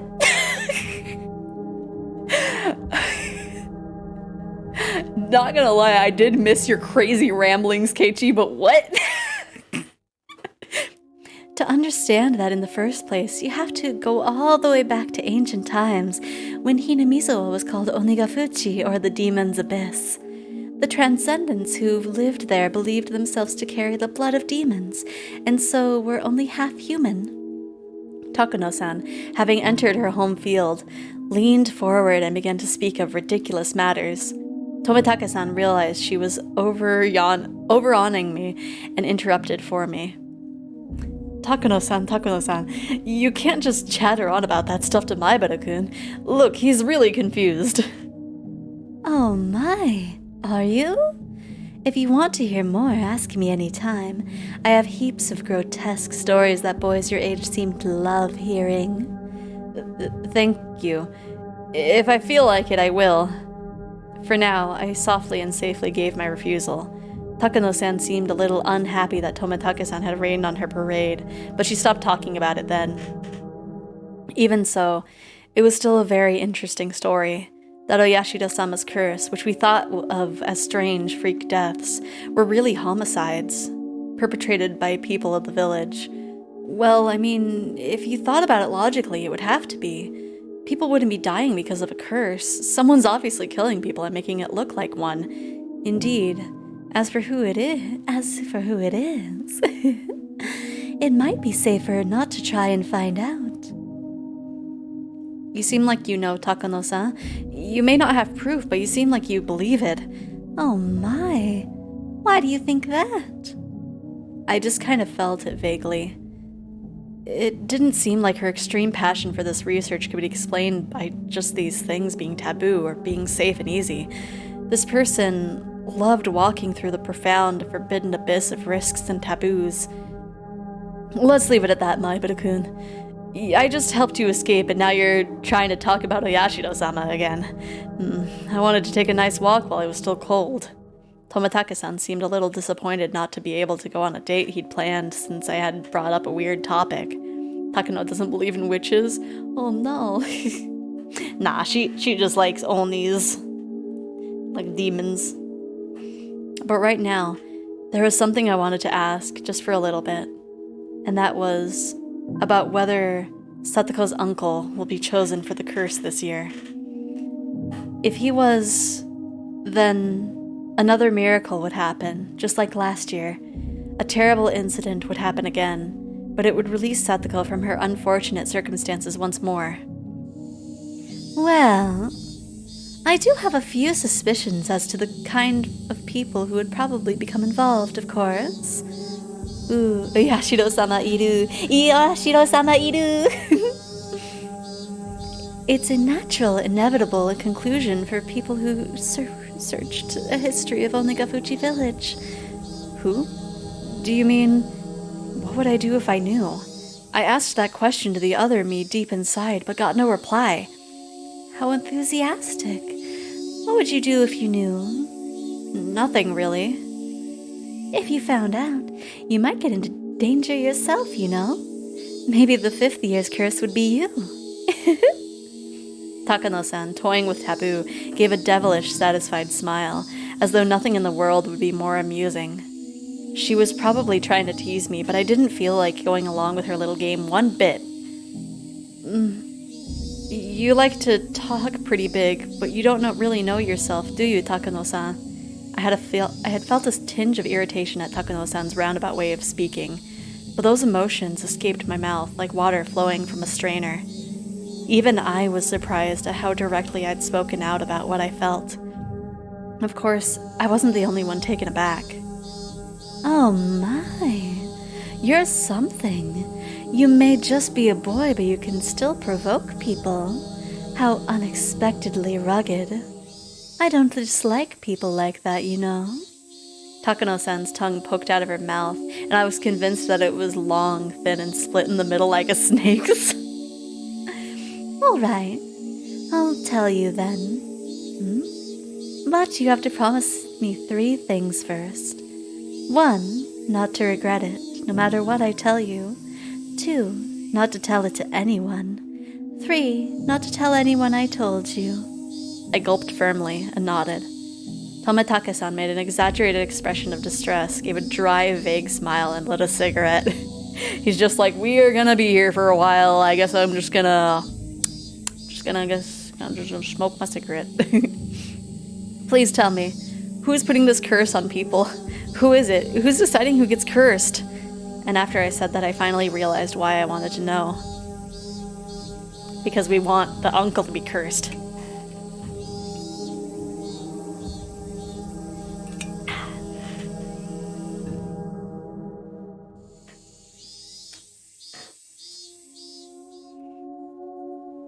Oh, cool. It kind of skips it because it's like, you've heard about all these stories the last 2 chapters. Many of the classmates were playing freely in the schoolyard. A few of them had just run out of the school building after putting on their shoes and tapping their toes to the ground. It looked like they had just finished eating lunch. From a time manipulating standpoint, I guess I succeeded. Oh, Maebara-san, are you okay? A few girls noticed me and came running over. It was only natural they were worried. You'd think if someone wasn't there in the morning, they'd be out for the rest of the day. Kiryu-chan! Well, I'm just late for school. Don't worry about it. Anyway, what about Satoko? Did she come today? The girls exchanged glances. I saw a thin shadow fall over their faces and knew the answer without needing to hear them reply. Satoko was absent today too. When all was said and done, after being out 3 days, she'd only come back for 1, and now she was out again. Who knew if she would come tomorrow? Yeah, but the teacher said she got a phone call from Satoko-chan. She said she had a cold. Chie-sensei said everyone should make sure to rinse their mouths out really well. Not wash their hands, but rinse out their mouths. What? Wait a minute, Chie-sensei? That's a little too thick-headed, don't you think? You're a teacher, aren't you? Why can't you be more sensitive and catch on to the fact that your pupil is sending out an SOS? But even if she did, there was nothing we could hope for. The most we could do was a home visitation. She didn't have any right to take Satoko from her uncle into safety. No matter the result, it would end up just like a public agency's with a wait-and-see attitude. That would just piss Satoko's uncle off, and her suffering would only grow deeper. Then wasn't saying she had a cold the best option? She's right. Be careful not to catch a cold, got it? You can go now. There's still plenty of time left in lunch break. The girls excitedly scattered into the schoolyard. Oh, Keiichi-kun! Rena was yelling out of the classroom window, waving her hand. A moment later, Mion and Rika-chan poked their heads out too. We were very worried that even you would be absent today. Thank goodness. You don't seem sick. You seem pretty okay. I felt a little uncomfortable with her saying that I didn't look sick, but I didn't care that much. What happened? Overslept? Well, late is late. I think if I said if I was late because of a train accident, she'd let it slide. You overslept? Mion was being a bit persistent. Was she going to put on her club president cap and scold me for being late? Well, maybe she didn't have it in for me, so I briefly stated that she was right. There's still more bento. Everyone eat up. Without Keiichi-kun here, we couldn't have any fun. Satoko is still absent, huh? Even Rena, feigning cheerfulness, couldn't stand to hear that, and her face darkened. She called this morning. Apparently she said her cold came back and she was staying home again. She said it might go on for a little while, too. She must be sad, so we were all talking about going to visit. What are you saying, Rika-chan? Not pleased with Rika-chan wearing a wide smile as though it was a happy occasion. I threw cold water on her. You know best of all she doesn't have a cold, don't we? Don't ever tell a fib like that again, even as a joke. I'll get mad next time. Rika-chan furrowed her brow, looked down, and mumbled an apology. Don't be mean, Keiichi. It's not just you, Keiichi-kun. It's hard for everyone. I know I'm not the only one worrying, but none of us can do anything either, can we? That's true, but... I got the feeling I would cause another fight if this exchange went on, so I apologized first. Sorry. I'm sorry, so forget about what I just said. It's hard for everyone, right? It must be. It was at least clear, however, that I was the only one who was worried so much about rescuing her. At the very least, everyone else probably got the normal amount of sleep last night. Probably had good dreams, too. They definitely hadn't stayed up all night thinking so desperately. I know it might not be what you want to hear right after you got to school, but you were late today, Kate-san. Did it have anything to do with Satoko being absent? Huh? Mion, what are you talking about? Sometimes you act kind of foolhardy, Keita. When both you and her were absent this morning, we seriously thought you might have kidnapped her and hidden her somewhere. Easy for you to say. If I could have, I'd have done that last night. None of them really had thought that, or had really thought about how difficult this clear-as-day solution was. I was up thinking all night, thinking about until the night was brightening, and then concluded that I couldn't do anything of the sort. Don't be dumb. I couldn't hide someone. You're right. I'm sorry. I apologize if I upset you. Don't worry about it. Anyway, let's eat some food. I'm starving. I took my bento box out of my bag. Everyone moved to make a spot for me to sit. The sun is like coming out of a window that's behind me and shining right on my face. This is annoying. Maibara-kun, did you just get here? And just as I was about to stick my chopsticks in, Chie-sensei came along. Yeah. Sorry for being late. I overslept. What the heck? Even the teacher was giving me that strange look. When you're finished eating, can you and the president come to the teacher's lounge? There's something I want to talk about. Probably about Satoko, I thought. Sensei left at that and went back into the hallway. Eating lunch can wait. Let's go, Mion. You're right. Mion and I exchanged looks, nodded at each other, and got up. It's probably about Satoko-chan. No doubt about it. They were saying she had a cold, but everyone in class knew the truth. I didn't think that it... Let me start this over. I didn't think that wouldn't have reached the teacher's ears by now. I kept playing dumb, so I think she kept asking me. Or she gave up asking me. Revealing the truth to the teacher would only worsen the situation. Was that why she hadn't said anything? Or was it because she was Satoko's friend and knew that she was trying to endure the trial for her uncle's abuse in order to get her brother to come home? Probably. What should we do? Maybe we should use this chance to get a collective opinion? What do you want to do, Rika-chan? Me... Satoko's closest and best friend was Rika-chan. However much I pretended to be her Nini, it didn't come close to the amount of time they'd spent together. So I felt like her opinion should be held in the highest regard. I know why Satoko is enduring Uncle's torture. Everyone looked startled and turned to me. Oh, I guess I said that and not her. Back then, whenever Satoko was abused, She basically cried and hid behind her brother, but Satoko thinks that, in the end, that's why her brother ran away.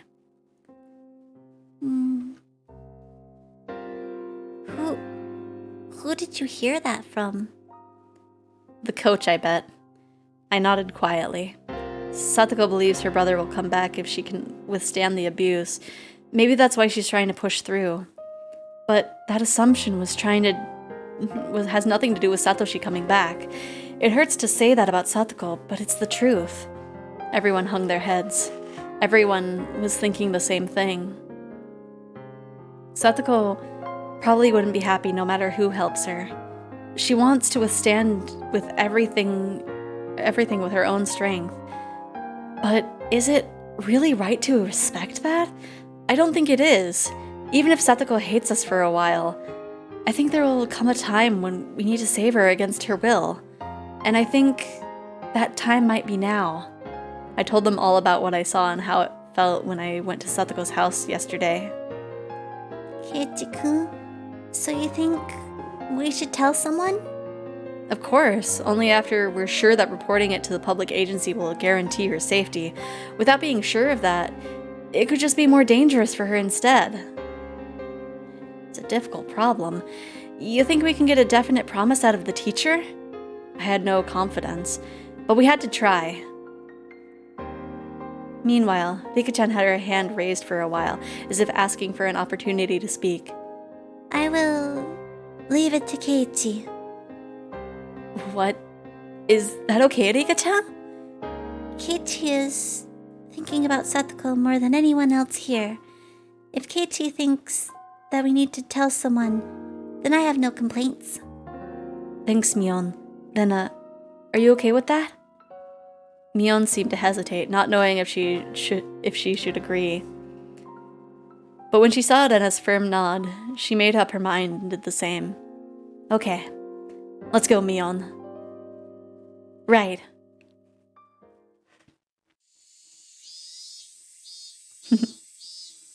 We're gonna save Satoko no matter what. Only Chie-sensei was in the teacher's lounge. We didn't see the principal anywhere.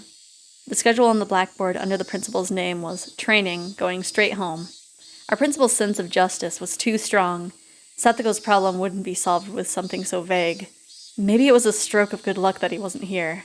When the teacher saw Mion and I come in, she closed up her curry bento, saving the rest for later. Sit over there, please. She told us to take a seat in the chairs directly in front of the principal's seat. I hadn't sat in this chair since doing the paperwork for transferring in.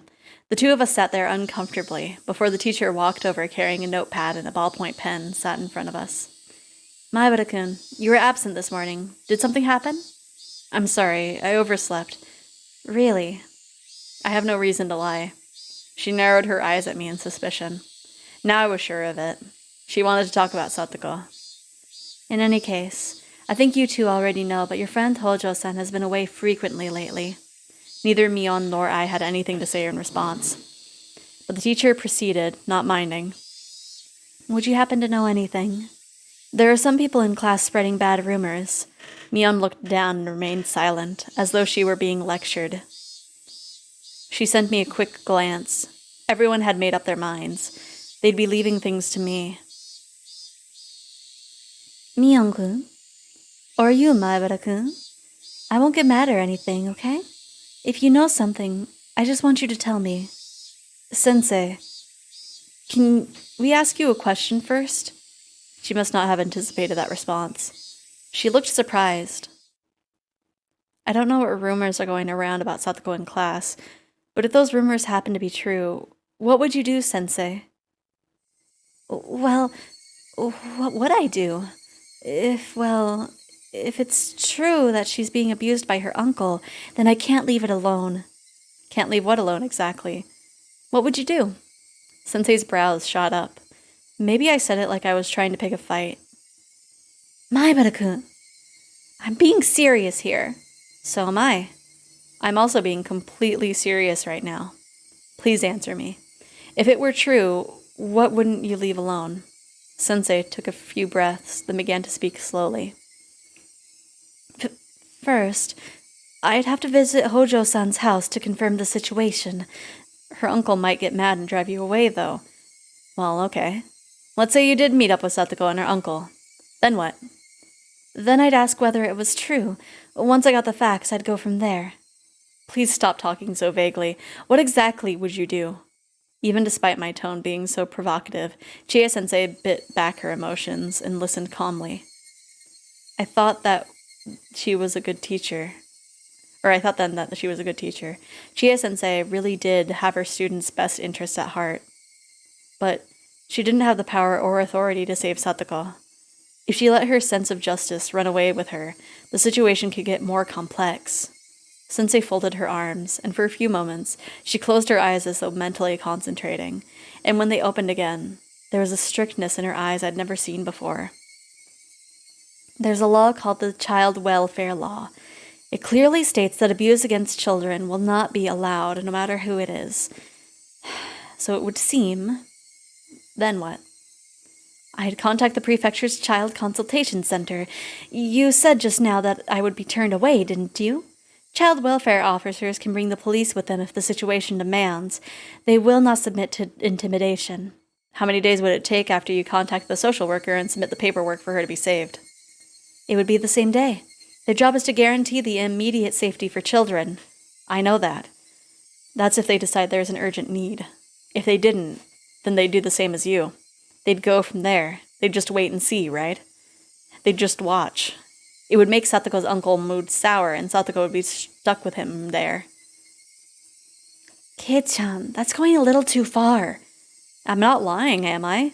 Last year or the year before, or whatever, that's exactly what happened when the child welfare people came, isn't it? And what happened then? You and Sensei would know about it a lot better than I would. I had said too much. I didn't need Mion to tell me that. I was talking crazy and itching for a fight.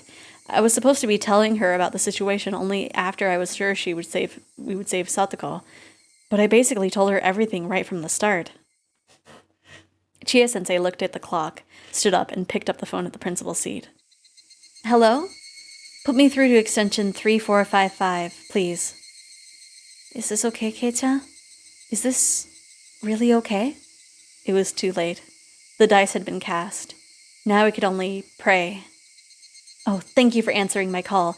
I'm Chie, a licensed teacher at the Hinamizawa branch school. Would Director Watanabe happen to be at the guidance office? Yes, that's right. Something urgent came up, so I'd like to contact the principal as soon as I can. Yes, thank you. Please tell him immediately. Yes, thank you. The teacher put down the phone and tilted her head back and took a breath, like I always did. I'll ask the two of you again. Are the rumors going around class really true? Yes. Yesterday I went to Satoko's house, and I saw for myself just how bad it really is. You can leave the rest to me. I'll definitely do something for Satoko-chan. Something? Please stop saying such ambiguous things. Not something. We have to save her. If they end up deciding to wait and see again, how do you plan on taking responsibility? While I was yelling, the phone rang. Chie-sensei snatched the receiver up. Hello? Oh, I apologize for interrupting your training. Yes. Actually, it's about the issue with Satoko Hojo-san. Yes. Sensei waved us away, telling us we could leave now. Mion went to leave, but I held my ground. I had a responsibility to make sure she stopped saying such vague, ambiguous things. If it didn't look like she was going to say anything substantial, then I'd tell them the truth, even if I had to steal the phone from her. Yes.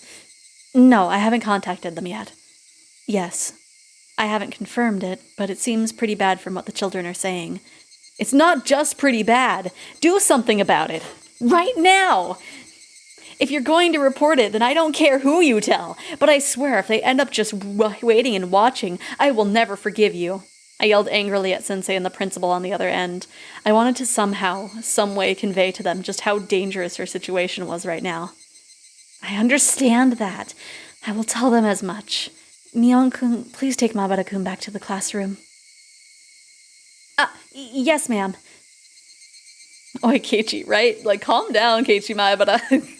Let's go, Kei-chan. We should leave this to the teachers now. You better promise. Until the very last moment, I glared at Sensei. Chie-sensei was being pressured by the likes of me. Idiot, this isn't the time to feel pressured. Now's the time when you give me a firm nod that'll set my mind at ease. Even so, we've already left things in her hands. At this point, we really can't do anything but pray. Bang! Mion shut the door to the teacher's lounge. Oh, good. Sip time.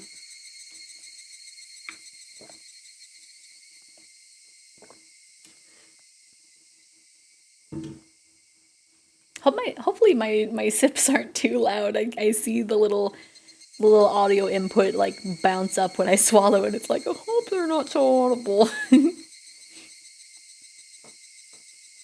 Okay, now on to the next part. We'll just keep this little train rolling. The die of fate had been cast. Reporting to a public agency, which we'd kept being warned about, instead result in something far worse for Satoko when we didn't have the evidence first. And just like that. Had I failed? Had I let my emotions get the better of me in that moment? Maybe I should have stayed silent and left everything to Mion, since she had been relatively calm.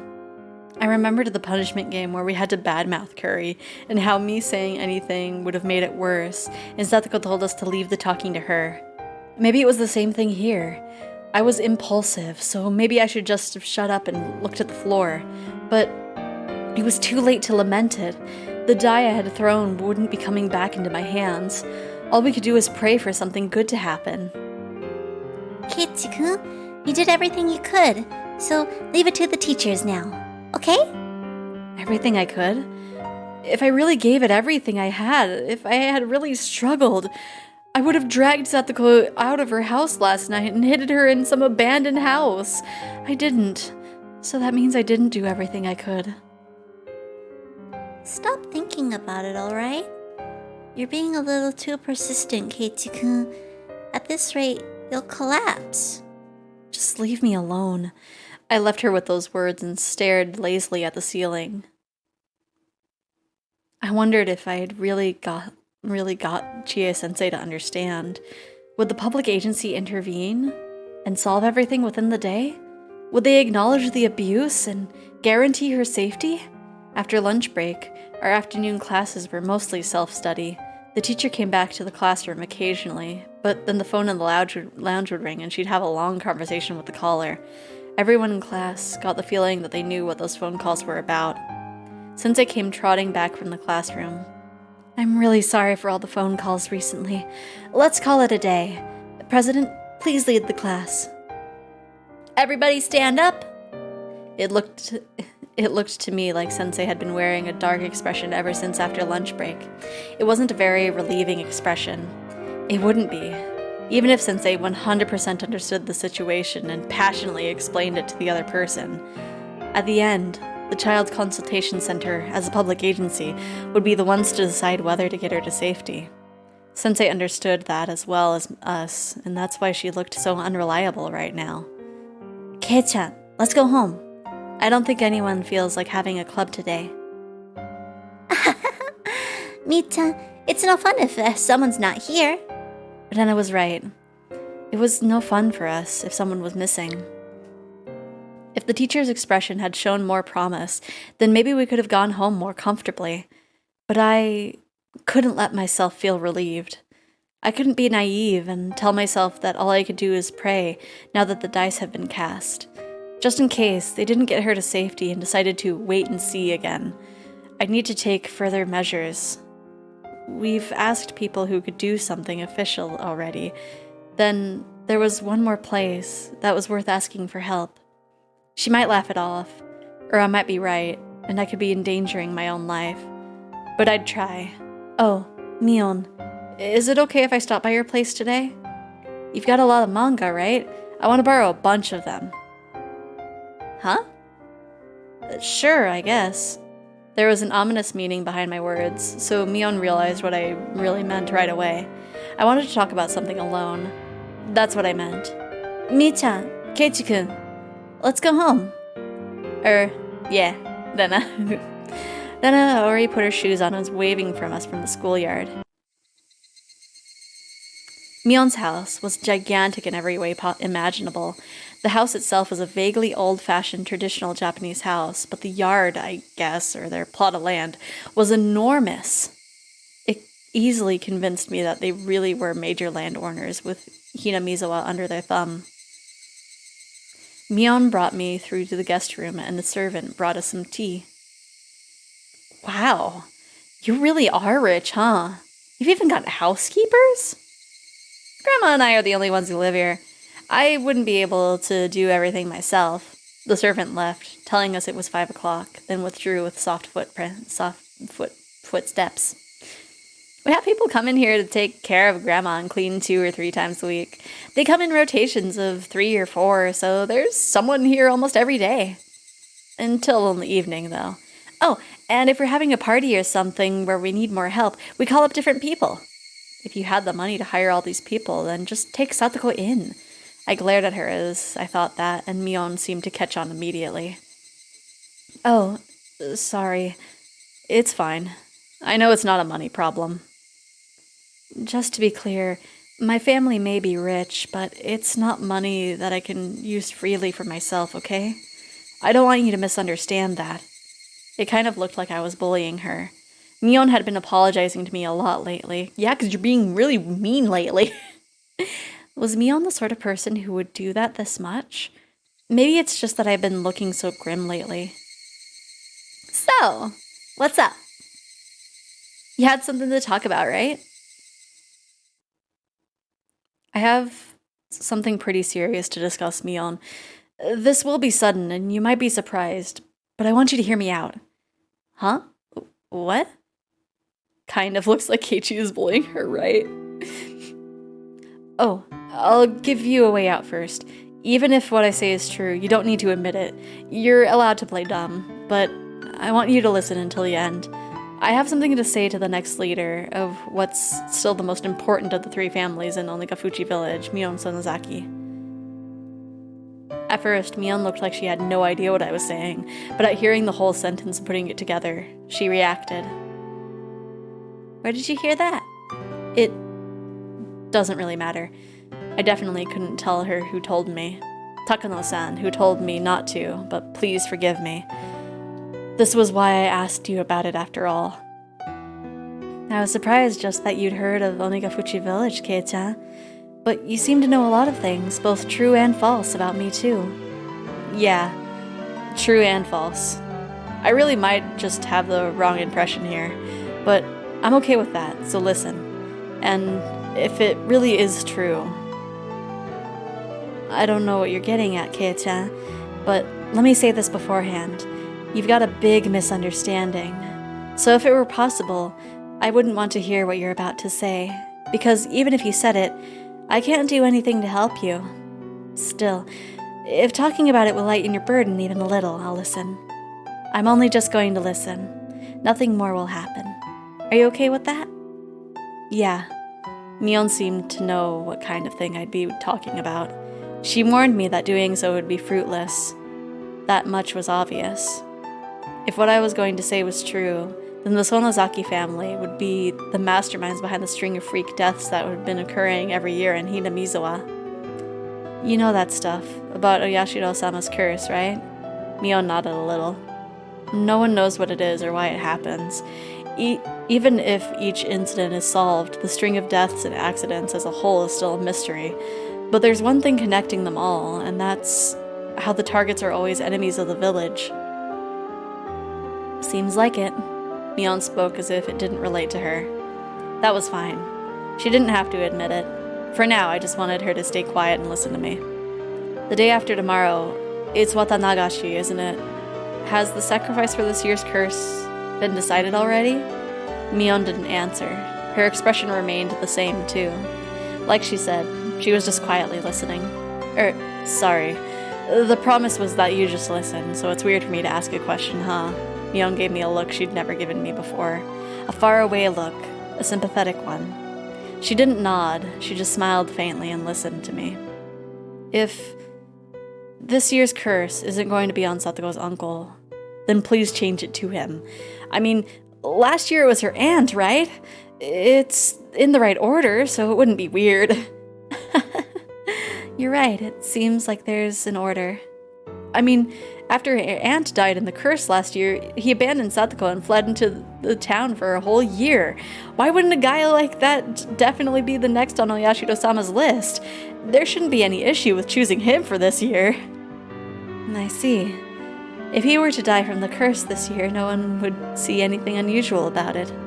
I heard that Oyashido-sama's curse is, well, no matter how I looked at it, I wasn't sure whether I should continue. No matter how I tried, the words wouldn't come out. The string of freak deaths in Hinamizawa, also called Oyashido-sama's curse. You're saying they're incidents perpetrated by the village, carried out by the three families at the Sonozaki's instructions. Is that it? I wasn't. I don't care one bit whether you have anything to do with it. I'm just saying, if you have any way of communicating with whoever decides the targets of the curse, then I just want you to tell them to choose Setsuko's uncle. Please. Everything you've been saying has been terrible. If the freak death incidents in Hinamizawa were carried out by the will of the Sonozaki family, that would mean the main culprit would be me, wouldn't it? I would have chosen the target of the curse, given the instructions, killed many people, and gotten rid of others. You're calling me a murderer, Kei-chan. I didn't say that. Didn't you listen to me? I don't care whether you're the one behind the murders or not. I just don't. Even if you were the culprit, it doesn't change the fact that you're my friend. It doesn't matter at all. If the police were chasing you, I'd come to help. I'd make you an alibi and even help you escape. Because we're friends and comrades. Aren't we? Welcome back, Peach. Well, you do carry a gun, right? Mion looked surprised for a while. She was dumbfounded. Her blush was cute. And now you're declaring yourself complacent. Kei-chan, that's pretty bold of you. Come on, don't interrupt. Satoko's uncle. Choose him for... Stop right there, Kei-chan. I want to start on dinner soon, so I'd like to leave things at this. Mion. And then realized that my cheeks were wet with tears. They slid down my chin and fell, drip-drop, to the tatami mat. It's like I said at the start. You've got a big misunderstanding. Oyashido-sama's curse is just that. Even if there were people behind those incidents, they don't have anything to do with the Sonozaki family, or me either. Right? Right. I understand that. It's just... It was touching to hear such a desperate plea, Kei-chan. But that was all it was. Even if I wanted to help, I can't. You understand that too, right? Yeah. But now I know how you feel so well it hurts. If I really were, like you said, the one controlling the three families and choosing the sacrifices every year, I'd probably grant your wish. Mion. But the reality is different. I'm just Mion Sonozaki. My family may be the subject of all sorts of bad rumors about controlling Hinamizawa from the shadows, but we have nothing to do with the freak death incidents. We may have been a little extreme during the dam war, but that's all. We would never do something so insane as to kill people. That's... Don't say such sad things. Right now, at least. I don't care. Why can't you just be nice and lie to me? Kei-chan, you're free to believe what you like. If I lied to you now, you'd be convinced Satoko would be freed the night after tomorrow and you'd be able to shed so much of your burden. However, reality is harsh. Satoko's uncle will survive beyond that day. He'd still be alive next week and the week after that. You need to prepare yourself for that. I don't want you coming to me the day after Watanagashi and demanding to know why he wasn't killed. Mion. Mion stood up slowly and closed the sliding door to keep out the wind that had grown chilly. Was it Mio-san? Did he give you all those ideas? Or did she? She really likes to misunderstand things about Hinamizawa. Well, we can let her have her fun. But I don't really want her influencing you, Kei-chan. BRB gonna eat dinner? Okay, have a good dinner, Creamy. But I don't really want her influencing you, Kei-chan. Jeez, this is why outsiders are no good. Takano-san has nothing to do with it. Right. Don't worry. Even though I know she told you about it, Kei-chan, nothing's going to happen. It's not like Mio-san will be chosen for this year's curse. Besides, we don't even know for sure if the curse will happen this year. Maybe it will just a pile of unfortunate coincidences. Thanks for listening. If you aren't connected to the serial deaths at all, then that must have been an uncomfortable conversation. I'll apologize for it. I see. You'll apologize for it.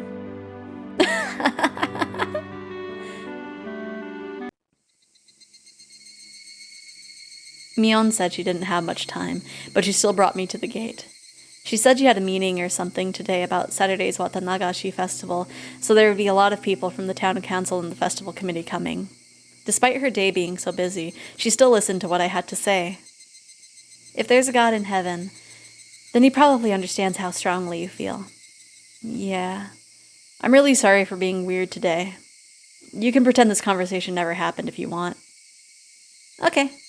I'll forget about it. Okay. See you tomorrow. Bye-bye. I had really only spent a short time with Mion. Talking to her made me think.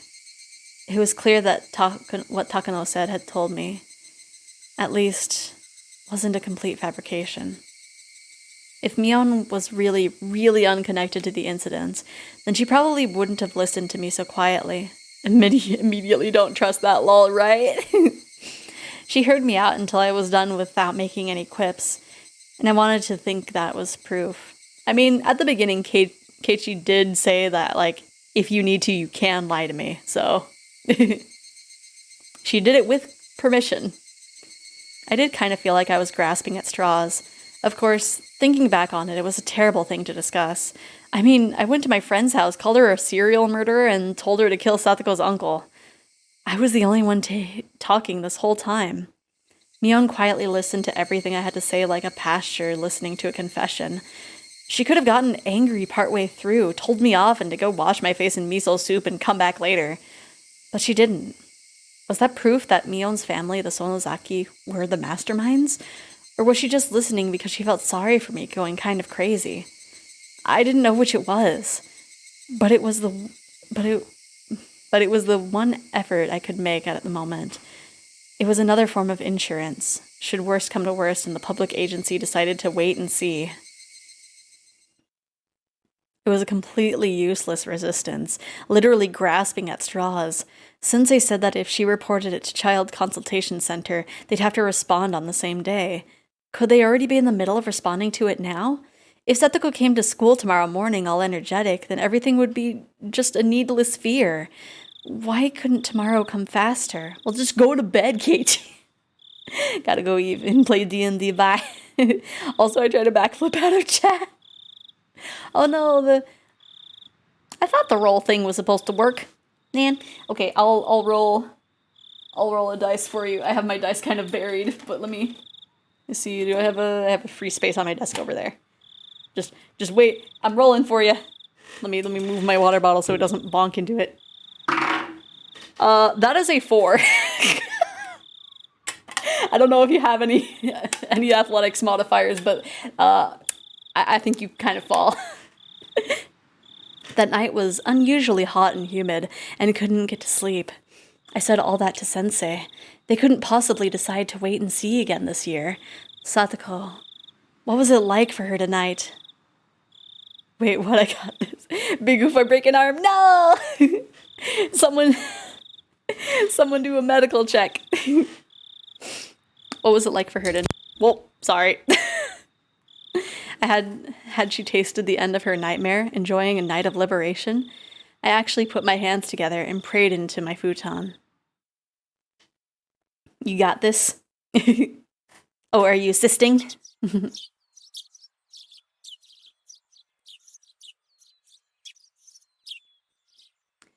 So as you go to backflip, you go halfway before you feel your body give way and you fall ass over tea kettle in, but you're okay. Yeah, not necessarily breaking an arm. And unless you have a negative in athletics, then not much I can do. Good morning, Keiichi-kun. Good morning. Thank goodness. I thought you overslept today, too. Your mom said you'd gone out ahead yesterday, and then you weren't at school, so I was worried that you'd gotten heat stroke halfway there. Yeah, I'm very sorry for all the worry I caused you yesterday. Hey, good morning! Mi-chan, good morning. Wow, you really stink of liquor. You'll get found out for sure. Oh, right. Wasn't there a big business meeting with all the people on town council yesterday? They only called it that. It was more like a party. We have the festival every year, right? We wouldn't have any annoying meetings at this point. Professional D&D players who threw up with mom and dad as GMs. You threw up. You threw up. Nah, I get you. You grew up. But yeah, I play. I am not. I don't think I would be a good DM or GM. Are you going to help out with the festival this afternoon then? Yep. I have to do a meet and greet with all sorts of people in Grandma's place. Besides, they already started setting up for the festival. Our morning conversation was lighthearted as well. It looked like Mion had thankfully forgotten about how I'd barged into her house yesterday with that crazy talk. The more I think back on it, I felt like I'd really said something terrible to her. I was really thoughtless, but it wouldn't have been weird if she'd yelled that at me. It was highly possible Takano-san had exaggerated her story. To think that our comrade and friend, Mion, the young leader of the Sonozakis, one of the 3 families effectively controlling Hinamizawa, was pulling the strings behind the serial death incidents was a little unbelievable. But if there was even 1% chance that it was true, then what I said yesterday to Mion might have been a success. Yes, it was no more than 1 in 100. But that little bit of effort might have brought the chances of saving Satoko up by even a tiny bit. At least I'd made that effort. After yesterday ended, I was sure I'd done everything I possibly could. If there was something else I could do, it was probably just to clap my hands and pray that Satoko's uncle would be killed by the curse. I hope Satoko makes it today. Me too. Sensei is doing things for her, right? I'm sure it'll be fine. My aunt is a welfare agent in the Hinamizawa district. I gave her a call last night. Huh? I didn't know your aunt was a welfare officer. What happened? Did you tell her about Satoko-chan? Yep. Chie-sensei called the child consultation center right after we talked to her. A child welfare officer apparently visited the night before the night was over. My aunt said that they were going to pay visits at regular intervals from now on. I am back. Welcome back. How was your dinner? That was very fast. Enough with the dumb little stuff. I want to know what happened to Satoko. Did they get her safe? My aunt wasn't that informed about it. I was supposed to keep this a secret anyway. Her telling me this was a big breach of ethics in the first place. It el poco loco. Oh, fun. Damn, that makes me feel even worse. Let's get to school. Right. Discussing this more would just make us feel worse. It was far quicker to go to school and see if Satoko was safe or not. The 3 of us nodded and ran off. Was Satoko safe? What measures had the child consultation center taken? I didn't care what. As long as we could go back to our peaceful life with Satoko today, it didn't matter to me. At the shoe racks of the entrance, Rena took a peek in Satoko's shoe cubby. Ah, Satoko's shoes are here. They're here. Kei-chan, Satoko came. Thank goodness. We don't know if anything happened just because she came to school. We can't know anything until we see her face. We trotted toward the classroom. The classroom was lively, as it usually was in the morning. Satoko! Where are you? She's right here. It's too early in the morning to be so loud. Would you please keep it down a bit? Satoko-chan, are you okay? All of our friends crowded around Satoko excitedly. A probation officer came, right? How did it go? Who was it that called them? I swear, it was quite a mess, you know. It was the teacher. You were absent for so long, of course she was worried. Satoko said, "I told you I'm fine," under her breath. She was still trying to overcome all the suffering on her own. It was a big brother to both me and my uncle. That person just barged in. Oh, It was a big bother to both me and my uncle. That person just barged in on us suddenly. Jeez. Everyone was worried about you, Satoko. Don't say it was a bother. Aw, jeez. Anyway, what happened? me. Nothing happened. Ho ho ho. My cold got better, so I came back to school. That's all. I can't take too much time off now. From now on, because then you'll all worry about me. Ho ho ho. What was Satoko saying? What happened to, well, your uncle? Oh, he admitted there were some misunderstandings, and we both apologized. Tug.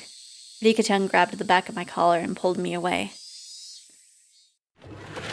What is it, Rika-chan? Rika-chan suddenly dragged me all the way into the hallway. Rika-chan, what did that mean? Satoko said nothing was happening and chased them away. That idiot? But why? No, somewhere in my mind I thought it might turn out like this. Satoko didn't ask for anyone's help. She didn't hide behind anyone. She was trying to ride out this pain. She wanted to show Satoshi proof that if he'd come back to them, she wouldn't need to hide behind him anymore. But Coach said probation officers can bring her to safety in an emergency, even if it's against her wishes. However much Satoko denies the abuse, it's a fact. Chie-sensei finally came. Her expression was far from cheerful. Yes, you're right, Maibara-kun. If the child welfare officer determines that it's an emergency, they have the right to immediately take them to safety, regardless of the affected party's intent. Then why? Why is Satoko's intent being respected so much? It's weird. Why don't they put her into safety? Well, after the person in charge at the Child Consultation Center looked into it from many angles, they determined... What the hell is that? Sensei, didn't you say it was going to be alright since you definitely save her? What's the meaning of this? This doesn't make any sense. Answer me, damn it. Katie, this is actually the third time someone has reported Satoko's child abuse. It happened twice in the past too. Furude-san. Sensei tried to stop her, but Rika-chan went on speaking anyway. Twice before? I heard they decided to wait and see after reporting it in the winter before last, but it happened before then too? Satoko's father, who died, wasn't her real father. What? Rika-chan, that's... What? I'm stunned at the sudden revelation. I had no idea what Rika-chan wanted to tell me, but it seemed really important, so I couldn't get a word in either. Satoko's mother remarried. She brought Satoko and Satoshi with her, so they weren't related by blood to their father. Satoshi was a good kid who listened politely to what adults told him. He immediately welcomed their new father and was loved. But Satoko was different. She was rebellious, she told lies, she played pranks. Her stepfather didn't like her at all. What? So, what do you mean? Even before she was given to their uncle and his wife, Satoko didn't have a very good relationship with her family. Of course, her stepfather didn't have any malicious intent at the start. At first, he must have worked hard to get his new daughter to accept him. But the young Satoko didn't make any effort at all towards the end. She was distant towards her stepfather and never opened her heart to him even a little. She just got on his nerves all the time, with seemingly forced lies and pranks. Her father's discipline and punishment must have been lovingly at first, of course, but that too faded quickly. I don't know because I wasn't in Hinamizuwa at the time, but I learned this on the phone yesterday. What story did you hear, Sensei? That Satoko-chan wanted to trick her parents, especially her stepfather, so she inflicted wounds on herself so she could make up a false story about abuse, and that she sent out an SOS herself. She made up a story about hurting herself? Satoko made a fake phone call to try to get rid of the father she hated. Child welfare officers rushed there and heard the story. Her father genuinely apologized a few times when he had gone too far and agreed to let the child welfare center give him coaching. Related agencies looked into it quite a bit. They determined that Satoko-chan and her stepfather's hearts not being quite matched up was the cause of the incident, but they found another problem above that with Satoko-chan. A problem with Satoko? What was it? Satoko's mother. There were a few times where she had lived with de facto husbands, though those relationships didn't result in remarriage. From a young age, Satoko had been forced to call at least 2 or 3 people her father. At some point, Satoko's pranks escalated. She would spill food on purpose, turn over her plate, and even throw it. She would break the windows in the neighborhood and shoplift candy. She would put thumbtacks everywhere and set other traps to seriously hurt people, not in the way she did now, just to get laughs.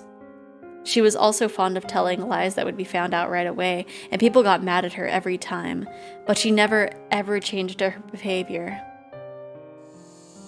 Please don't think of Satoko-chan as a problem child. Satoko-chan was young, and it was an act of self-defiance that she had to take against the unknown men her father had chosen. In regards to Satoko's problematic behavior, child psychology experts from public institutions indicated her actions were to draw her mother's attention to herself. They acknowledged that she had a form of harmful emotional trauma and declared that she needed counseling and therapy from professionals. They didn't know whether that therapy had healed the wounds in her heart. Satoko-chan purposely hurt herself and told them that she was being abused by her stepfather in an attempt to chase him out. But in the end, her stepfather did abuse her, right? No. All of the abuse had been made up by Satoko-chan. Her stepfather, of course, may have scolded her in a somewhat emotional way, but it was nothing out of the ordinary. Satoko had lied to chase away her stepfather, and they saw through her right away and found out that Satoko had issues. Oh, could it be that's why the winter before last they decided to wait and see? Yes. The Child Consultation Center had all their past records, so they needed to act carefully in case Satoko was lying. What the hell? So what? Satoko might be telling a lie, so they needed to be careful. So how does that mean they just end up waiting and seeing? It was the girl who cried wolf. That fable about telling a lie once and making others unwilling to believe you later. That's bullshit! The past had nothing to do with this, does it? Only what's really happening right now is important. Satoko is being abused by her uncle. Why is something that happened in the past getting in the way helping her now? Neither Sensei nor Rika-chan had anything to say to that. Anyway, yesterday a probation officer visited to carefully determine what was going on. And Satoko dealt with them, put on the best smiling face she could manage, and denied the abuse. Of course, she was probably being threatened to keep quiet about it by her uncle. Satoko was trying to outlast everything without asking for help. Satoko wanted to wait for Satoshi to come back home, and she outright denied the truth of the abuse. What an idiot. What? You're not really enduring it. Do you really think pretending like this will actually bring Satoshi back? Just stop it already. Satoshi, he abandoned you. And the fact that he hasn't shown up to save you now is proof, isn't it? So just stop it. Please stop being weird and pretending to endure it.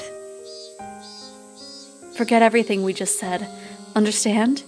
If you tell anyone else, your teacher will be very mad with you. Chie-sensei gave me a warning, then left to go back into the teacher's lounge. Keiichi? Please don't think Satoko is a pathetic, pitiful girl. She's living life. I know that. She's our irreplaceable friend. Satoko is still trying her best. Let's watch over her a little longer. The person from the consultation center said they'd visit periodically from now on. If something terrible happens, they'll help her right away. Yeah, but only after it happens. Any more than that, they would have sounded like I was picking a fight, so I firmly swallowed my next words and went back to the classroom. Yeah, she literally she literally is. Also, I like how I start getting pet when we say pathetic. Mion and Nana were talking to Satoko like they always did. It was a really silly conversation, a humorous and even fun one, like it was any old day. If Satoko really said she could still endure it, then maybe I should do as Rika-chan said and watch over her. Maybe whatever help I offer will just go unwanted. Poor Satoko.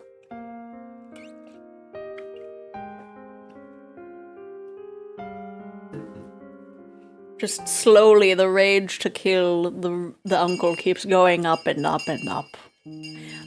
What Keiichi will do will surprise you. Why?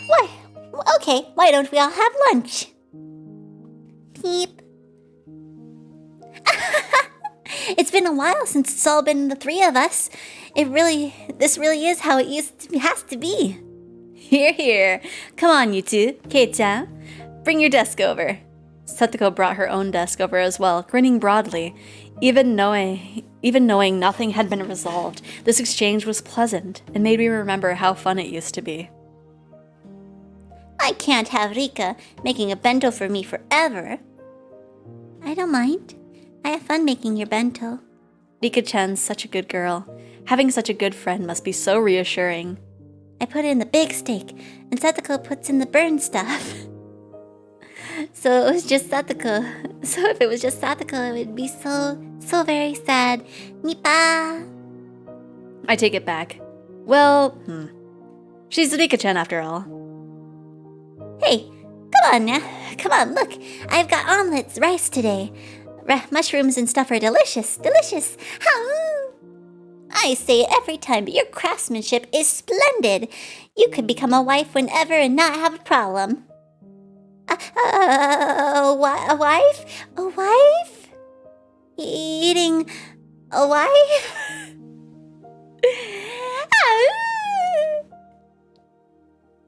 Using the word wife is totally forbidden about Rena. Please don't say it again.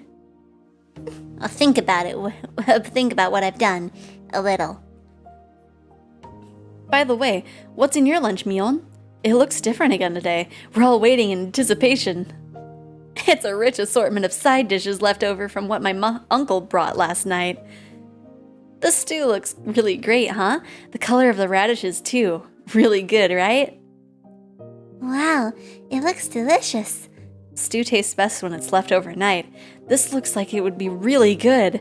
And so there'll be none left for Satoko. I'll eat it all and tell you what I think, so just be quiet and watch. What was that? Hand over your portion too. Elbow, punch, headbutt. I'll use my knees too. Odia! At close range like this, my advantage is unwavering. Keiichi-san, the daikon in your portion tastes really good. Damn it, coming right for me from the start and using a combo attack. How humiliating. This little exchange. How long had it been? It looked like they'd ended up going with the wait-and-see approach, but maybe her uncle had realized he'd gone a little too far and would dial it back now. Oh yeah, I turned off the throwing because somebody was doing it a whole bunch and it was kind of ruining the flow of reading. If her treatment improved a little, if her treatment improved a little, would that be a good thing? Satoko was grinning wider than I'd ever seen her as she chomped down on her mouthful of daikon she'd plundered from me. Did it really taste that good? Yeah, they went and ruined it, yeah. Satoko was somewhat cute like that. But I will turn it on the next time we play a game that's not Higurashi. It's just when it's like a game that I'm mainly reading, it's just like, yeah. Yeah. I was gonna do it in time with the fight as well right now. Yeah. Satoko was somewhat cute like that, and just as I had done many times, I grabbed her head and started petting it. Okay, is my automaton on? Okay. We know what's coming, guys. Catch. Smack. Flop, flop. Clatter, clatter. Uh-huh. Satoko-chan?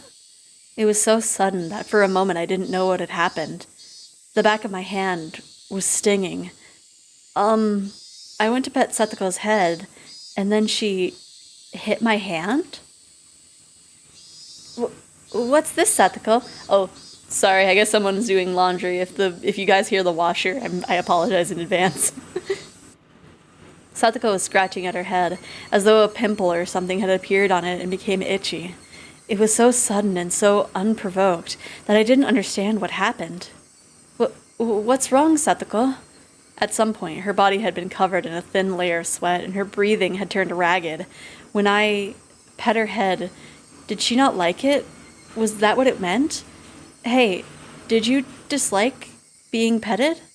Once again, slowly I held out my palm of the hand and brought it close to Satsuko's head. The instant the palm of my hand touched her head, there was a shock like static electricity, and Satsuko began to howl.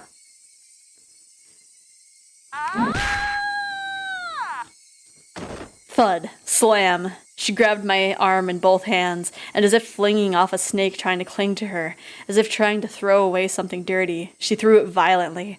It turned too suddenly for me to react.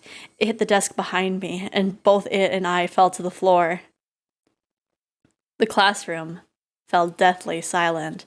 As Satsuko bellowed, it sounded like she was in the throes of death, and she unsteadily backed away. Then she threw up the food she had just eaten. She vomited all back up. Split, splat. The sound of Satsuko's vomit hitting the floor rang through the classroom. Are you okay, Satsuko? You seem sick.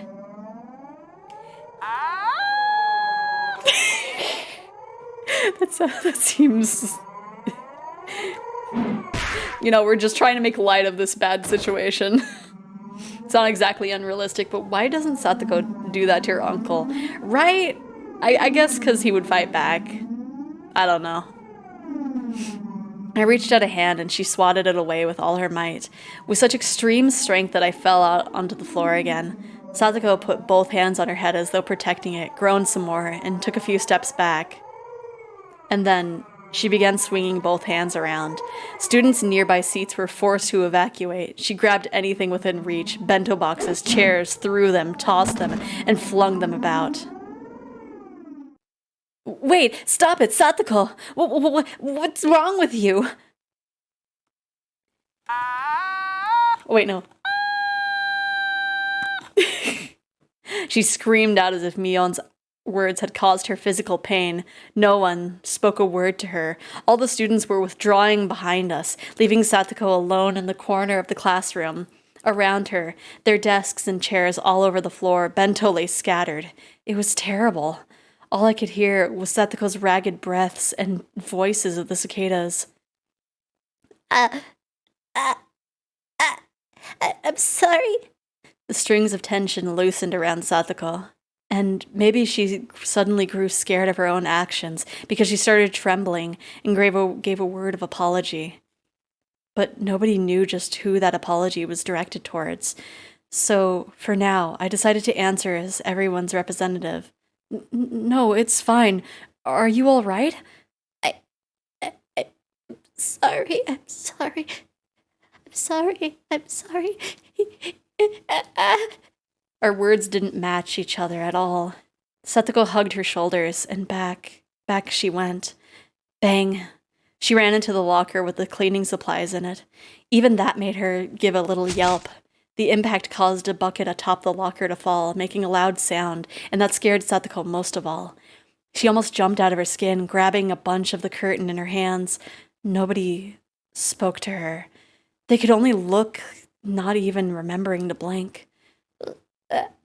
I'm sorry. I'm sorry. I'm sorry. It wasn't me. It wasn't me. Satsuko, what on earth? I stood up, took a step away from everyone, and approached Satsuko. What happened? I said, I don't know. You're wrong. You're wrong. Please stop. Please forgive me. Just calm down. Satsuko, do you know who I am? No more. I hate this. Every time I took a step forward, she grasped the curtains more tightly and cried out, Satsuko, it's me. It's Keiichi.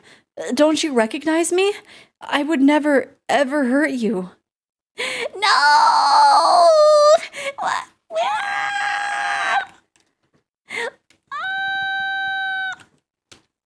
Come on, calm down. It's all right. I'm your friend. Help me! Help me! I don't want to be scared. I feel so bad. I feel so bad. No, I don't. Ah! Suddenly, my shoulders were grabbed and I was dragged backwards. It was Rena. Sorry, Keiichi-kun. You get a little further back. After pulling me back, she ran towards Satoko in my place. It's okay, Satoko-chan. There's nothing to be scared of. Please, don't worry. No. No more. No more of that. Nini! Nini! Help me! Help me! Nini! Help me! As she gripped the curtains and kept calling her for Nini, she continued to wail about being forgiven for something and to be saved for something. I will hydrate after the scene. What is this? Myung gnashed her teeth and groaned, and there were tears falling from her firmly closed eyes. What the hell? What is this? Didn't this all come to an end yesterday? Weren't we supposed to go back to our old lives? Myeon! Crash! There was a crazy sound. Rena had taken the cleaning supply locker and kicked it down to the ground. Everyone stood surprised at Rena's unexpected act of brutality. After that, Rena embraced the bawling Satoko from behind and started crying with her, stifled. Rena, what's wrong? Sorry. Keiichi-kun, be quiet for a minute. What is it now? What happened? What did Satoko tell you? What did you hear? Shut the hell up! I told you to shut your mouth, asshole! Rena's raw, hostile emotion hit me like a brick. It was no more than a momentary howl of emotion for Rena, but it was more than that for me. She had shown me what was behind all of that emotion, what was in her heart. Ooh, Satoko-chan. No more. Ah. Forgive us. We couldn't do anything for you. Forgive us. Nini! I'm sorry. Forgive us for being unable to do anything. Rena's words made me feel as though the blood vessels in the back of my head were suddenly all turning to ash. My vision grew distant, blurred with gray, and the world lost its color. I thought we could save Satoko, but though I knew it'd be sooner the better, I thought there was no time limit for doing that. Is there?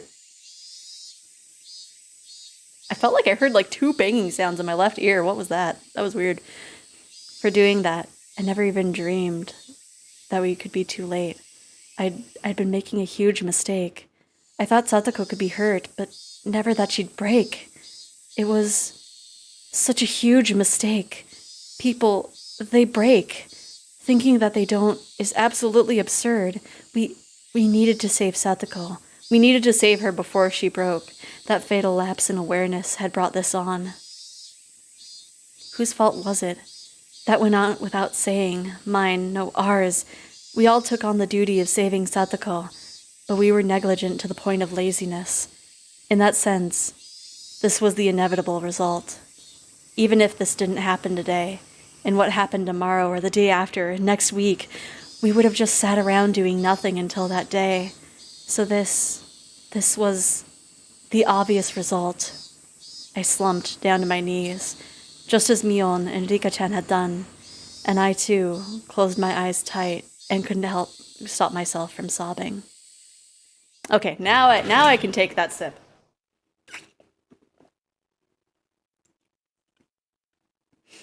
the more I see Keiichi in the visual novel, the less I like him. So girl just had an emotional breakdown for him and he wants to interrupt the world, girl comforting her, right? Right? Like, as a side note, all the no more no with all the padding going on his face. Yeah, that did kind of make it weird. So, help please.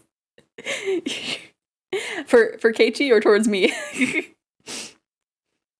But yeah, visual novel Keiichi is dumb and rude, and I would smack him. I have no clue what just happened. Okay, so Satoko was gone with her uncle for like 3 days from school. She came back for one, and in like half of the day, the second half of the day, and then was gone the next day. Child services was called and visited the house, and she showed up and was acting like everything was fine. And then when Keiichi was reaching for her, like, that triggered the like, how much she's been being beat up by her uncle. And so, you know, she had like a trauma response. And Keiichi was just like, I don't know what to do. I'm just gonna go towards you and not ascertain the situation at all. Oh, gotcha. Now I get it. Yeah. Okay. What is all this noise about? Wait. What's happened? The teacher came and her face screwed up, all the terrible spectacle before her. The instant she realized the teacher was here, Satoko went through another complete change. She wiped her face with the curtains and, like nothing happened, smiled. Hojo-san? What on earth is going on here? Why?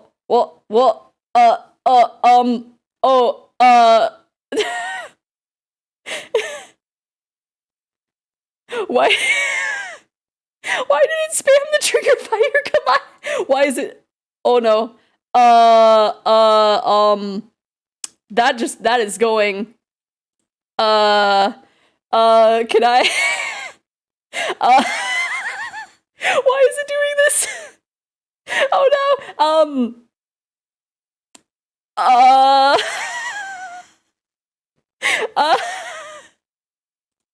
Give me. Why is it doing this? Why is it doing this? Okay, I'm gonna disable the chat for like a second. Okay. And I'm gonna enable. Okay. I don't know why it did that. I have no idea why that happened. What happened? I don't know what happened. Yeah, everyone just give me a second. Okay, moral story. Okay, so apparently saying the word trigger makes that command go crazy. Let me see if I can change that real quick.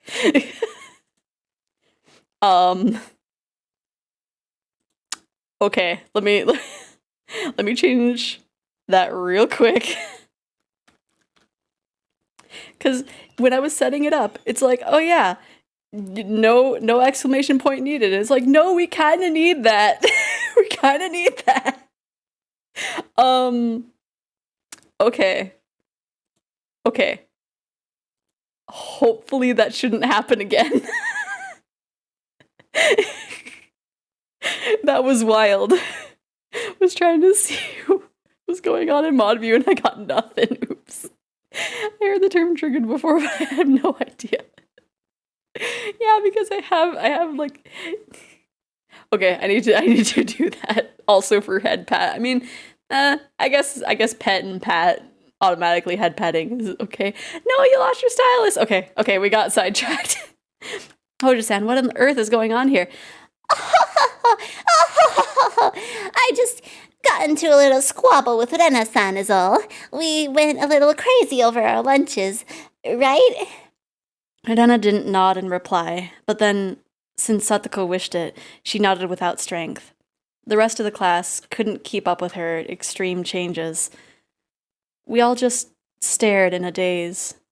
Also, hopefully you find your stylus. Hopefully it's just in the chair and you just gotta shake it to...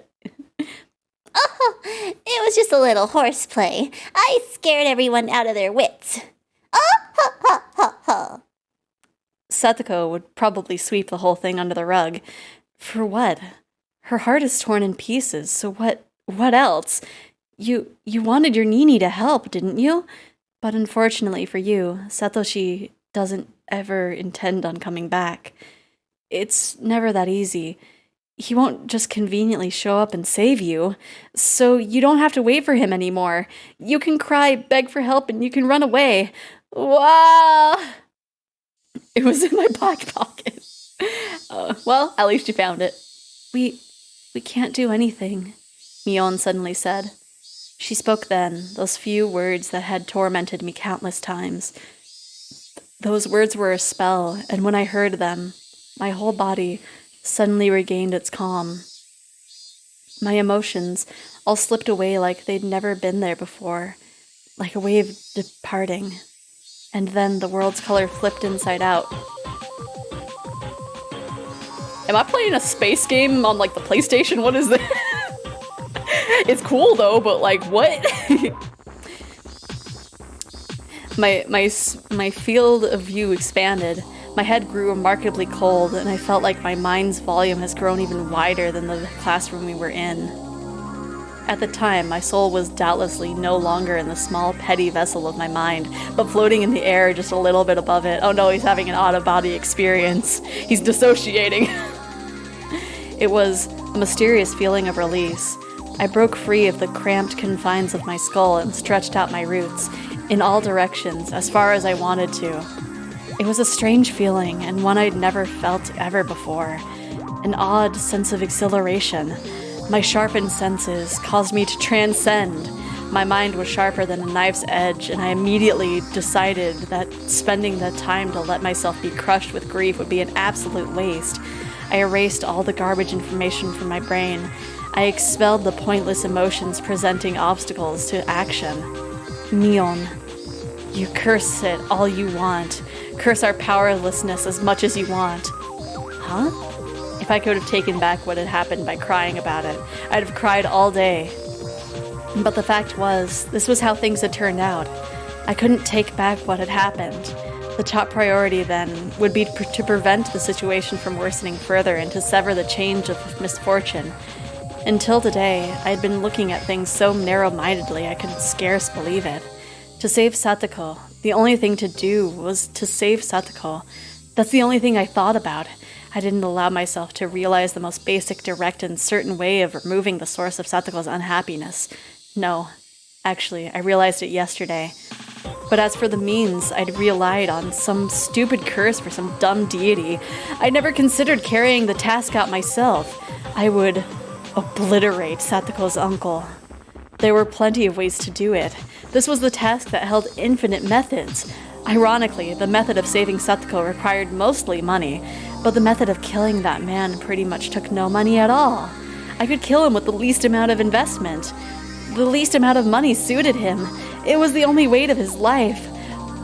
I kept eliminating needless, worthless information from my head, replenishing it with only the knowledge I'd need to achieve my goal. I used every cell in my brain to think about how I'd kill him. The way I killed him didn't matter. I would allow any method, from whatever time and whatever country, as long as it ended in a quick and certain death. If I were to have an additional condition, it would be to not get caught. Removing him was the act designed to return the peaceful times we had with Satoko. If I was arrested in exchange for the removal, then we might as well have killed each other. If with only him gone, we'd go back to our normal lives, right? I'd commit a crime, but everything would be back to normal. Everything would be fine. The police would just be like, he had it coming. You're off scot-free, Keiichi, my brother. With only him gone, we went back to our normal lives. That was my supreme objective, my ultimate goal. Kill him, definitely. But definitely don't leave evidence either. Two alternatives at odds with one another. The condition of not leaving a trace back to me automatically narrowed the number of murder methods. No witnesses was an absolute must. Fortunately, given the right time in Hinamizawa, there would be nobody around. I mentally reconstructed the land around Satoko's house. The number of pedestrians, different at different times, the movement algorithm of the neighbors. Would I lure him out or charge at him? What would my weapon be? When and where would I carry this out? Where? It needed to be somewhere I wouldn't leave a trace. When? It needed to be as soon as possible for Satoko's safety without wasting even a millisecond. This is absurd. Completely absurd. When I thought about it this way, it struck me how easy the act of killing was. If I could leave evidence, if I was just going to kill him, anyone could easily turn into a murderer. Yeah, but you know, there's a little thing called the law, Keiichi. You can't just get rid of someone and get off scot-free, Keiichi. But our reason prevented that. It told us doing so would get us arrested for sure. Yes! In the end, being arrested by the police was the final thing preventing people from committing homicide. Absurd! No! It is not absurd. It is... Keiichi. If you went all the way out into the very middle of the ocean, you wouldn't leave any trace at all. Anyone would drop those they hated into the depths if they knew that. It was all too easy to simply remove him. I could leave class right now, grab a metal baseball bat or something from the schoolyard, go to his house and attack him.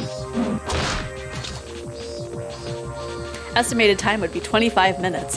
If it wanted us to kill each other, it wouldn't even be minutes. I could do it in 1,500 seconds. That's still technically minutes, Keiichi. Every day is the Persian Hinamizawa. I guess. Anime Keiichi is okay. Manga Keiichi is okay. Well, yeah. Visual novel Keiichi's on a whole nother level. I knew just how much his continued existence depended on me. He was nothing. I could expel him from this world within just 1,500 seconds after making up my mind. From when I decided what to do, he only had 1,500 seconds. Actually, if I ran full speed to his house, that number would go down even further. But he was alive. He was still part of this world at this very moment, having torn Satoko's body and mind into shreds. Why? Because I was letting him live. I was permitting him to live, so he was alive. If I rescinded that permission, he would be evacuating this mortal coil within 1,500 seconds. You think I'd let you live to breathe even 1,500 more seconds of air? I'm taking this permission back, right here, right now. You'd better thank me for letting you live until today. However, I actually need more than 1,500 seconds. I'm not just gonna end you, but getting back our old lives is far more important. It's only you I'll be cleanly cutting out of this world. They won't find a culprit. I'll forget that I dirtied my hands on the legs of you as naturally as I brush my teeth before bed. So to do that, I'll make a special exception for you and give you more than 1,500 seconds. What is with Keiichi in 1,500 seconds? I'll give you special permission to keep on living as you have until I construct the perfect plan for your murder. Wait, Keiichi. You can't let that time go to waste. Yeah, I know. I'll kill him quickly. I'll remove him with certainty. I won't misuse any time to think of a plan. Think back. Tomorrow is Watanagashi, isn't it? Last year, on the night of Watanagashi, her aunt died. Her head was busted open by some deviant and her brains splattered everywhere. That's it. He's someone who deserves to be given the death on the night of Watanagashi. Hey, Oyashiro-sama. You call yourself a guardian, but you didn't protect Satoko. Cursing Satoko's family for the damn stuff is your own business, but now you've made Satoko unhappy when she didn't have anything to do with it. I'd imagine they have to smooth out the kinks from visual novel Keiichi to make him less of a dumbass in the anime and manga. Even still, Keiichi will still be Keiichi, right? 1,500 seconds is 25 minutes? But didn't he just say not 25 seconds? I'm so increasingly disliked, right? It's just like, nah, not 25 minutes, 1,500 seconds. That's much shorter. It's like, what, are you okay, Keiichi? I know you're not. Your parents need to give you therapy. I, Keiichi Maebara, hereby denounce you, the guardian deity of Hinamizawa, a failure. We don't need you. Go back to the deepest, darkest part of your shrine this year. Besides, if you had just cursed and killed both her aunt and her uncle last year, none of this would have ever happened. This curse this year, it's not on you. I'll be the one deciding. It won't be the three families controlling the serial deaths behind the scenes. No, not some vague people who can't tell if they're buffoons or not. This time, I'll be the one to deliver divine punishment. Or judgment, rather. So don't get in my way. Just watch. Stay quiet and watch. I'll obliterate him. I'll wipe him off the face of this earth. I will stomp out his very existence. Go away, disappear, and die! I'll tear your heart apart just like you did to Satoko. I'll have your blood as payment.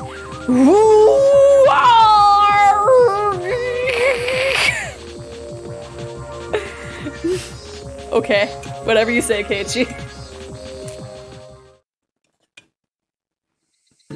So Keiichi wants to become a god? Yep, Keiichi is dumb. Yeah. Keiichi-kun, are you alright? Rena, Mion, and Rika-chan were looking after me. Had I fallen to the floor? You surprised us. You suddenly fell down. Were you having a nightmare? You were moaning. Shut it. Quit squeaking at me like that. Oh. Eep! My friends gave me a start and backed away. What? Rena and the others, they exchanged glances, unsure of what to say, and stood confused for a few moments. Was that your voice, Keiichi-kun? Of course it was. Rena gulped firmly and opened her mouth. For a second, Keiichi-kun, your eyes were really scary. My eyes? Probably just a trick of the light. Don't waste my time. Now we've got the worst Keiichi. Keiichi, stop being a megalomaniac. Right? I'm not mistaken. I've never seen those kind of eyes before. What were these guys talking about? They've all been too scared of me lately. Well, yeah, you're being rude. You are Keiichi Maibara-kun, right? What was Rena saying? Who else do I look like except Keiichi Maibara? First butts in trying to calm Chika, now he's a flaming ass. Yes. Just so rude. The look I gave her seemed to speak quite eloquently to those irritated thoughts. She understood and quickly apologized. I'm sorry. Don't worry about it.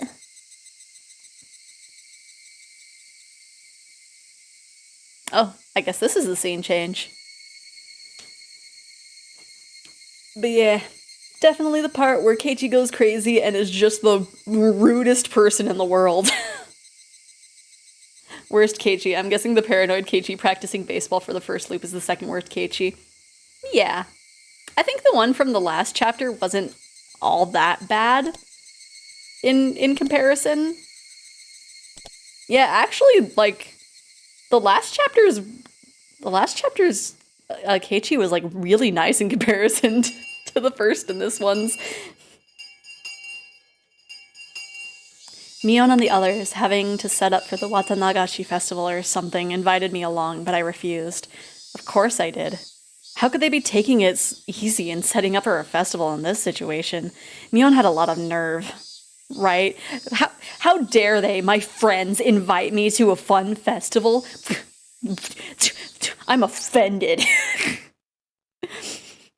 The part where Keiichi goes crazy and is the rudest person in the world, the singular. Well, per loop. Not the one time, but just this, like, the specific part when in each loop he goes crazy. He was just incredibly naive and guilty for doing. Yeah, he was just like, yeah, like I didn't want to go in the storage. Like, they just kind of made me. Like, I shouldn't be blamed for this. But he wasn't being like, you shouldn't be going after me. Because how dare they not think about murder, right? The first thing I did when I got back was take a shower. Not because I wanted to wash off sweat. It was because I wanted to be even calmer. I already understood this, but killing that man would be so very easy. The really hard thing would be not getting arrested for it, so we could get back to our peaceful lives. As I thought about it, I realized it wasn't easy. Japan's police force had the highest arrest rate in the world. I would need to deceitfully pull off the perfect crime, and it couldn't be a half-hearted attempt. Still, it wasn't 100%. Even the best police force in the world couldn't have a 100% arrest rate. I've heard a lot of articles on trials with people brought up on false charges. They do a lot to determine whether they really were false accusations, but figuring out who the real criminal was is usually out of the question. And that meant perfect crimes did exist. In fact, perfect crimes were sort of like works of art. They could even be respected and revered. You just had to look at the inundation of mystery novels everywhere throughout history. They dealt with all sorts of difficult-to-solve incidents involving secret rooms and alibis and stuff, but they all wanted to show one thing. They wanted to show the beauty of a perfect crime.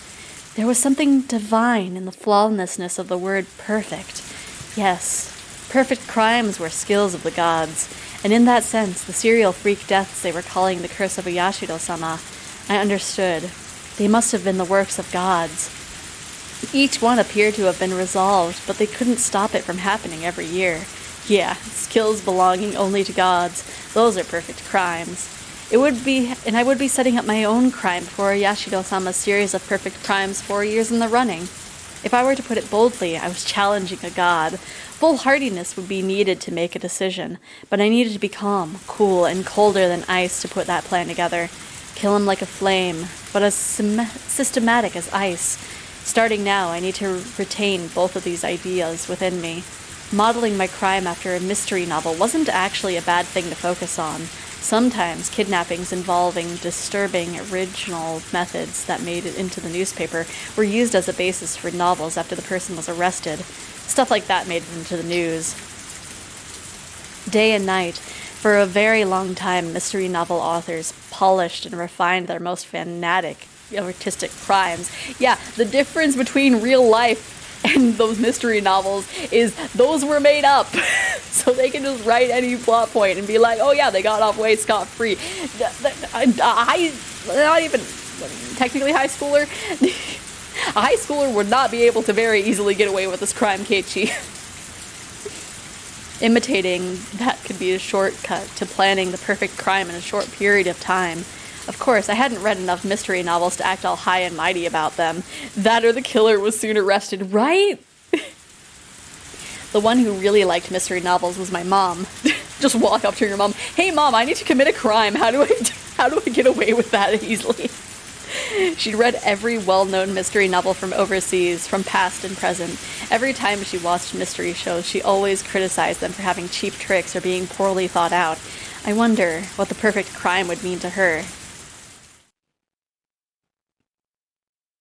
What do I think he's actually asking? You won't ask if your friend can stay over for an indefinite amount of time, but you'll ask mom what the perfect crime is. Perfect.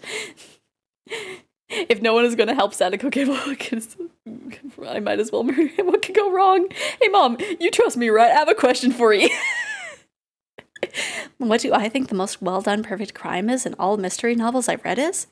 Yeah. Well, you read quite a lot of them, right? I figured you might know a lot about them. It's more fun to read them and to find out. If I told you all the tricks right off the bat, they'd be no fun anymore. It wasn't like I was asking for my own amusement. That's a good point, yeah. It wasn't like I was asking for my own amusement. She was deflecting the question, so I would somehow butter her up first and draw out the answer. Keiichi has some really odd priorities here, right? Of course, Agatha Christie's And Then There Were None is my top recommendation, and Murder on the Orient Express used some great, bold tricks too. Of course, I didn't see it coming at all. I didn't want to know which novels you liked. I wanted to know about the trick that made you the most surprised. If it really was a perfect trick, the detectives wouldn't be able to solve the case, though. That was true. Then there'd be no point.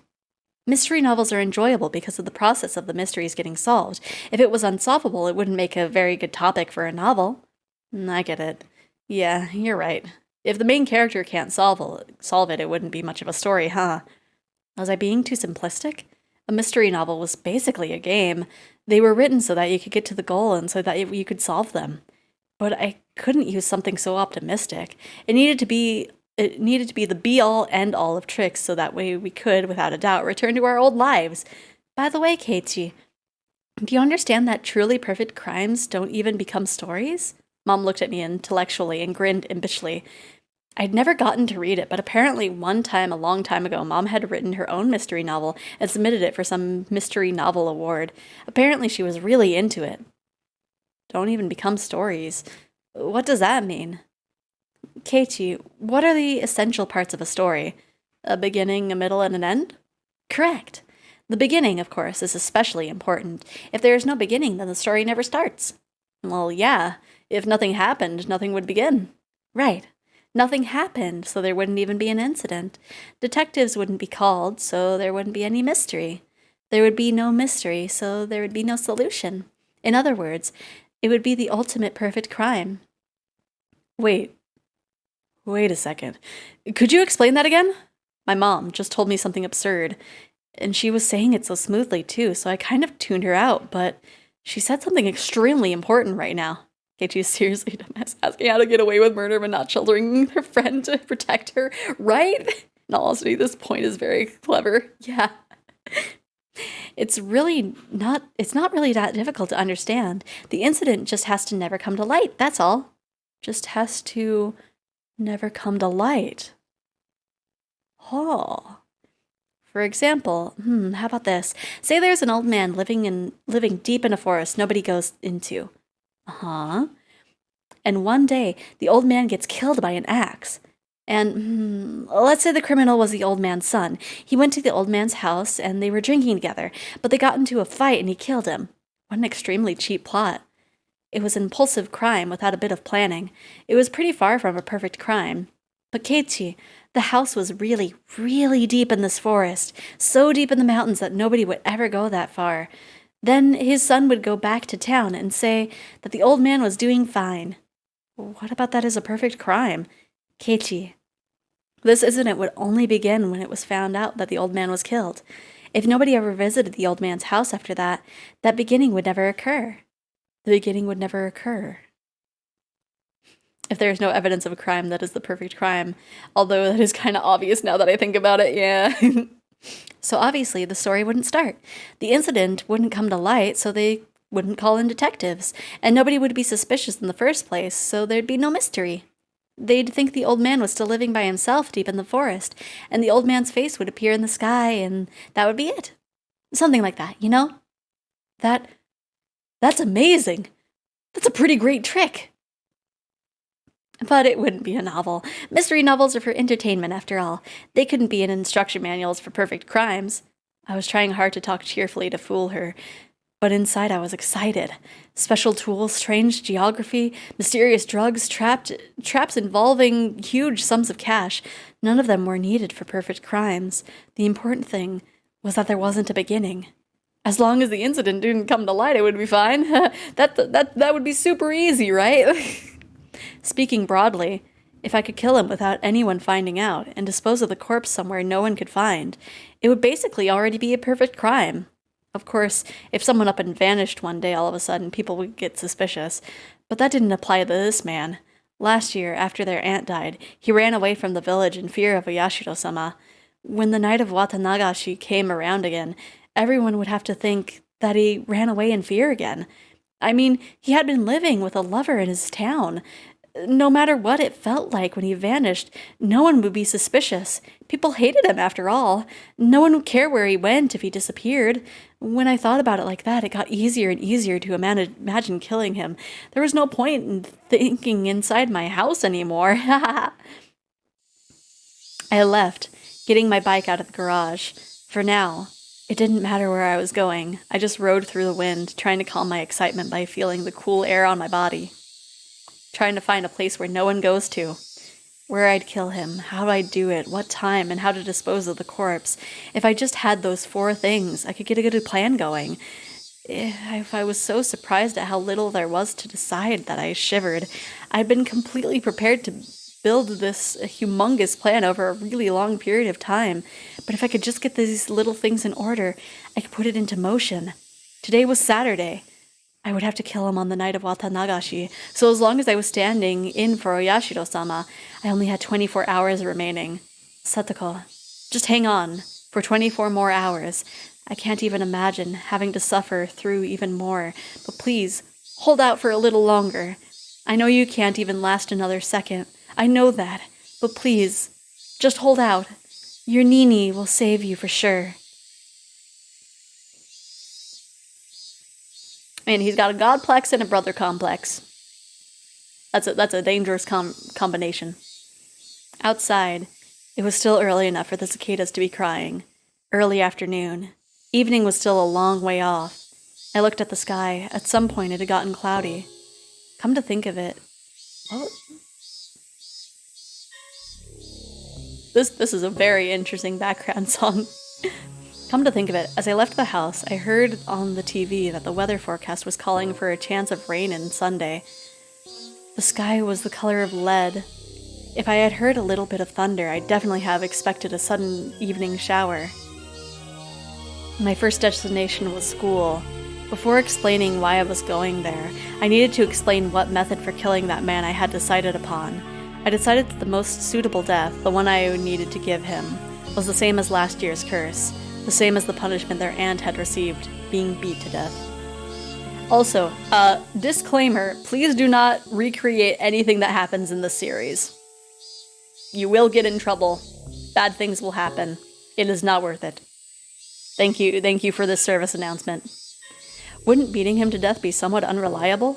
You may think that stabbing him with a blade would be more reliable, but this was something I had chosen after a lot of thought. What could possibly go wrong with this chill, relaxing music? This music is really weird. It's like right in between chill and menacing. You just needed to think realistically. The law, it prohibited carrying any blades longer than 10 centimeters, I think. So the blades available to me, though long enough, were limited to things shorter than a ruler. You can probably understand how tricky it would be with such a short reach to go up against an opponent that might fight back. In that case, using a weapon with a reach would be far more effective. It might not have the same precision, but you just had to hit the guy until you killed him. Both options resulted in death. With that settled, what is the weapon with the most terrifying force behind it that is also easy to carry around? At this point, you should definitely think of a metal baseball bat. I don't need to explain how terrifying a metal baseball bat could be as a weapon. On special note of the fact that you can carry one around in broad daylight and not be thought of as suspicious. Just those 2 points would have been enough to choose a metal bat for my weapon. But there was one more reason for choosing a metal bat in particular. I will speak about it later. I know that I am talking to an audience, so I will bring up my reasoning at a later date. After school that Saturday, my classmates were still having fun, playing in the schoolyard. I could show up there, and it would be the same as always, so nobody would think I'm suspicious. Getting my hands on the weapon without looking suspicious was actually a factor I couldn't ignore. I didn't normally play baseball, so if I went to a sports store looking for a metal bat, it would definitely be suspicious. I can't let there be a beginning to the story, so I needed to be very careful even about that. Yeah, Keiichi gonna give his uncle a bonk. Yeah. That left school. At a location at which my appearance wouldn't be suspicious, I would acquire the weapon. I checked inside the classroom through the window, but of course there was nobody there. The only students who would stay in there were me and the others when doing club activities. Without us, the classroom after school was just an empty, unused room. Without glancing around nervously, as if I'd just gone to get something I'd forgotten, I casually went in the entrance. It looked like the teacher was busy with paperwork in the teacher's lounge. I didn't see her in the hallway. Naturally, yet quickly as a shadow, I entered the classroom. The empty room was full of strange, stagnant air that you couldn't feel normally. An empty classroom with nobody here. Maybe while no one was around, the desks creep about on their own accord, licking the floors clean of dirt. What are you talking about? If I suddenly stepped into a place like that, would the desks, in their surprise, fly at me, crush my bones, and eat me alive? What are you talking about, Keiichi? Keiichi be living in Wonderland. That's ridiculous. I felt regret at wasting valuable thinking time on stupid delusions. The students' lockers were lined up in the back of the classroom. The one I was looking for wasn't my own. It was a forbidden locker. The anime does Keiichi justice for sure. Right? The anime is just like, he's just a kid. He's not crazy. This one is just like... The visual novel is just like, if I go into this classroom, the desks are going to be licking the dirt off the floor. Okay, Keiichi, what drugs are you on, right? It was a forbidden locker, one I had accidentally discovered one day. Here it is, Hojo. This has to be it. If one person has one locker, then why would only Satoko have two?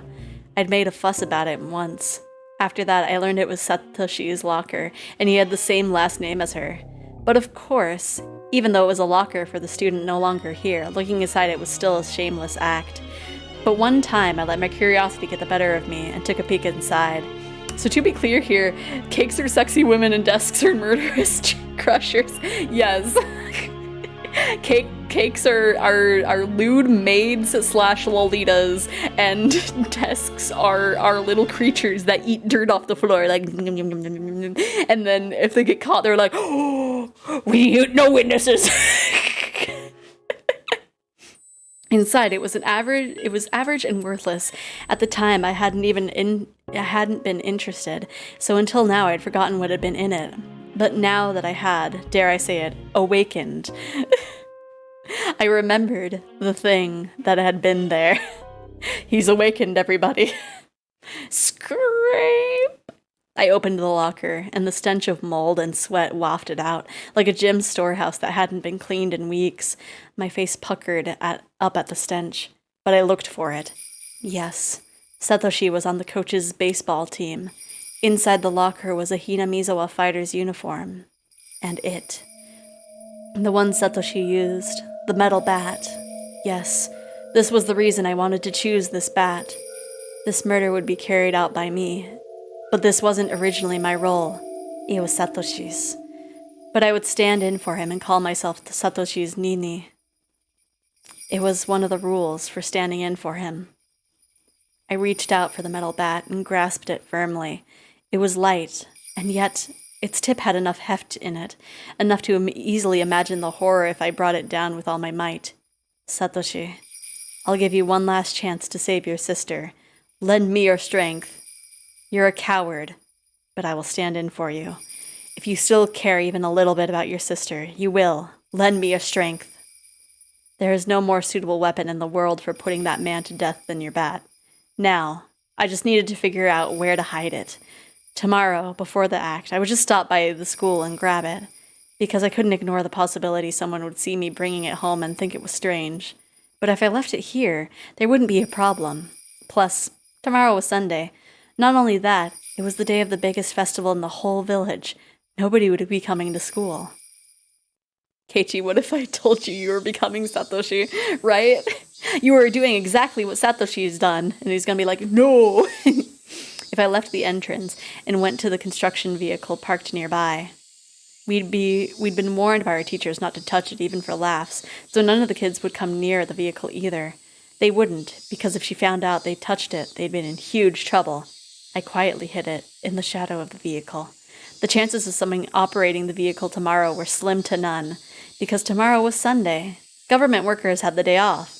And from what my classmates had said, the thing had been left here for years now. Machines that hadn't been moved in years. You can't just suddenly start them up again.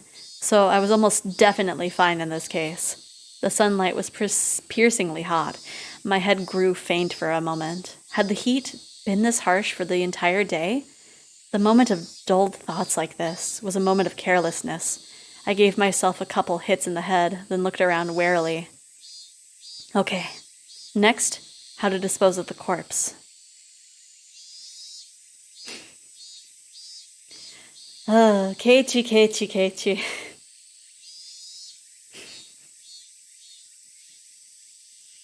You're thinking that everything is gonna go fine for you. Disposing of the corpse. The ultimate way not to create a beginning was to not let the corpse be found. It was even more important than killing him. Man, of all time loops for Oishi not to be like hyper focused on Keiichi. Thinking on it vaguely, the first thing that came to mind was the swamp. I came into Keiichi being dumb. Oh, Keiichi's on a whole nother level. You thought he was bad in chapter 1. He is terrible here right now. Onigafuchi, the dreadful bottomless pit revered even now, that appeared in legends of Onigafuchi village. Yes, the swamp called Onigafuchi was here first, and the village took its name because Onigafuchi village, took its name to become Onigafuchi village. Oh no, what did he do? So, he had an out-of-body experience, and then he was rude to all his friends. And, He's so delusional that he was like, what if on days where people aren't supposed to be at school, deaths come to life and eat the dust, and if they see me come in, they'll be like, oh, and then attack me and crush me to death. It's just, he's being wild. In other words, the swamp was the origin of Onigafuchi village. No one, no matter who it was, would float back to the surface of this bottomless pit. Everyone would be swallowed down into the land of the demons below the earth. This was how the stories went. If I was trying to copy Oyashiro-sama's curse, then I felt that theory demanded I discarded the remains and the weapon into the swamp. But they may have said it's bottomless, but I didn't actually know, and people say large creatures like humans produce a lot of gas when they rot, granting a lot of buoyancy. This was why using fairly heavy objects to hold people down didn't work. To hold them people down! Come to think of it, with the curse the years before last, Rika-chan's mother drowned herself in the swamp, and the criminal behind the dismemberment that went missing the year of the first course too. It was rumored he tried to discard the body in the swamp and accidentally drowned in it. I never heard of the corpse coming back up or them even finding it. Then, shouldn't I choose to discord the corpse here too? 'Cause, you know, I might also fall in, but you know, I'll get rid of the corpse. You know, everything will be back to normal, it'll be fine. I will never fall in and it'll be fine. I could discard the weapon there. And then, for example, if her uncle came out on a motorcycle and attacked, it would be convenient to get rid of the bike too. I knew that Satoko's uncle generally used a motorcycle for transportation. But as for the corpse, After a lot of worrying, I decided not to discard the corpse in the swamp. The drowning, suicide, and accident were both rumors. Nobody knew if they'd actually happened. There were no lack of false rumors about the drowning suicide anyway, and it was possible the murderer hadn't drowned there and was still on the run. That meant no one had ever confirmed a corpse being dropped in there and then not coming back up. Then what would I do with the body? I thought it would be interesting to go with the first incident, cut him into pieces and hide him, but the preparation and work for dismembering a human body would be difficult given the amount of time I had. With that out of the question, I arrived at the conclusion to go with the more orthodox method of burying the body. Did Satoko get unalived? No, Satoko is still alive. She just had a breakdown and she went, you know, that scene.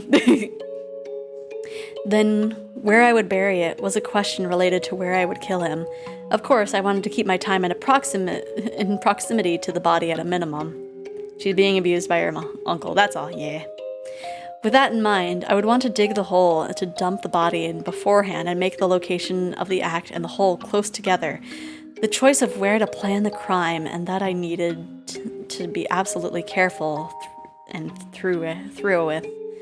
It had to be somewhere nobody would witness it, and a place with hiding places for a sneak attack. I could dig a hole for the body right here. I go over the possibilities in my head of various destinations my uncle would head to from Satoko's house. I imagined a map of the area in my head, and then I found a place that fulfilled those conditions so easily it was almost unbelievable. A bit of a back road that went through the woods. I didn't think her uncle would go deeper into the mountains of Yagoichi on a whim. But if he was going somewhere, he'd pass through these woods first, and nobody used this back way unless they had something to do at Satoko's house or one of two other places. This path was fantastically ideal, as few people used it. I would wait for him in these woods. Would an ambush actually be possible? I went into the trees and tried really hard hiding myself in a few places. It was extremely quiet. My senses could be sharpened here at their maximum amount. I didn't know when he'd come, but I'd wait right here for Satoko's uncle. I actually had some trouble coming to that decision. The question arose of whether I should somehow call the man out. Was there a risk I'd be taking by luring him here? That man made Satoko do all the shopping and errands. He seldom left on his own business. He wouldn't leave unless I worked out a plan to force him to, would he? That was the question. Tomorrow was the Watanagashi festival. Would he go out to the festival or would he stay inside? If he stayed inside, how would I drag him out of his house? And that's right. Wouldn't he make Satoko go to the festival? Satoko would go to the festival. Meanwhile, I would call the man. This is the Okinomiya police station. We have the young lady from your house. Could you come and pick her up immediately? It didn't even have to be the police. This is the clinic. The young lady from your house has been injured. Please come and pick her up. Yes, that would work too. If I claimed to be the police or the hospital, told him to come and then hung up on him, he'd rush there trying to figure out what was going on, wouldn't he? And just the other day, he was visited by a probation officer. He wouldn't suddenly grumble about having to get his niece and not go. It would look like child neglect. The man had no skills useful around the house. Satoko, his slave, was an essential part of his daily life. Conclusion. If he went out to the festival, I would attack him here on his way there or back. If he didn't, I would lure him out by phone. If luring him out by phone was my first step, I needed to be sure Satoko would go to the festival, leaving the house. It would be convenient if I could make Mion take Satoko to the festival. She said her aunt was a district welfare officer. In other words, an ally to the probation officer. If I somehow incited Mion to take Satoko to the festival with her, well, being who she was, she'd use that fact and get her there. Satoko should just take a break and have fun at the festival with everyone. She should have a good time, reminisce on our far more peaceful days, and then when she went home, everything would be over. Yeah, that would be the best outcome. With that decided, I needed to dig a hole somewhere in the woods to hide the body, so it wouldn't stand out, so it wouldn't be found. Someplace nobody would see me while I was completely exposed as I buried the corpse. I had waited to be close to the scene of the crime, but it naturally grew further away. This is very, very, you know this isn't gonna work out, Keiichi, right?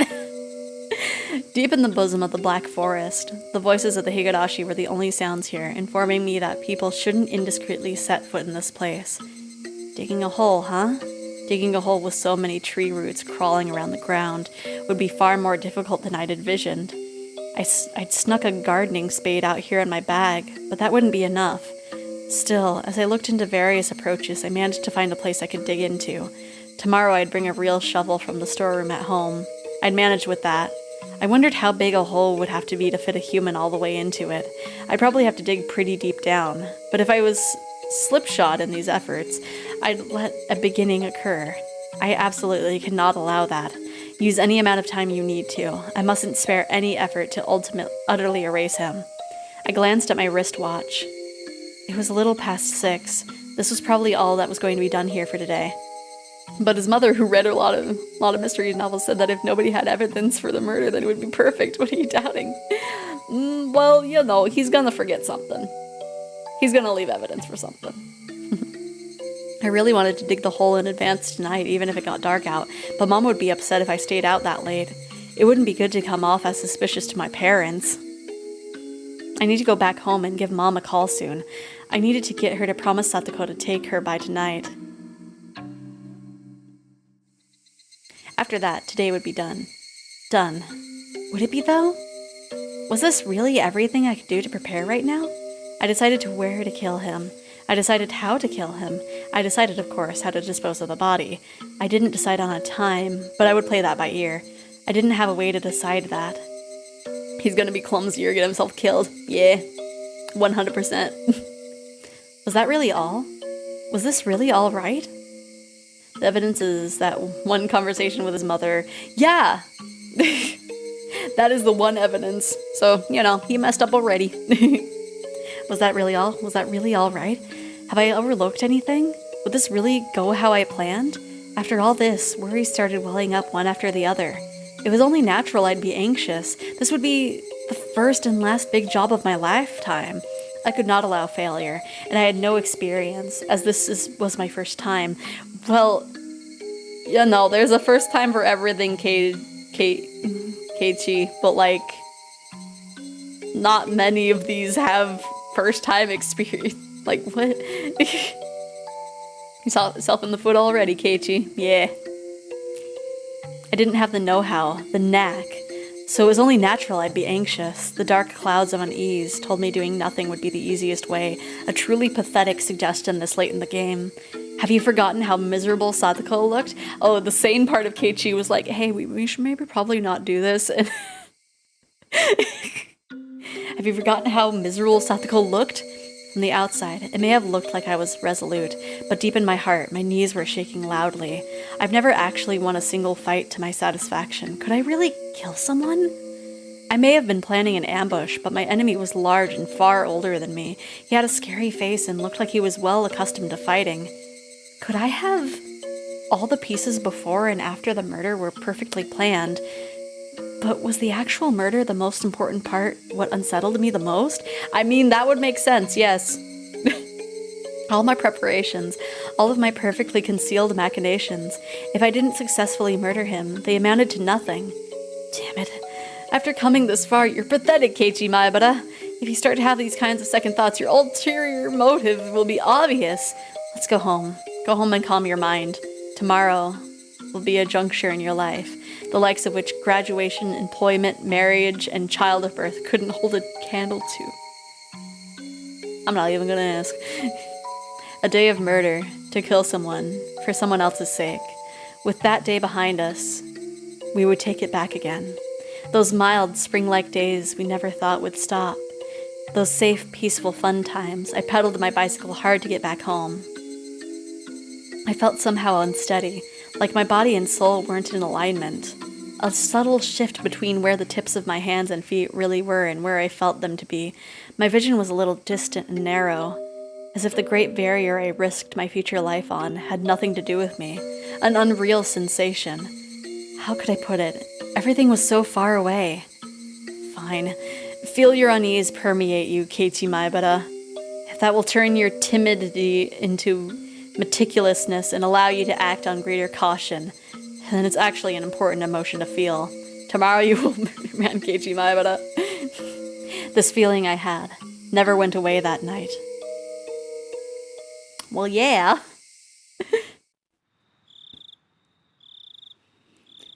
Ooh, night transition. It was the first time I'd been calling Mion's house. I searched for her in the phone book the school gave me, then dialed a short phone number, the kind unique to remote places. It was around dinner time. She would probably be home. But just as I started to think nobody would respond, someone finally picked up the receiver. Hello, this is Sonozaki. Oh, I'm sorry for calling so late at night. Is this Mion? Huh? May I ask who's calling? It's me, Keiichi. Ah! Oh, Kei-chan. It's pretty late. What's up? She seemed to be in a weirdly good mood, and so she drew her syllables out. Right. It's the night before tomorrow's festival, so she's probably with her family having some drinks. Sorry for the late call. Do you have time right now? Sure. What is it? It's about Satoko. I heard her draw a small breath on the other end. Satoko, she's in a pretty bad spot. I hope she's okay. The scent of sake had completely disappeared from her voice. She can't be okay. You saw too, didn't you? What she was like? She was completely worn out from all the abuse. We failed her all this time, and now she's become like that. We didn't fail her. Everyone tried their hardest to help her. But we didn't come up with anything, and we couldn't save her. Oh, thank you for the follow, Chromebook Saren 101. How you doing? In the end, we couldn't do anything about it, and now she's become like that. I guess you're right. All I did was watch after all. My gosh, you watch anime? Yeah! I'm also playing an anime. So, well, at least... Couldn't we at least let her have fun for one night? Me like monkey. Oh.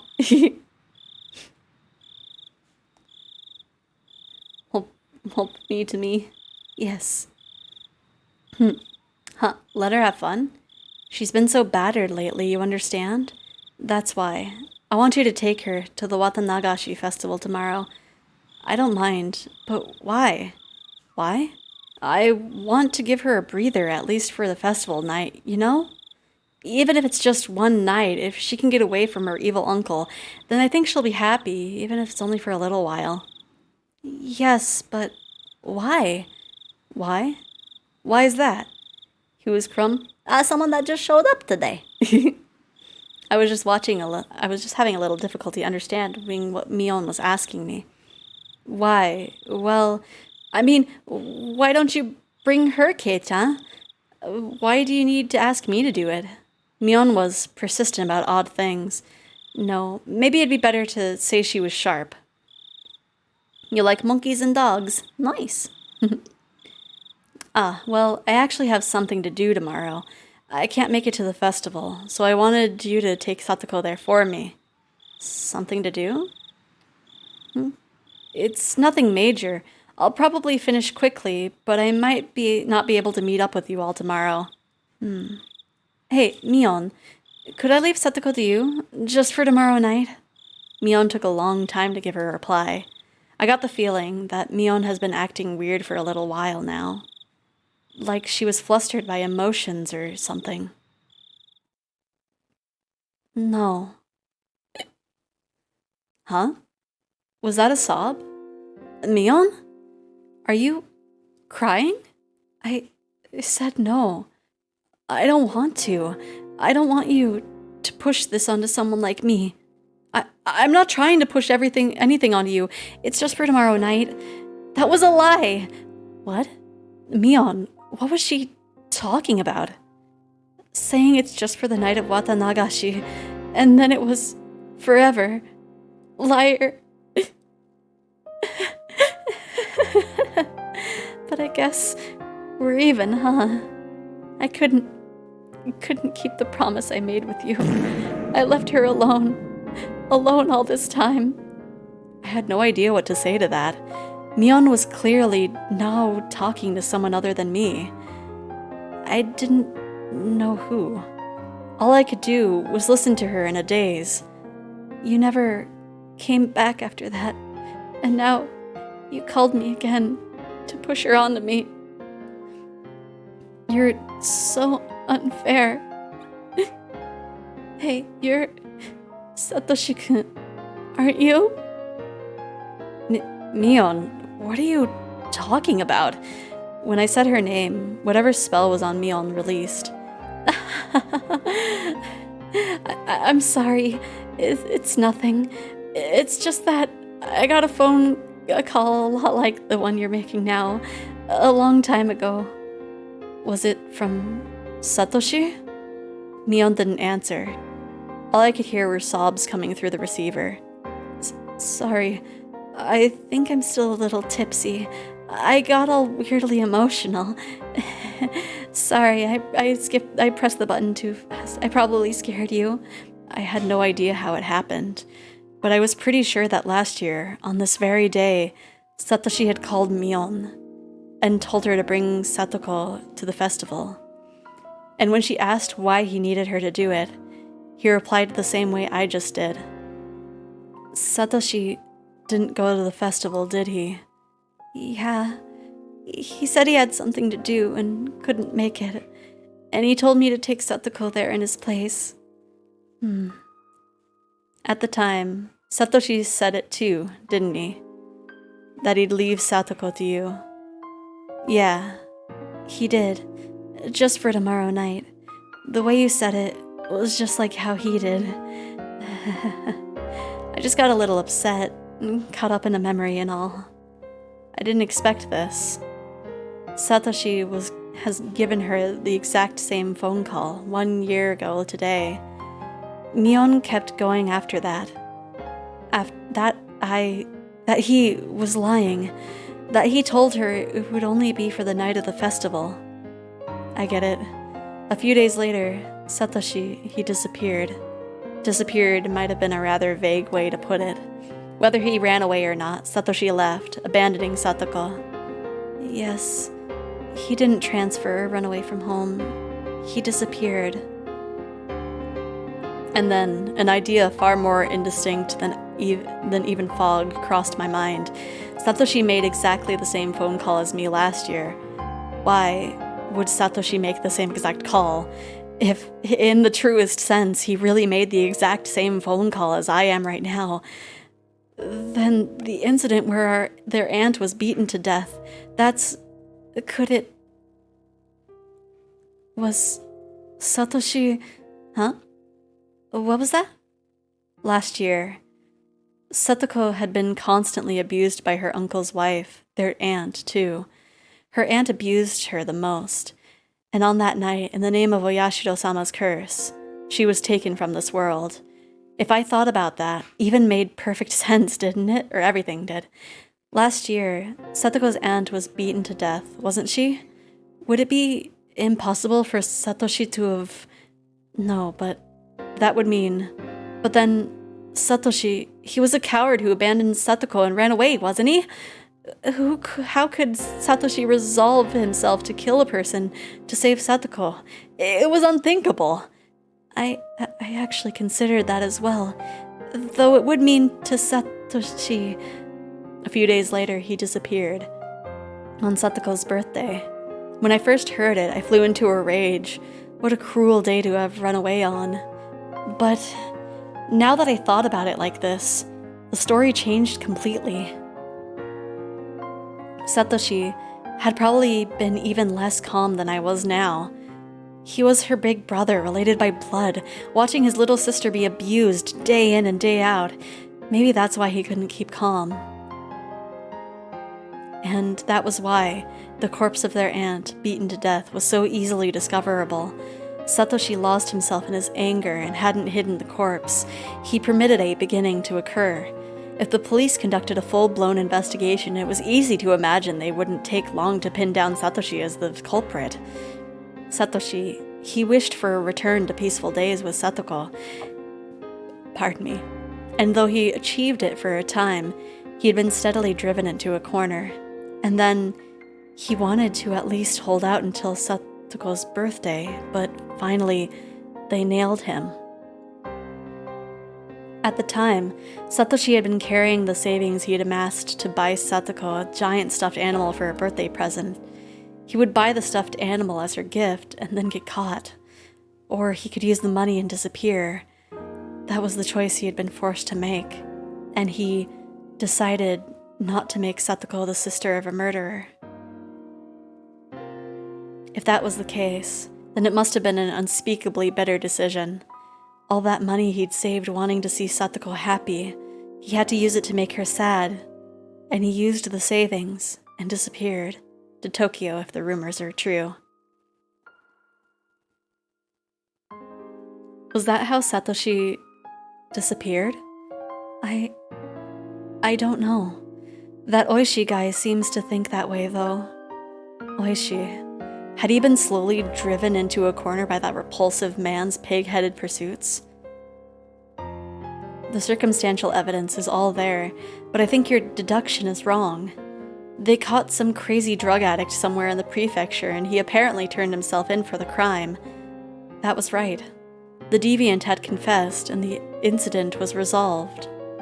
They said he really was just a crazy person, and that he had no ties to Hinamizawa, and no relationship with Satoshi, of course. I mean, I have a pretty hard time believing the guy would lie in Satoshi's place. You couldn't just arbitrarily decide like that. You never know where or how humans are tied together.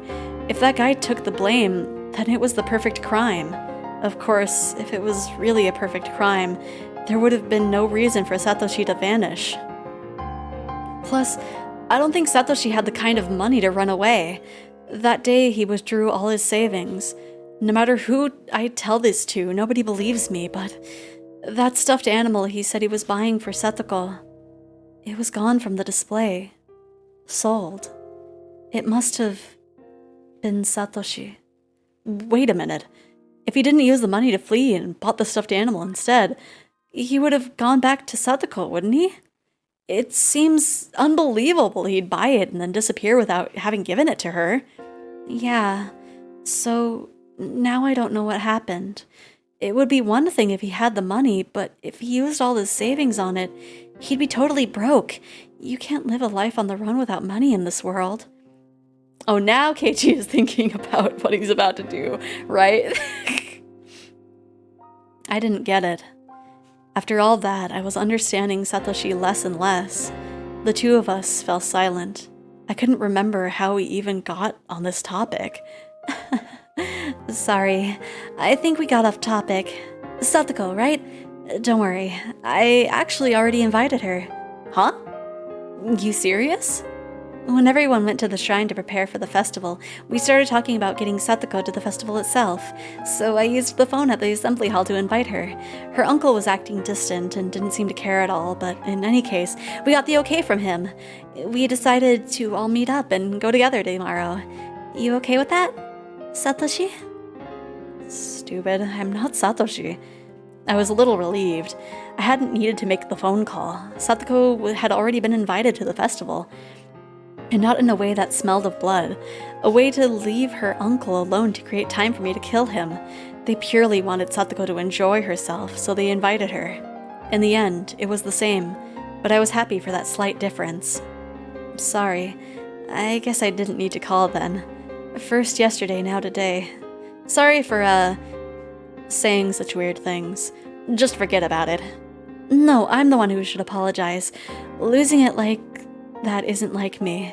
I'm really sorry. We apologized to each other for a little bit. Alright, I'll be going now. Good night. What did you have to do? As if interrupting our parting words, Mion struck straight where it hurt. Or is it like with Satoshi, or where you can't say? Stupid. I keep telling you, I'm not Satoshi. Yeah,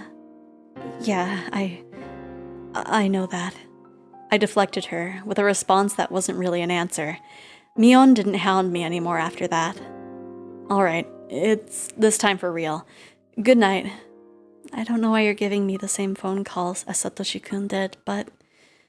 yeah, never mind. I'm sorry. Good night. I'm hanging up. Click. Satoshi Hojo. Just who are you? I scorned you as a coward who ran away, abandoning his sister. I always thought you didn't have the right to call yourself her Nini. But now I didn't know what to think. Oyashiro-sama's curse on the 4th year, their aunt's death and Satoshi's disappearance, and now me, trying to carry out Oyashiro-sama's curse on the 5th. Oddly enough, what I was going to do overlapped perfectly with Satoshi the day before the curse. Right? He has no right either. No, that wasn't all. If we start back from Satoko being abused, then I'd been overlapping with Satoshi for days already. Everybody asking where Satoshi is, but never how Satoshi is, right? How is he? When I talked to Mion before, she asked me if I was with Satoshi. If that was the first impression a third party like Mion got, then it was probably true. Or if I was Satoshi, not with. Then, as Satoshi had accomplished, I would succeed in the murder. But that was the extent to which we overlapped. I was far calmer than Satoshi, and more calculating. How do you know you have never met him? I could actually grow calmer, the more enthusiastic I became. That's why I wouldn't follow in Satoshi's footsteps. I would snip him cleanly out of this world, and then get our peaceful life back. Maybe Satoshi had been with me ever since I chose to use Satoshi's bat as my weapon. No, maybe even longer than that. When I decided I'd be her Nini, maybe Satoshi had been residing with me then too. It was probably, let me do that stretch. Oh, little tiny crackles. Oh, man, mostly my arm is popping. And I'll do the little sip. Also, I feel like I was gonna say something, but now I've completely forgotten it, but that is okay. Are you sure about that? Satoshi, were you really a coward? Oh yeah, I was saying he probably entered you, quote unquote, when you, I don't know, had that out-of-body experience. Satoshi, were you really a coward? Or are you a true Nini even now? The kind worthy of Satoko's love? Sorry, I'd never met him, never spoken to him, didn't even know his face, and yet I felt so connected to him. I'd never felt that way before. Possession, lol, right?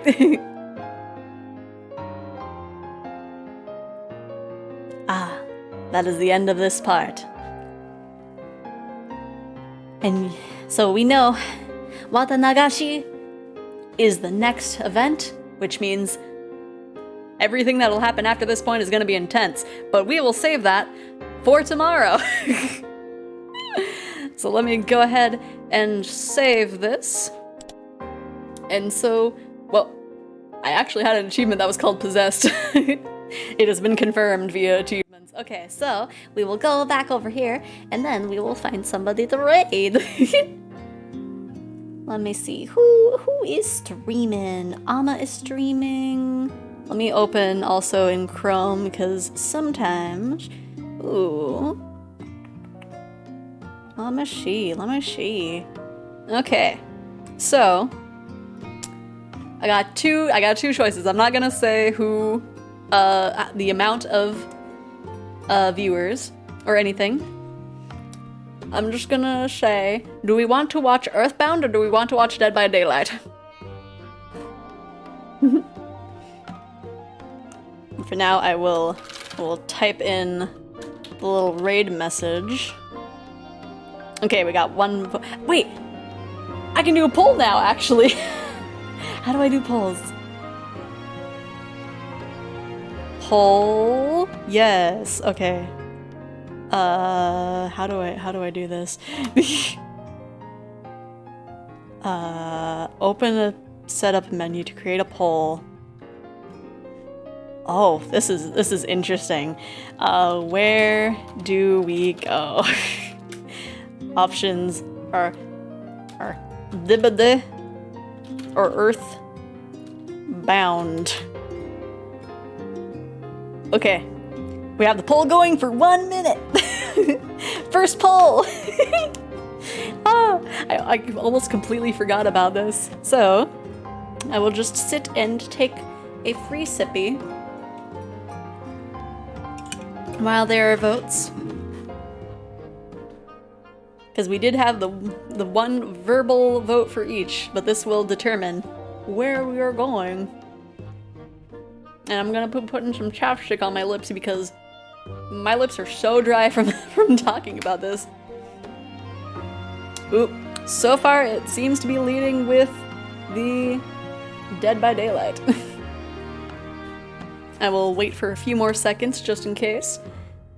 But I think I know who we are rating today.